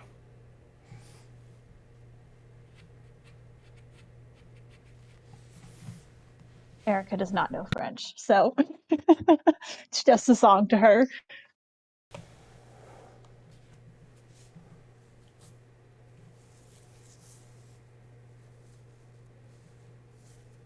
She will try to get the Gunny's attention though. Like, do you hear that? Gunny spent some time with the French Foreign Legion. Can he roll something? Maybe military science or something other than that? See if he recognizes the tone. Or does he actually even hear it? Yeah, do I so hear you don't hear it. Dr. Cooper, be careful. I don't hear what you're proclaiming to hear. It might be a premonition of some demonic possession of some sort. Be careful. And Gunny, as you start walking into the room to try to get closer and see if you can hear something, your boot kicks a penny that was laying in the floor, and you see it like bounce a couple of times, then it starts to roll, and it rolls straight at one of the mirrors on the wall to your left. And when it hits the mirror, it doesn't stop, it doesn't bounce, it rolls through the mirror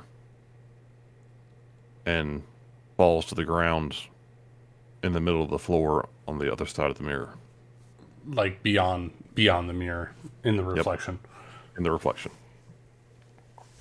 Gunny turns and looks at the floor where it should end up, and does he see it? You do not. And I need you to make me a sanity roll. Alright. D100 sanity roll. 13. That's a success. Alright. So you shake it off. I go, Dr. Cooper, be careful. Someone's trying to trick with us.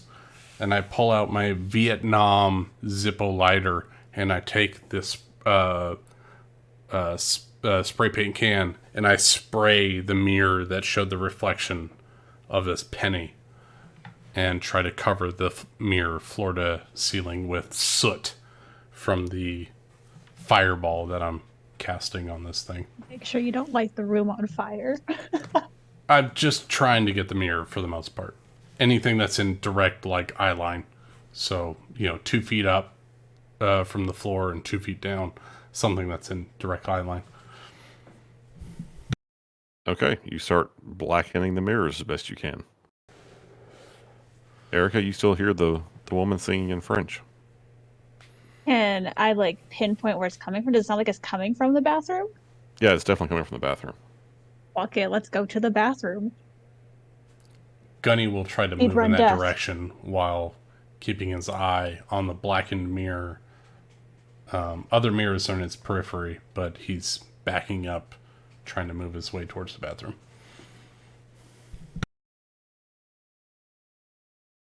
All right. So, Erica, as you go into the bathroom, you look and you see that the bath is drawn. There's a tub full of water. The faucet's off and the singing is stopped.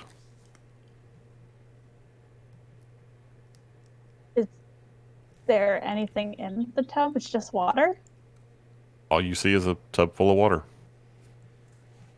Is there any there's no water dripping from the faucet, it's completely dry? Yeah, it looks like the faucet hasn't been run. This is probably going to be stupid, but can I try to drain the bath? Sure. Oh, no. So I told you. The Gunny speedrun looks death. in and sees the doctor leaning over the tub to drain it. and as you kind of pull your sleeve back and start to reach into the water, and it feels like water. It's cold. But it's just water. And then as you're reaching for the drain, your hand hits something.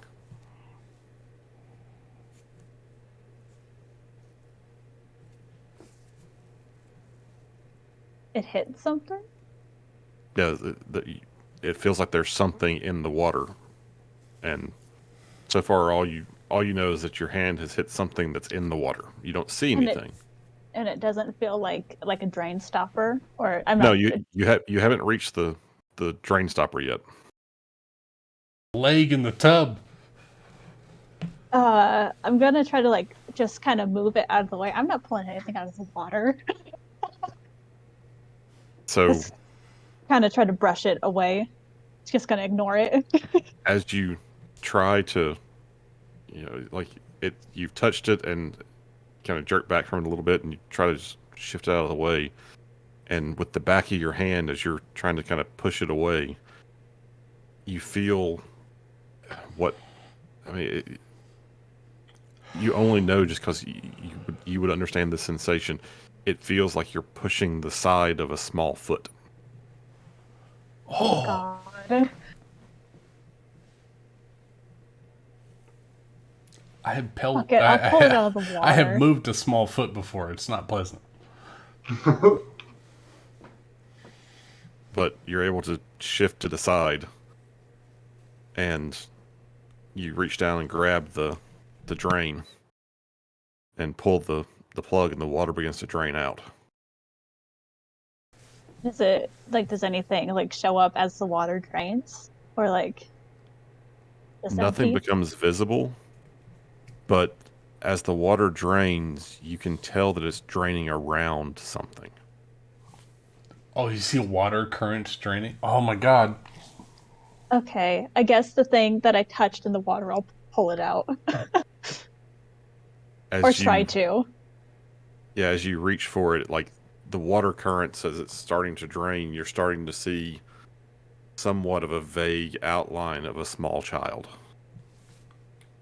And as you actually reach and try to like grip some part of it, you feel just a cold, still leg.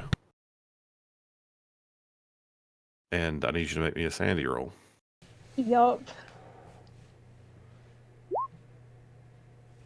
Oh my god, you got it exactly. Oh my god! Oh, 40 yeah. Summer. 48. So you're only going to take 1 point of sanity damage. Okay. And as you try to pull the form from the tub, like it slips out of your hand. And each Mhm. time you try to pull it out, like you can't get a good grip. And as the water continues to drain, once the water goes away, there's no form left. Like there's nothing there. Yeah, she's gonna stumble away from the tub and promptly throw up in the sink. Okay. That totally makes sense.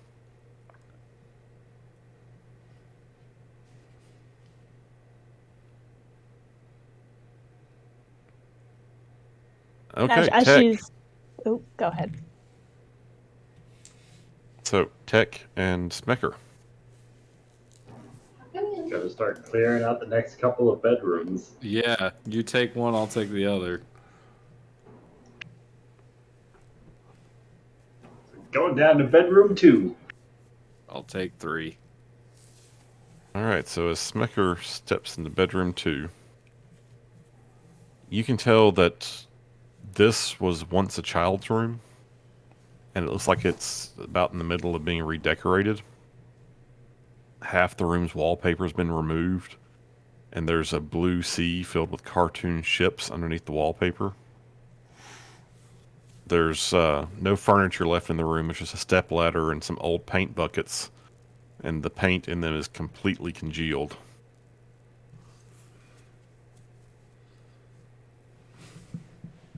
As you walk into the room, you can tell that like the wallpaper, the pieces that are hanging seem to shift slightly, and the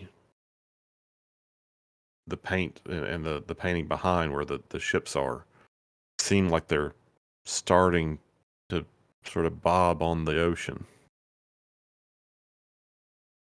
And the men on the ship seem like they're starting to dance a little bit. Looking at the figures on the ships, do any of them have a horn protruding from their head? You think you see one of them that's like that. He seems to be slightly bigger than the others and all black and on the prow of one of the ships. But as you start to try to stare and really get a good look at it, you're overcome with just this urge to lay down and curl up underneath one of the tarps that had been put down for painting. And you go and lay against one wall, you pull the tarp over you, settle in, and you start humming a song. And you just feel so content.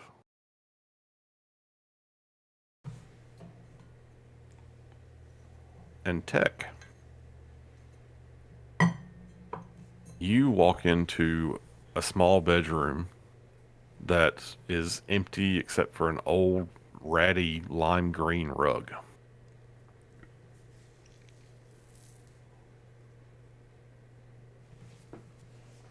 And as you walk in, you hear a phone ringing.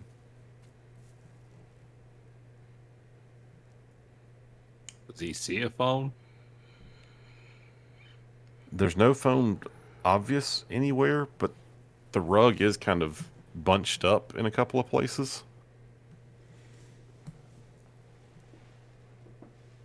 Yeah, I guess he'll walk over and kind of pull the rug.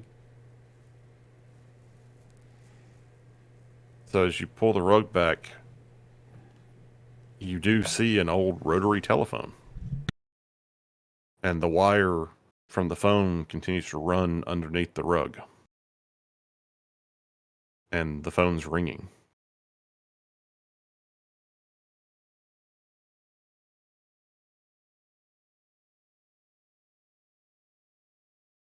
He's gonna pick it up. He's gonna like pick up the receiver and put it to his ear. Oh, hello? Hello? Hello? Oh, yes. Is Mr. Ture there? No, can I take a message? Oh, well, is Miss Ture in? She's no. Tech's gonna think fast and he's gonna pretend to be the kid that drowned. What's his name? Anton. Anton. Anton. No, this is Anton. My parents aren't home right now. Oh, sweet little Anton, how are you? It's so nice to talk to you. Yeah, who is this? Oh, well, this is just a friend of your parents. I was hoping to speak to one of them. I've been trying to track down Isabel. Have you seen Isabel?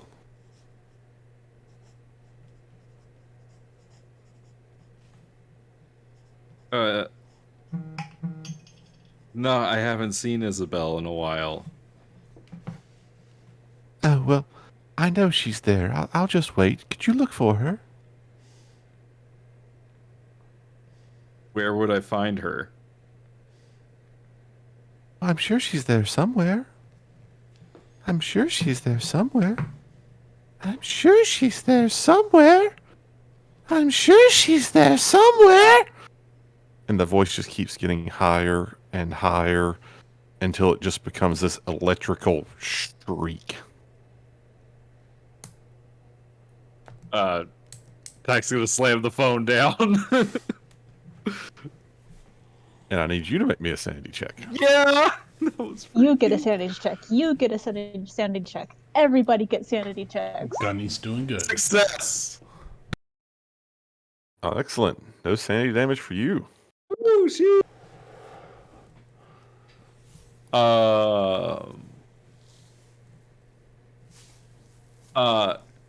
Tech is gonna go look for Schmecker. Okay, well, while you're doing that, I'm not in the kitchen. I'm in the den. no, you made your way into the kitchen.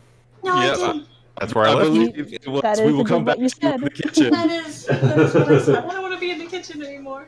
Okay, this is fine. So, I'm afraid to move in this house. Shit's wild.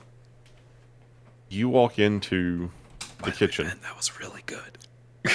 Yeah, no problem. You walk into the kitchen and you're focusing on your little meter reader, and the little arms are slowly coming out, and the lights are flashing a little faster and a little faster and a little faster. And I need you to make me 2 rolls. Oh, good. First, I need you to make me a power roll. Oh no.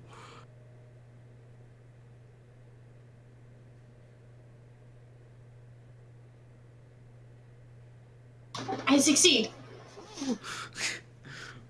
Excellent. Okay.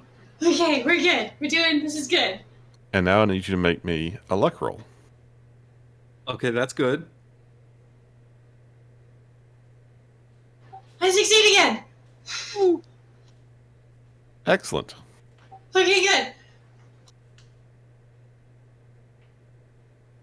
I'm powerful, I'm lucky. I'm a bad bitch.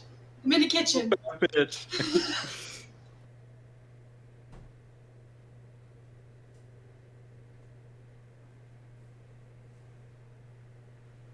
Okay.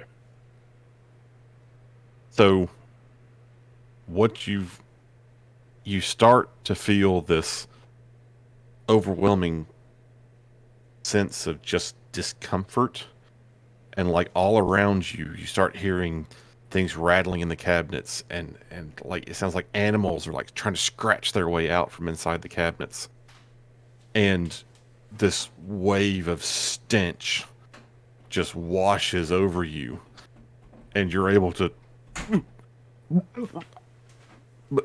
but you hold it in, and you step out of the kitchen, and like just that wave that just washed over you has got your head all fuzzy, and it's just like, oh god, what was that?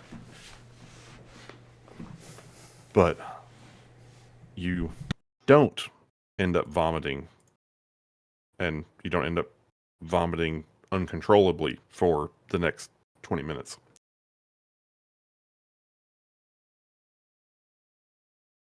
Okay.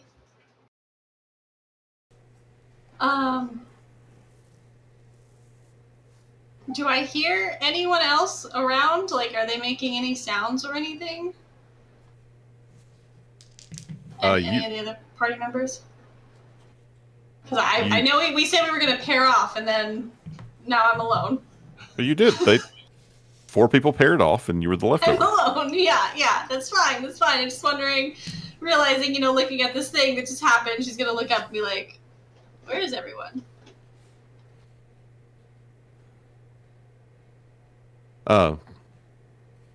As you're starting to look around, you hear Tech.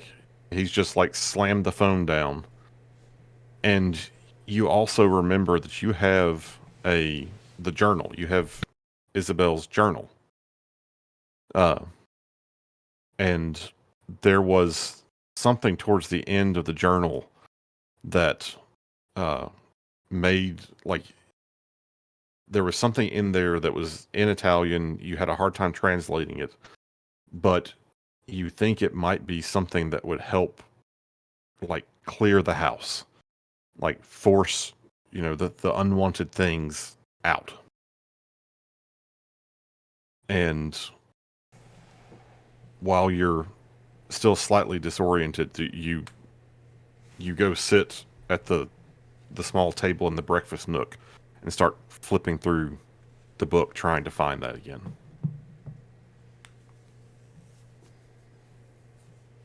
I am sitting at the breakfast nook, reading a journal in a haunted house. This is good. This is good. This is just where I want to be. This is fine.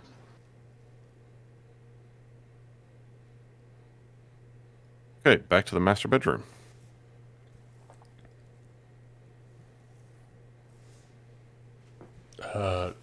Gunny sees that the good doctor is throwing up in the sink, and he's going to pull her back towards the den, which he deems as a safe space because all the reflective surfaces has been covered. He's going to try to drag her back to there. As she's like trying to get her bearings back, there's still more to look at. There's like a closet, something back there. I just need a second. He lets go and lets the doctor investigate, and then he will drag her from the closet. Is that what this is back here? A closet? Or Yeah, it's basically a walk-in room? closet. Is there anything of note in there? I don't know. Maybe, maybe not. And she will go into the closet and look.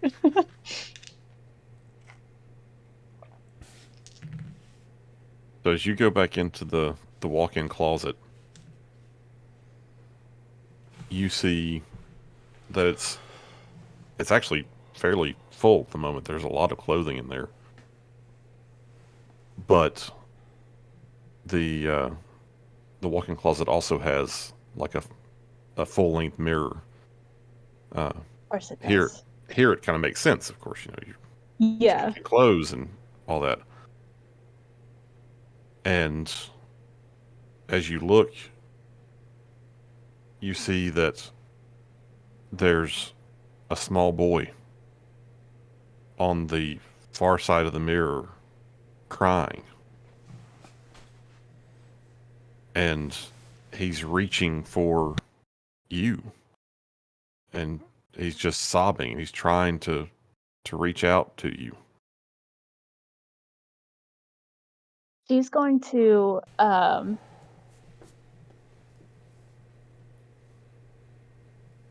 she's gonna have like a bed sheet in hand, just in case, or maybe like a jacket or something she snags off a hanger. Slowly approach the mirror, and she'll talk at the reflection. Are you Anton Ture? And See you if there's hear any like reaction.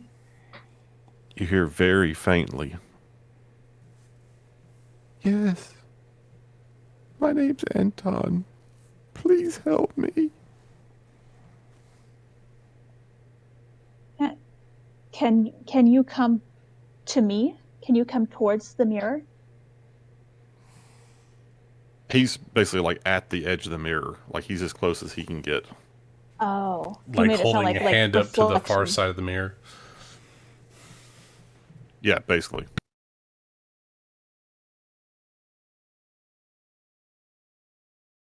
She's gonna keep like just slowly moving towards the mirror. My plan is to get close enough to observe just for like a moment and then cover it and hope nothing bad happens. So that's what I'm gonna do. Okay. Trying to like I guess soothe him, be like, I'll try to get you help, but I can't do anything right now. But I'll try to help you.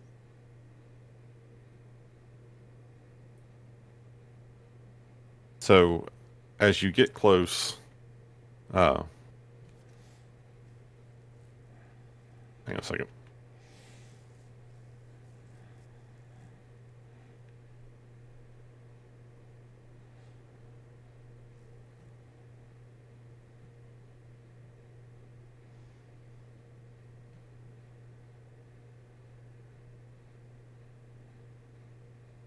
That's how he died.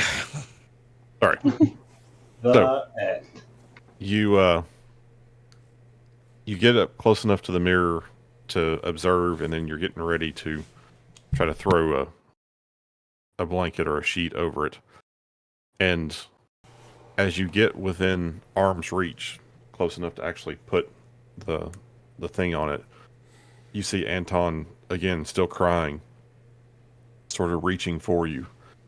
And as he reaches for you, skeletal hands and arms come shooting out of the mirror. And I need you to make me a luck roll. God. I mean, I expected that. but Holy shit. Jesus. Oh no! Does No. Gunny see any of this? Rest in peace, the good doctor. Nope, because you were you did not follow her into the walk-in closet, as far as I can Okay. recall. Yeah, I So- stepped away for a little bit. You are pulled into the mirror, Nope. Nope. Shit. and Can she like scream or anything like to get someone's attention, or is it just like instant? I will say you've got long enough to scream. Yeah, no, she'll yell for no, she not even words, it's just a wordless scream. And as you scream, it's like you're falling sideways. And as you cross over into the mirror, it's like you've fallen into an Arctic lake. I need you to make me a Constitution roll. Right? Oh Damn it. no! Oh god. Oh god! Okay, I'm going to roll a d4. Okay. Okay. This is actual damage happening. Yeah. You just took 3 points of damage. Oh no! Does that go to my hit points? Actual or hit point willpower? damage. Actual hit point damage. Okay. So 3. As you are literally, like, you have just fallen into ice cold water. Your entire body is immersed in it, and you can already feel the beginnings of hypothermia. And I'm guessing there's no way to tell what's up from down. You can actually still see through the mirror. You can see the other room. And I try to Like, swim it's going to take towards you it. just a second. It's going to take you just a second to orient yourself. But yeah, you will be able to attempt to get yourself back out. Alrighty. Gunny hears the scream. He's got an 80 percentile alertness. He's going to run into the closet. And you run into the closet, and you can see on the other side, you see Erica like laying on the floor of the closet. It looks like she should just be there, but she's not in the room with you. Gunny's And I going need to you to reach make me a out. sanity roll. Actually, I Oh. need both of you to make me sanity Okay, rolls. sanity roll. Hell yeah. I got a 3 on my sanity roll. Excellent. Okay, so Erica takes 2 points of sanity damage. Okay. And Gunny, you take 1 point of sanity damage. We're hitting our sanity checks. All right, Gunny reaches out his left hand. He drops the can of spray paint, reaches out his left hand to pull the good doctor up, Dr. Cooper, while his right hand is placed upon his .44 Magnum revolver, and he's got it slowly starting to draw. And if he sees an illogical maneuver from the professor, he's ready to shoot. But he's reaching out to pull the professor out, the good doctor. Are you just reaching out to the mirror? Are you trying to reach through the mirror? She is gone from the closet, right? She is in the mirror. That's what he's Yes. seeing. Yeah, he's reaching out to the mirror, trying to pull her hand. If not, he's going to shoot the mirror. Okay. Well, you reach out towards the mirror, and as your hand, like as you reach out your full extent, your fingers touch the surface of the mirror and stop. Like it's just a mirror to you. He takes a quick decision. He's going to shoot and shatter the mirror. Okay, we'll give you that chance in just a minute. Tech and Smecker. Yeah, like Tech like runs out of the room and runs into the other room with where Schmecker is supposed to be. And finds him wrapped under a tarp. Yep, he's Safer basically here. under a painter's tarp, just snuggled up in the room. He's gonna run over to him and like throw the tarp off and like shake him awake. Like Schmecker, Schmecker, Schmecker. And I think no, think go ahead. that so long as we don't disturb anything here, nothing will be disturbing us, and maybe we should just lay low. He's gonna smack him. So Smecker, as soon as Tech comes in and starts shaking you, like that sense of like calm and the urge to curl up completely evaporates, and you have no idea why you felt that way. Like it was like having some other consciousness just overlay your own mind and intent. So I need you to make me a sanity check.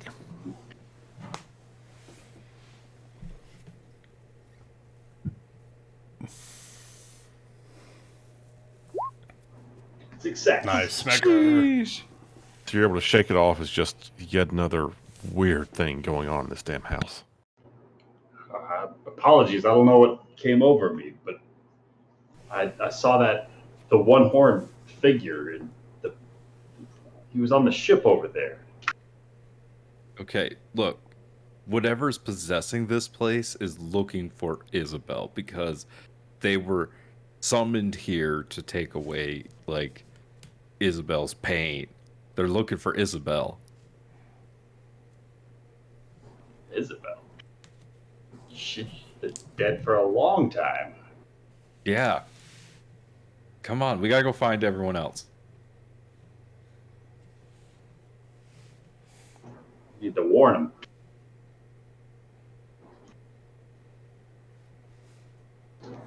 Make our way back. Yeah, into the den. All right, so you guys make your way back into the den. And Shout out Jules, for the others as we do. you've had a chance to sit at the table for just a brief moment, start flipping through the journal. And you hear and then see Tech and Smecker coming into the room. Yeah, she would have been flipping through the journal, and she got up and kind of paced the kitchen for a second, considering options of what she's been reading. And then she'll look up and see them, and she'll give them a smile and a wave. What'd you guys find in there? Look, whatever is possessing this house is looking for Isabel. It says Isabel? that she must be here somewhere. It said Isabel, right? That's what the voice on the phone said? Yeah.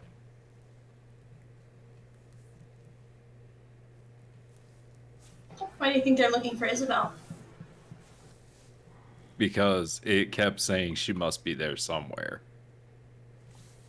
Trust me. His ear's bleeding. Trust me, I heard it. And with that, you hear a scream coming from the master Johnny! bedroom. Okay. In the time it took to react to all this, Erica, I need you to make me, I believe, if you have it, a swim roll. Swim? Swim. I got 20, Yeah, let's go. so I will attempt it. Standard. Okay. Yeah, it's standard. Fuck. Oh no! So you're still disoriented, trying to like recover yourself. And you feel like you're in this just frozen lake. and you can see, like through a window, the other side, and you see Gunny come in, and you see him reach out towards the mirror, but with his hand on his gun. Gunny, what you see is her sort of like writhing on the floor and then looking up at you. And I believe you said you were going to shoot the mirror. Yeah. Yeah. If Gunny couldn't get her out, he was going to shoot the mirror. Okay. So you pull your gun. I reach out, touch the mirror. I can't grab her hand, pull out my revolver, and I shoot the mirror. And as the mirror shatters, Erica, the window goes away. You just trapped her down there. She's dead right Gunny now. shoots 2 more shots into the mirror. And the mirror completely shatters.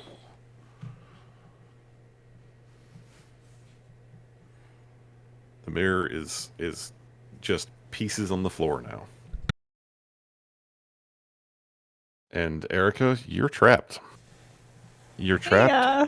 and in just a few moments, the cold sinks into your bones, and you stop caring.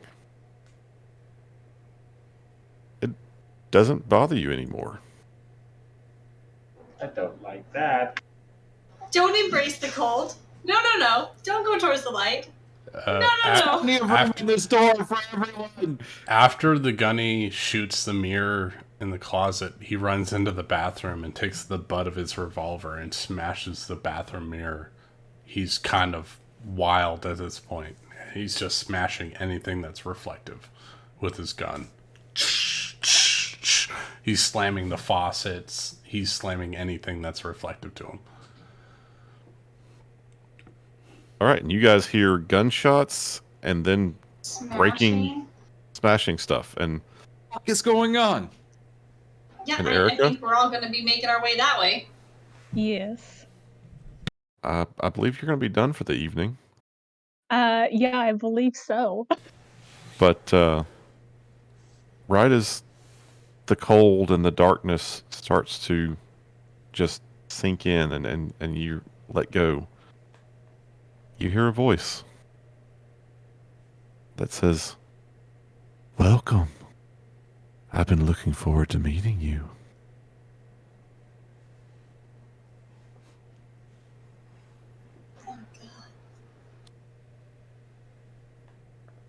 Okay, Tech, Mecker, Jules, what are you guys doing? Run into the master bedroom. Figure out what's going on. So you all run into the master bedroom. I'll be last. I'll be last. And you see Gunny, like, coming out of the bathroom, wild-eyed, gun drawn, like, smashing mirrors, and you don't see any sign of Erica.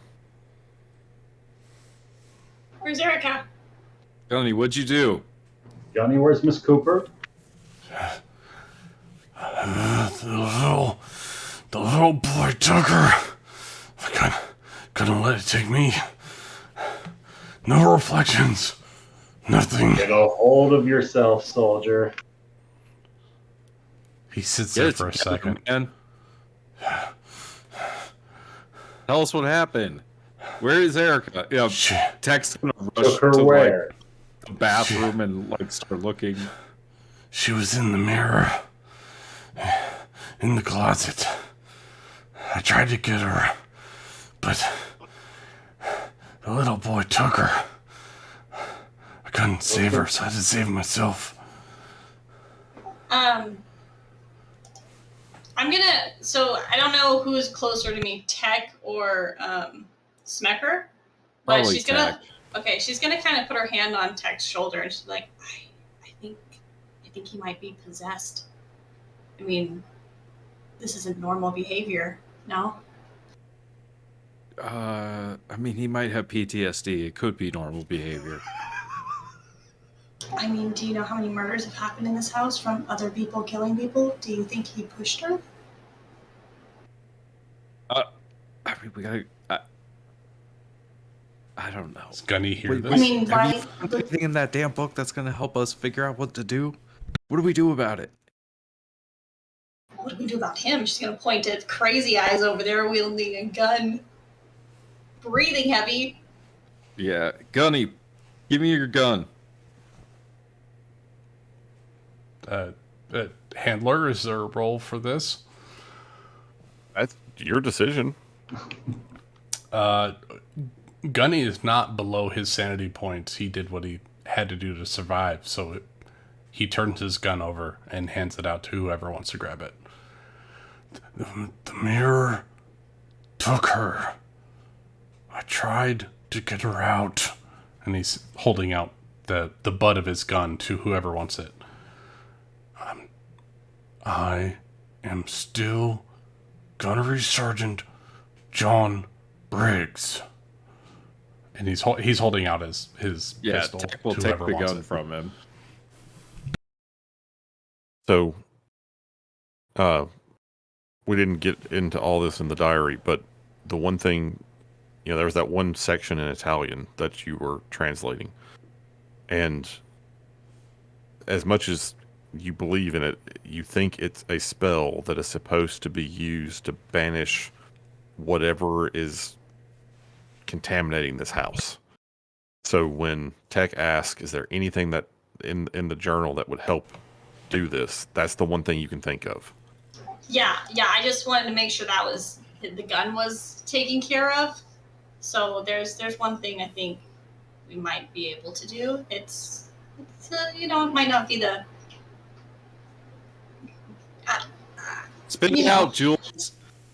It's a little bit outside my element, it's witchcraft, it's spells, there's this thing that there's incantation, there's these things you have to put together for it. What do you need? We need to make this quick. I was mentioning something. Did we figure out which room was used for the rituals yet?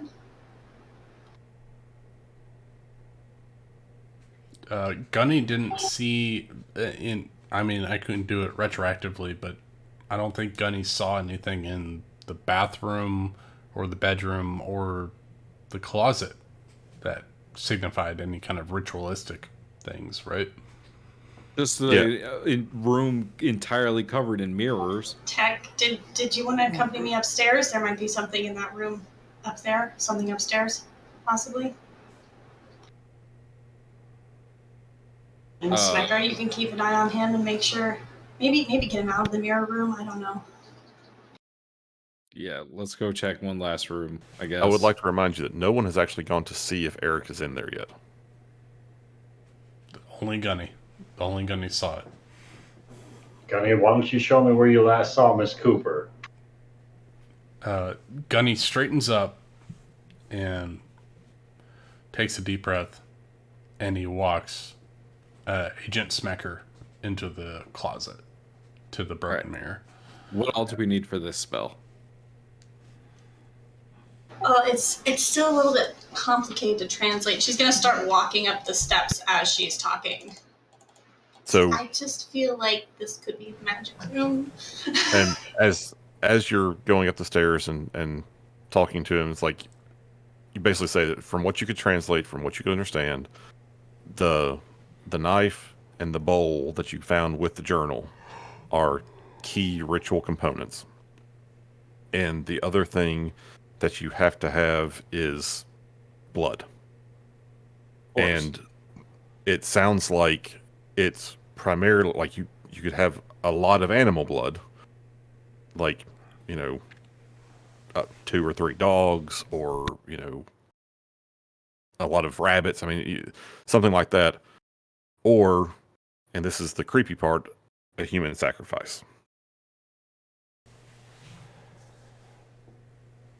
You're shitting me, right?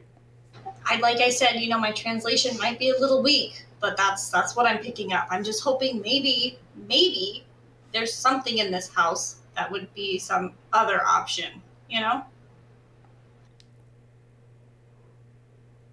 She's And- gonna like flip through the pages a couple more times. Like, that's what it says. And Tech, did you speak anything that was similar to Italian? Spanish. Spanish, Okay. just like me.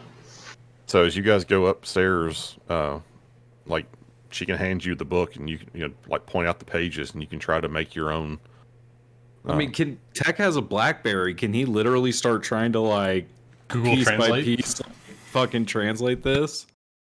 Yeah, I mean you can get your BlackBerry out and start like basically doing word searches for okay, what does this mean in Italian? What does that mean in Italian? Yeah, like and like best he can. Like he's gonna just start going. Like the part that she points out, he's gonna just start going as fast as he can, and while he Okay. follows her upstairs. Well, you'll have to be. You're gonna have a hard time doing that on the stairs. So I'll say you guys get upstairs, and you basically like take the book and your BlackBerry and sit down for a minute, and start like trying to work this stuff out. And in fact, when you get upstairs, there's a small sitting room, and it's got recessed window benches. It's filled with some small boxes. It's actually got an old rocking chair. There actually is a place to sit. It's one of those upper rooms that has like the really sloped ceilings. So like if you get too close to either side, if you're reasonably tall, you may hit your head. And it smells a little bit like paint. So Tech, you got the book and you're trying to do your translation stuff. So Jules, what are you doing? So while Tech is a little focused on his book, she's gonna kind of look around the room, and she's gonna kind of look at the stairway again, and she's gonna kind of come up slowly behind Tech, kind of looking over his shoulder for a second, seeing what he's translating, seeing what the BlackBerry says. Okay, so Tech, make me a computer science roll. Okay. Success. Nice, Tech. Okay, so you're able to, like, it's taking quite a bit of focus to do all this stuff. So as he gets to the part with like the specific, like I know there's like a specific word there, as I notice he translates that part specifically. Yeah. She's going to take her knife and reach around and try and slit his throat. What? Yes. And she's going to whisper in his ear, "You can tell them that you found Isabel."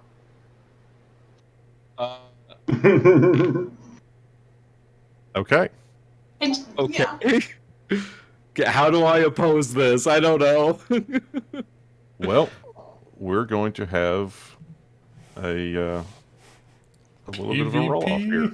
I have a 50% alertness. It's fairly high. It is. So you're going to make an alertness roll. Oh, God. I love this game now. And wait, before you roll, Okay. I'm going to say that because you were actively trying to translate something, and you're with someone that up until just this second you trusted, that you're going to be at a minus 20% penalty on this. All right. Oh, 3%. Okay. I'm So- shaking right now. I have like adrenaline coursing through me. This is hot. So you notice that something's weird. Like you see a shine from her hand as she comes walking up behind you. And you see that something is coming. But Julia, you need to make a melee weapon attack. I don't know how to do that. There's just There's a melee weapon skill. for melee weapons. Do I get Not a to success. my god. do I get to dodge?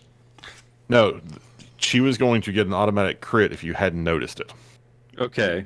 So instead, she's just going to do damage because she's standing right behind you with a knife. So, Fair. so roll your 1d6. Okay, that can't kill me.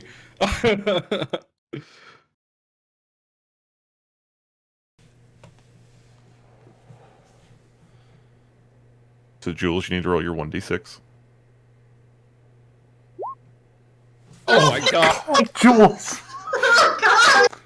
Bleeding heavily though. I'm still alive. I'm gonna hold the ball under his neck. Yeah, so Tech sees just enough to like jerk his head and his neck away, but as you try to stab into his neck, like you were going to try to cut his neck, but you see him like jerk, and so you just try to like stab sideways into it, and you get him pretty good, but you miss the major artery, so he's not like immediately bleeding out. Did Tech pull out his gun and shoot her? Oh god.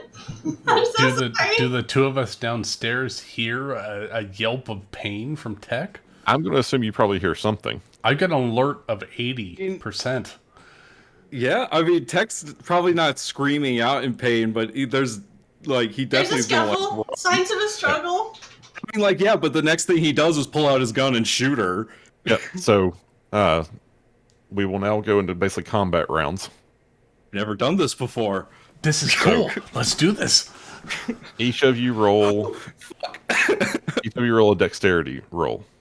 Okay. Whoever rolls better goes first. And dexterity is based on percentile? Yeah, I mean, they each have a dexterity skill, but I win. So do I do better because it No, was wait, lower? Tech did Lower is better. better. Okay, lower. I forget these things. I rolled a 3. You're effectively out of this. This will be over before you can get We're in upstairs. the other room. Oh, okay, cool. Okay. So, Tech, you get the first action. I shoot her with my gun. Well, you certainly attempt to. All right. Do I get a bonus for being so close? I'm going to say actually being this With close the 50 cal. would likely give you a disadvantage, but you're just going to do a normal. How do you figure? Because- Disadvantage is minus 20%, right? No, I'm not giving you disadvantage. I'm just saying that, like, being within knife range of someone, it's probably actually harder to get Fight it. the gun aimed without them being able to interfere with your aim and everything. So, No boon. Straight roll. You just got Yeah, stabbed so- in the neck. Oh, I guess. why did you have a 20? You have a 40 skill. I should have a 40. Yeah, your firearms is 40. In firearms. I mean, it's still a miss, but Oh, I clicked the attack. I didn't click my firearms. Oh, let me click my firearms skill. If you don't have your firearms met right with your weapons, I don't think it works right. Let me. Okay. okay. You shoot me. With a really big gun. So roll your d12. If you get more than an 11, I'm dead. Oh god, I have one hit point. So you manage to like whip around and you shoot her just directly in the chest. She goes flying across the However, room. no, you don't. This is real. Oh, This is God. real world. Oh god. That, you have been badly injured, but you're not dead, I'm not dead yet. and you're still Oh. standing next to him with a knife. Okay, so is it my turn? It is your turn now. Okay, I'm gonna do something, and I don't know if that's appropriate or not, but she's going to use her turn to. So she has blood in the bowl now, yes? Yes, she does. She's going to whisper, Ni Arlathotep. Okay, See if that does anything. make me an occult roll. Did Amanda just summon an elder god? Oh I got She depleted tried. uranium rounds for my rifle. I should be alright, right? So you take the bowl that has Tech's blood in it and start chanting Nyarlathotep, Nyarlathotep, Nyarlathotep. And nothing's happening, but you're holding the bowl like against yourself as So your my own blood's going in there, too. lifeblood starts That's to fair. pour into it. no! I would have done that, yeah. And Tech, it's your turn again. Tech's gonna shoot her again. We don't hear this downstairs. That was a really loud gun. No, you hear it, but again, this It's over before we're able to get there. I Because run really fast. Chanting isn't the like spell that Tech was in the book, right? do it. What she's chanting isn't the spell that Tech saw in the book, right? It's part of something the- different. It's part of the spell you saw in the book. Oh my god. I'm gonna blow this whole house up, just so you know.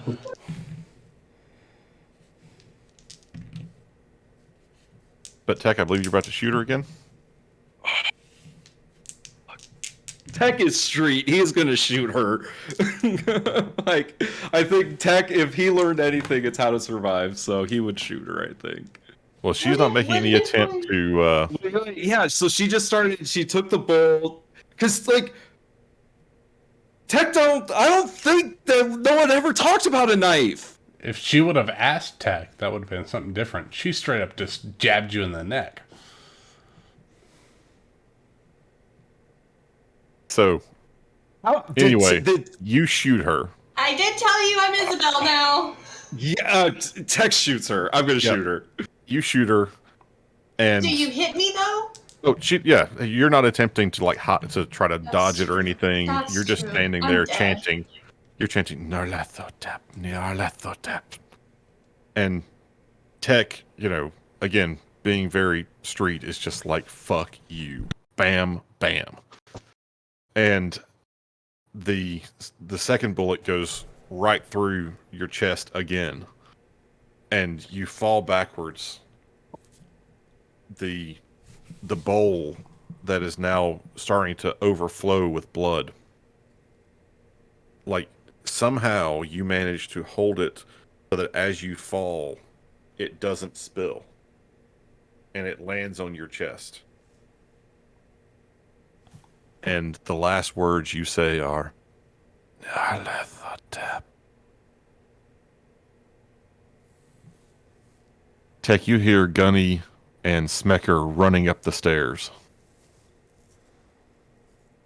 Yeah, he's got his like hand, like he's trying to like push it onto his neck, where he's like fucking like bleeding profusely.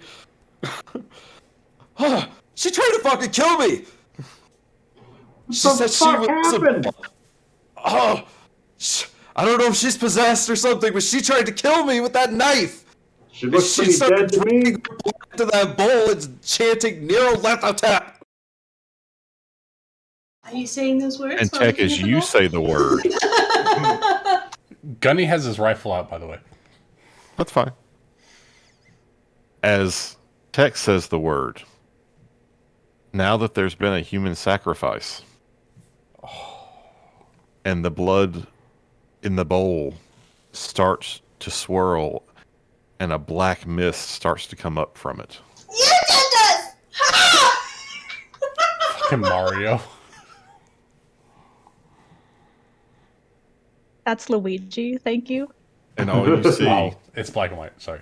you just see black mist coming off the bowl.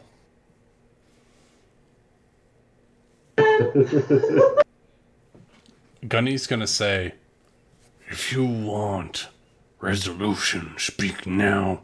Otherwise, I will burn this place to the fucking ground." There's. Oh god.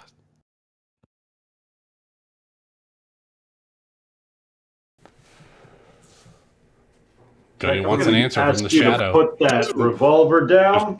There's no voice coming from the shadow. Again, it's just the mist is slowly starting to fill the room. Tech, I'm gonna have to ask you to drop that firearm. Tex will just drop it to the ground. Great, yeah. What about that? And he's also covered in blood because he's bleeding from the neck. Gunny's Yeah, gonna say, you definitely see a major stab wound in his neck. Yeah. Gunny's gonna, He's holding a knife. Gunny's got his rifle shouldered on his right arm, and he's got his hand around the stock and on the trigger, and he's gonna take his left hand and pull Tech back with his enormous dad strength. And he's going to say, Schmecker, report on this. And he's going to pull Tech back, level his rifle, and begin shooting rounds into this shadow. And he's trying to get Smacker to take Tech out of here and report back. And the rounds just pass right through the mist. No effect. Smash into the wall on the other side. Yeah, he's just unloading. He's trying to get Smacker out of here to report back. Schmecker's just going to start applying pressure to Tech's neck wound and like trying to rush him out from this place. Like, mission over. Like, badly failed mission here. We need to get the fuck out of here before there's nobody left to report this mission failure. Theo would be left. And as you guys start making your way downstairs, the mist starts to slowly thicken. And Gunny, you go through all the ammunition you have, just round after round after round. 10 rounds right through the wall. And then you start to see a form slowly taking shape in the mist. Do you stay there or do you run? Gunny doesn't run from shit. He stands there resolute, strong, and he looks it dead in the eye. Okay. Downstairs, as you guys are trying to make your way, are you making your way out or are you just going downstairs? The quickest exit from this building. Get out the back porch, yeah. Doors open in the back. As you get down there, the door slams in front of you. Tech's gonna smash his way through because he knows that Gunny did the thing. The window's The already latch broken. does not Yeah. close. And you slam against the door and it doesn't budge. Schmecker! Ugh. Who summoned me? Why'd you have to speak that Italian? I did, you son of a bitch.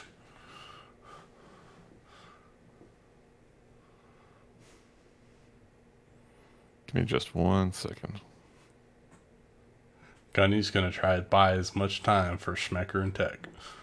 Schmecker is going to take a couple of steps back into the den and just take a shot at this window that Gunny looked through earlier in the day. This larger window that we could climb out of if that Right window over the was sink. shattered. Do it. I don't like that at all. What do you want? I want you to get the fuck out of this house and quit tormenting the people that try to live here. This house has been consecrated for me.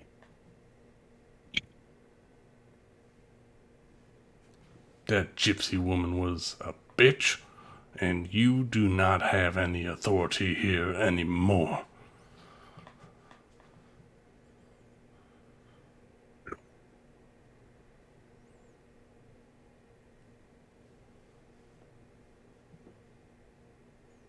And Gunny, Yes? this black shape solidifies into the shape of a human, or humanish anyway. The face is almost blank. Like there's a mouth, there's the hint of a nose. It's all dark. You can't really see it.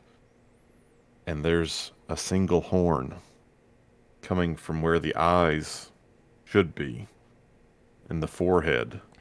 It's not quite like a rhino's horn. It's more like a ram's horn, but not quite so curly. Okay.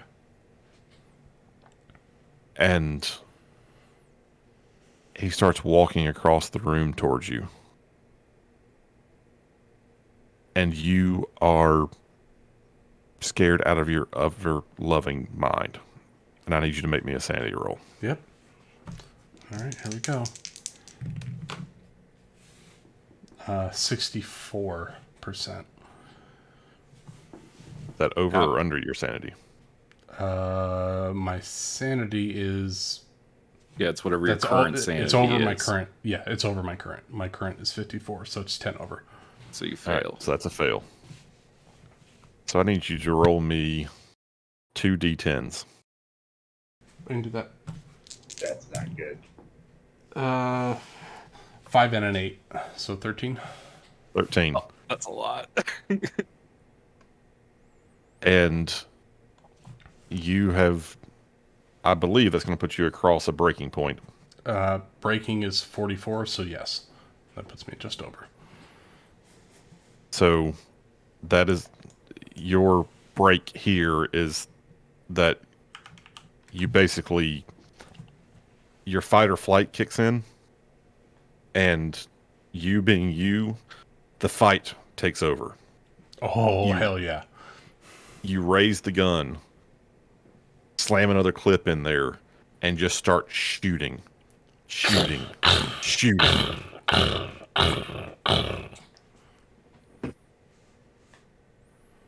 Your weapon has no power for me. And this creature simply reaches out, and a tentacle forms from the shadow, wraps around your throat, and crushes your windpipe. And over the course of the next 30, 40 seconds, you choke to death on your own blood and viscera. Can Gunny have one last action before he dies? Absolutely.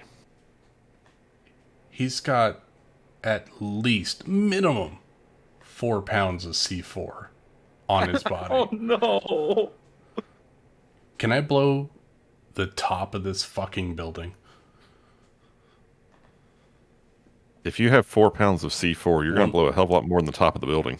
Just saying. I in this time I'm trying to buy time, and my last breath, as you're, I will blow the shit up. You had prepared yourself for this. You had, basically a detonation charge prepped. You've got your detonator, and you just wait, like, to give the other two as much time as possible to get out of the house. Breath. Click the switch. And then, right as you can feel yourself going dark, you press the button. I'm sorry, Darlene. Click. Boom. So downstairs, you guys have about 45 seconds. What do you want to do? So Tech pulls out Gunny's handgun that he took from him, that he still had. 4 rounds left in the chamber. This window with Schmecker. trying to shoot out this window. Since this door closed and we were unable to force it open, trying to shoot out this large glass pane window. Absolutely. For an exit. All right. You guys just start shooting the windows out, and you smash it completely open. There's an empty gap in the wall, and from upstairs you hear, The dark man has come home. Come to me. Come all my servants. Bring me blood. Semper Fi, do or die, bitch. Click. Jump through the window. Getting the hell out of Dodge, yeah. so you guys jump through the window and just start running as fast as you can. Tech, your neck wound, like, it's bad. I mean, you're still bleeding pretty he's badly. literally like holding on to it as he's running. Yep. Smecker, you're trying to just support him as best you can. Get the hell out of there. Get away from this voice. And I need both of you to make me sanity rolls just from hearing the voice. Oh yeah, that makes sense. The last words of Gunny ring out. Let's go! Critical success. We need to get the fuck Good out job, of here. Smecker. So Smecker, you're not going to take any damage. Like, you were just already in flight mode. You were ready to get the fuck out of there. You're not paying any attention. Like It's like where I was under that it hasn't painter's even coat. registered. Tech, you're like, you hear it. It hurts your brain. And you're going to take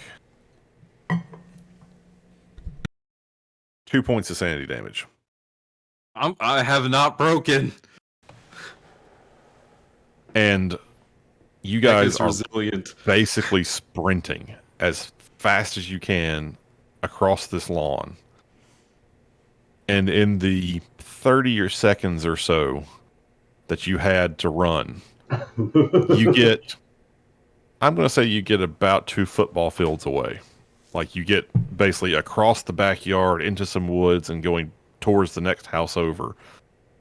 And behind you, you just hear this god-awful detonation.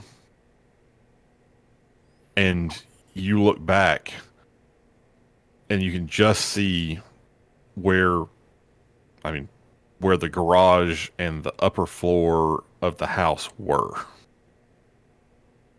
And now, like, there's a bit of a fire that started. Like, everyone within half a mile heard this. And you two have to spend the next couple of hours just trying to get the fuck away from there and hope there was no evidence left behind that you were there. A No, van. Tech makes a call and has one of his friends like pick him up. And Uber. No, No, like I'm joking. like criminal friends. Your getaway guy that's like 2 blocks away. And Once so, we get a second, Schmecker's going to try and patch up your neck as best as he can. Because he is a medical doctor. Yeah, yeah, you're able to take care of him. Critical success. Nice, Yes. Smecker. Oh my god. Oh my god. Screw So- you, Amanda. I'm so sorry. So there was a van left behind. That we're now in the wrap up. Yeah, There's Gunny's The news story the F-150 next at day. the... Sorry. Gunny's has his truck and his keys at the bed and breakfast. Did you guys actually end up boosting a van, or did we all No, we just didn't make pick it. Erica's minivan? Very unsuccessful. Now, Erica's minivan is left behind, badly damaged, but the police managed to track down. I didn't Has get to an take my end table in table it. home. They find the van. They never find any remains of Erica, though. They find bits and pieces of Gunny. There's He's got a gold Event- tooth. Yeah, there's eventually enough that they can put together a dental identification. They also find bits and pieces of Julia, and they are able to determine that somehow this lady on an expired green card is, ended up in this random place in the middle of an explosion. The house mostly burned down. There were bits and pieces of it left after the detonation and after the fire. And it just became one more story about just the insanity that happens around that house. There's Smecker, one single bedroom that made it through everything. Bedroom 4. It survived. Smecker and Tech, you continue to do missions with Delta Green. Tech gives the journal to Delta Green because he still had that journal.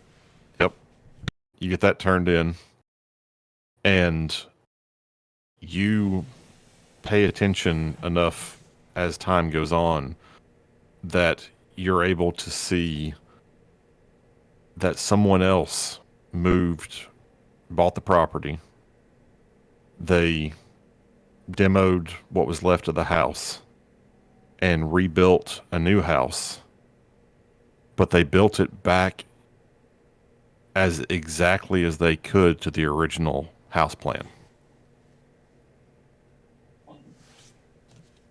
And you see a couple of news articles over the next 10, 15 years about another murder-suicide that takes place in the house. About another couple of, unfortunate accidental deaths. One of the owners eventually contacts Agent Smecker, who found out, because they found out from a local antiques dealer, that Smecker had a piece of the original furniture from the house. And they buy the furniture to put back in the house.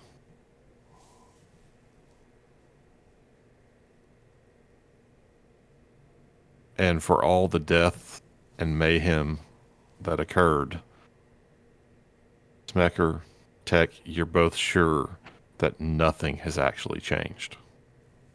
Yeah. I'd say we failed that mission. He's going back to his church support group, and he's going to start sharing in group, and he's going to start living his life to the fullest.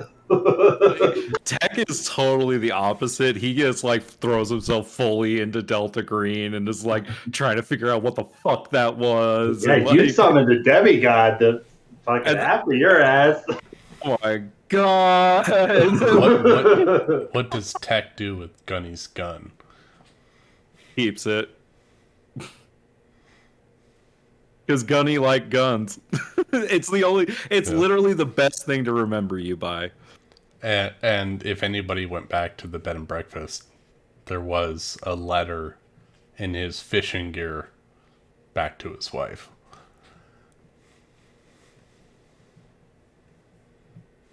Nah, we never went back. No, Yeah. Tech was, Cops are gonna find that. Unfortunately, that got tagged into Shit. evidence. yeah, abandon that Well, shit. I mean, you can tell us what was in the letter, but your I wife never got it. cannot believe I didn't reach a breaking point during that. Holy shit. I can't believe the 2 successes that I had caused me to be possessed. What the fuck? Did that happen Really? in the kitchen? You were Isabel the whole time? I was Isabel the whole time! No, she was only Isabel for the last Okay, 45 basically, minutes. yeah, not the whole time, but after we got into the house, yeah. When she was alone, she became Isabel. Yeah, once everybody left her alone. They're like, oh look, easy prey. She's scared. I'm sorry, We're Summer. given. We're to pair up. No, it's fine. I killed your character and I didn't mean to. Oh no, I totally expected her to die. I was I- literally Yeah. 5 away from my breaking point. I can't believe I hit my breaking point instantly. There's 2 D10s. Well, my sanity is 99, but I guess your current is half. No. No, your current is what matters. 99 is the maximum that you can have. Right. Yeah. And yeah, I mean, for those of you who haven't ever read any of the Cthulhuian stuff, Nyarlathotep he's on par with Cthulhu. Seeing him is a pretty good sign of the end times. I mean, I think Gunnery Sergeant John Briggs handled it pretty well. He unloaded what he could with his mortal powers, and he brought that shit to the ground, even if it didn't mean anything. He gave the demigod a door into the world. I didn't buy the damn furniture. but no, The now furniture that- didn't possess me. now that No, we're but done that with was it, the key to get back in. I can definitely say that this could have been a 4 or 5 session story. Yeah. I don't Depending know on how it we was could have played. done any more with this. My question is there a way to To win? purge, How do you win? cleanse the house? Yes, and actually, you guys were well on your way to get there. I just decided to shortcut it and kill you all. Because So when we're all dead, the proper way to do it is Only to too late. try to execute the spell that's in the book. Uh-huh. It does require either a lot of animal sacrifices or a human sacrifice. You've got to do it successfully, and then you can actually purge the connection between the house and the. So is it because she failed her occult check that it didn't work? It's because you said the ritual. You continued to say the ritual she was trying to get off after the sacrifice happened. In reality, there should have been like a few hours of like casting and chanting and everything. Like it should have been a much longer thing. But I just thought it'd be cooler the way I did it. What was the way to cleanse the ritual now that we're not going back to it? The ritual that's in the book cleanses the house, but I think because she was possessed by Isabel, she was going for a different ritual that summons the dark guy. It can cleanse the house. Just The- if You done have improperly, to it'll be summon successful him. on the occult check, right? You have to be successful on several checks. Yeah. So Amanda failed her occult check. And then But- I died. so Yeah, so if she had succeeded on the initial occult check, I was going to let her summon the dude, or basically kind of become a vessel for the dude. Got it. And then we kill her, and that vanquishes the thing. Oh no, No, we he- were gonna die, motherfucker. She just becomes even more. She would have basically been impossible to kill at that point. We're dead. Is there a success in this module at all? Yeah, like Yeah, I said, that's what he was just saying. Is like if you do the ritual the other way, not the way we did it. Ben ran it. No, not the way Ben ran The way we ran it. it. I'll read it specifically from the little module. There are only two ways to end the consecration of the land the house stands on. Neither of them is good. Either one of these solutions should be the climax of the investigation. Agents should not be pursuing such ends until late in the session. Remember, in horror, pacing is everything. One is contained in the spell Convocatio l'Uomo Nero, which is summoning of the Black Man, or the Dark Man, and is mentioned in Isabel Wheeler's diary. The spell must be successfully cast, and then a human sacrifice must be made with the proper intonation of the dismissal. This is an extremely difficult and trying process and could cost many lives, not to mention the life of the sacrifice. Option 2. If the agents are familiar with the Elder Sign, and this is just a whole thing in Cthulhu stuff, it is a potent weapon against the house. Bringing one in the house at night will cause all hell to break loose. The house, sensing danger, will fling manifestation after manifestation at the agents and try to seize control of them. If the mirrors in the master bedroom are smashed with the Elder Sign, the feeling of occupation fades and eventually dissipates completely, leaving a mundane house behind. Did anyone bring an elder sign into the How house? the hell are you supposed to Yeah, know what what's the an elder elder sign? sign is? Yeah, again, if this were like a long campaign or something, it would have been different. But that wasn't That's the really kind of thing that needs to come up in the research. This is what I was talking about. This being poorly written. Well, that's where Well, I just kind of threw we're- that one out as that's not what we're going for here. This is not a campaign. this was not about you guys, surviving or triumphing. This is Gunny about you guys wasn't experiencing a expecting to survive. creepy ass haunted house. quick question. Hey, Okay. who died? Not the mailman. Eric died. Gunny John Breaks died, and Julia, Amanda's character, died. Yeah, So tech. whose So characters? half the party. So you can't fuck Tech's Technically, mom. Isabel died. You know.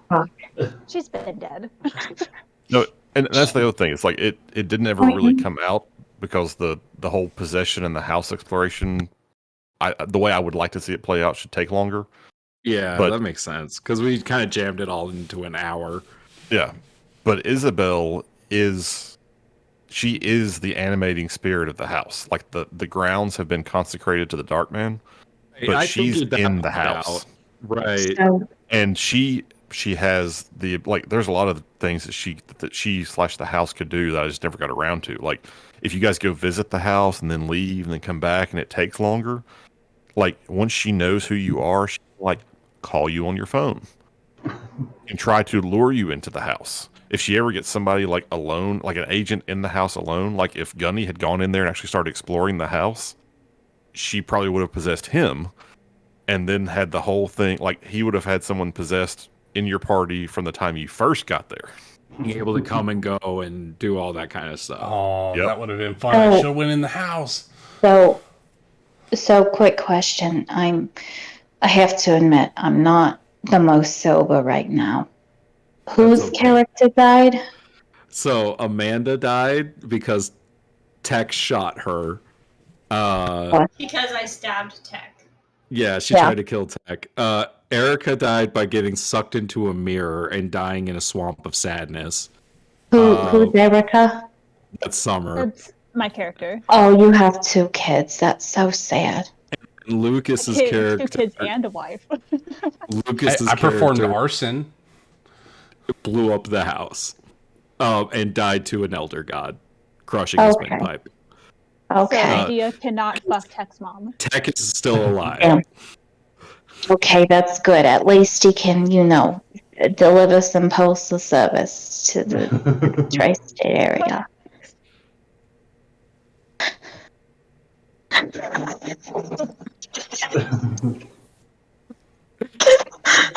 That was a fun session, Ben. Thank you. Yeah, that was It was- cool. it was but really you fun. scared the shit out of me with that phone call. All the fucking mirror shit. That's a paranoia I've got. That's some rubbing upside me down. all the wrong ways. Yeah, I'm no. gonna have to fucking cover all the mirrors in my life now. But thanks. I was already weary of mirrors, but fuck that. I think I my mean, favorite Gunny thing. knows how to handle mirrors. My favorite thing Clearly is not. definitely when Anton Ture, like, and Anton is just trapped in there. Like, that's the other thing. It's like all these other people who died in Yeah, the house. just getting They're just trapped murdered. there. Yeah, Yeah. they're just like, it's actually written that Isabel, like, her pain and everything was banished into this sort of shadow realm by the witch lady, Yeah. and by So, refusing to sign the book of the Darkman, it all like came back to her. But once she died, she ended up trapped on the other side, and she's still got all this pain and anger and sadness, and she constantly is trying to feed off of the joy and everything in everybody else. That's To what I try put to- together. Once I took that phone call, I put it all together. I was just like, oh, this all makes sense. Shit! wait, I- there was a phone call? Yeah, Oh, a really really? freaky phone call. Oh, God, you must have had such fun. Voice modulators. I think it's very interesting that voice was, oh my god, that was awesome. so cool. I think that it's very funny that Gunny had the right idea going in, but we weren't running that part of the module. If we Well, would have known about the Elder Sign, Gunny was trying to stop the reflections. And if we would have done the Elder Sign route, he would have, done that where he could. Yeah. So I'll take that as a win for Gunnery Sergeant John Briggs. That's so spooky scary. Well, I don't think his wife is going to take it as a win. She had a good long life. That's all right. How old was Gunny? 56. Oh, that's so sad. He was gone too soon. Oh my god, Don't I worry. can't believe I killed Amanda. I can't believe she just stabbed you. Okay, ask Ryan. I was literally shaking. I was like, If- I don't want to do this. If anybody's going to do backstabbing, it's going to be Amanda. I feel like I to be portrayed ready it decently enough, though. Oh no, you did great. It And was- Ben actually gave you too many, because I was just going to go upstairs and be like, oh yeah, no, I figured out what we need to do. It's upstairs, and just have you go upstairs and then stab you. But he's like, no, here's all this information. I was like, Ben, stop giving him information. I'm just going to go kill him upstairs real quick, and we'll be done with it. No, I It's was like trying a to domino effect of death. I was Yeah. trying to establish a basis for him to be distracted so that when you tried to kill him, it would work. It was very cinematic. I had the whole thing, like, you know, like book in one hand, phone in the other, right? She fucking stabs him, drops the phone, pulls out his gun, fucking shoots her. It was super, Like, and just fucking like crit, like, oh my god, I have 11 hit points and you've got 10. I was like, oh, Oh, she's shit. dead. yeah, I have a heavy gun, so I was like, Tech don't fuck around. Tech is carrying mech. That's what happens when you bring So- a knife to a gunfight. Gunny looked Yes, up you his know- motivations. If Charlie was here, Charlie definitely would have gotten possessed. God no, Charlie would has have an no appropriate No, but respect then we for, would have and racist I stuff. don't even amount of think people.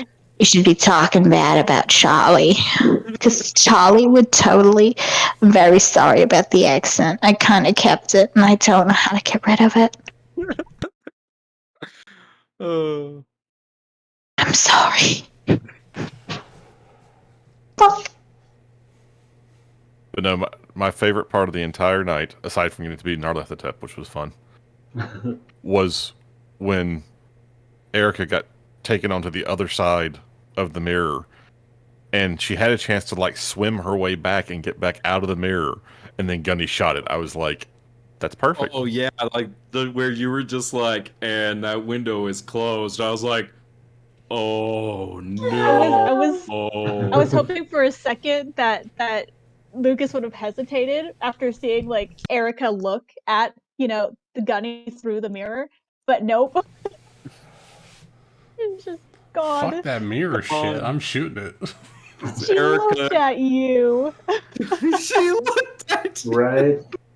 I specifically saved- said, I specifically said that you looked at him, hoping that he would think, "Crap, that's actually the possession thing." I Like, what- did, and I was like, I don't want to be possessed. I'm gonna shoot the damn mirror. Once he threw out the idea of shooting the mirror, I was like, "How can I play this up so that he kills her? That'd be awesome." That'd be awesome. I'm I just gonna make the party members kill each other. I did nothing. exactly. I mean, Gunny lived up to his motivations. He protected as many as he could under his command. So I got 2 out. All right, well, guys, I'm glad I finally got to do the creepy haunted house thing for you. It was thoroughly creepy. It was. I shit my pants.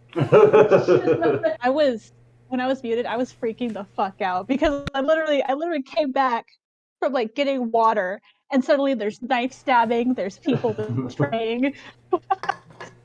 Blood. And can I just say a dedication? It's 11 o'clock, and you too, Lucas. Amazing. Thank you, Rachel. And with that, I'm going to have to Yes. call it a night so Thank I you. can go to sleep Have a and good go to work in night. the morning. Good night, night. everyone. Good night, Thank you, everybody. Ben. Not everybody. Thank you, Ben. Sorry for dropping in. No, you're always welcome. Just like the mailman to drop in after hours On a Sunday. on a Sunday. Right.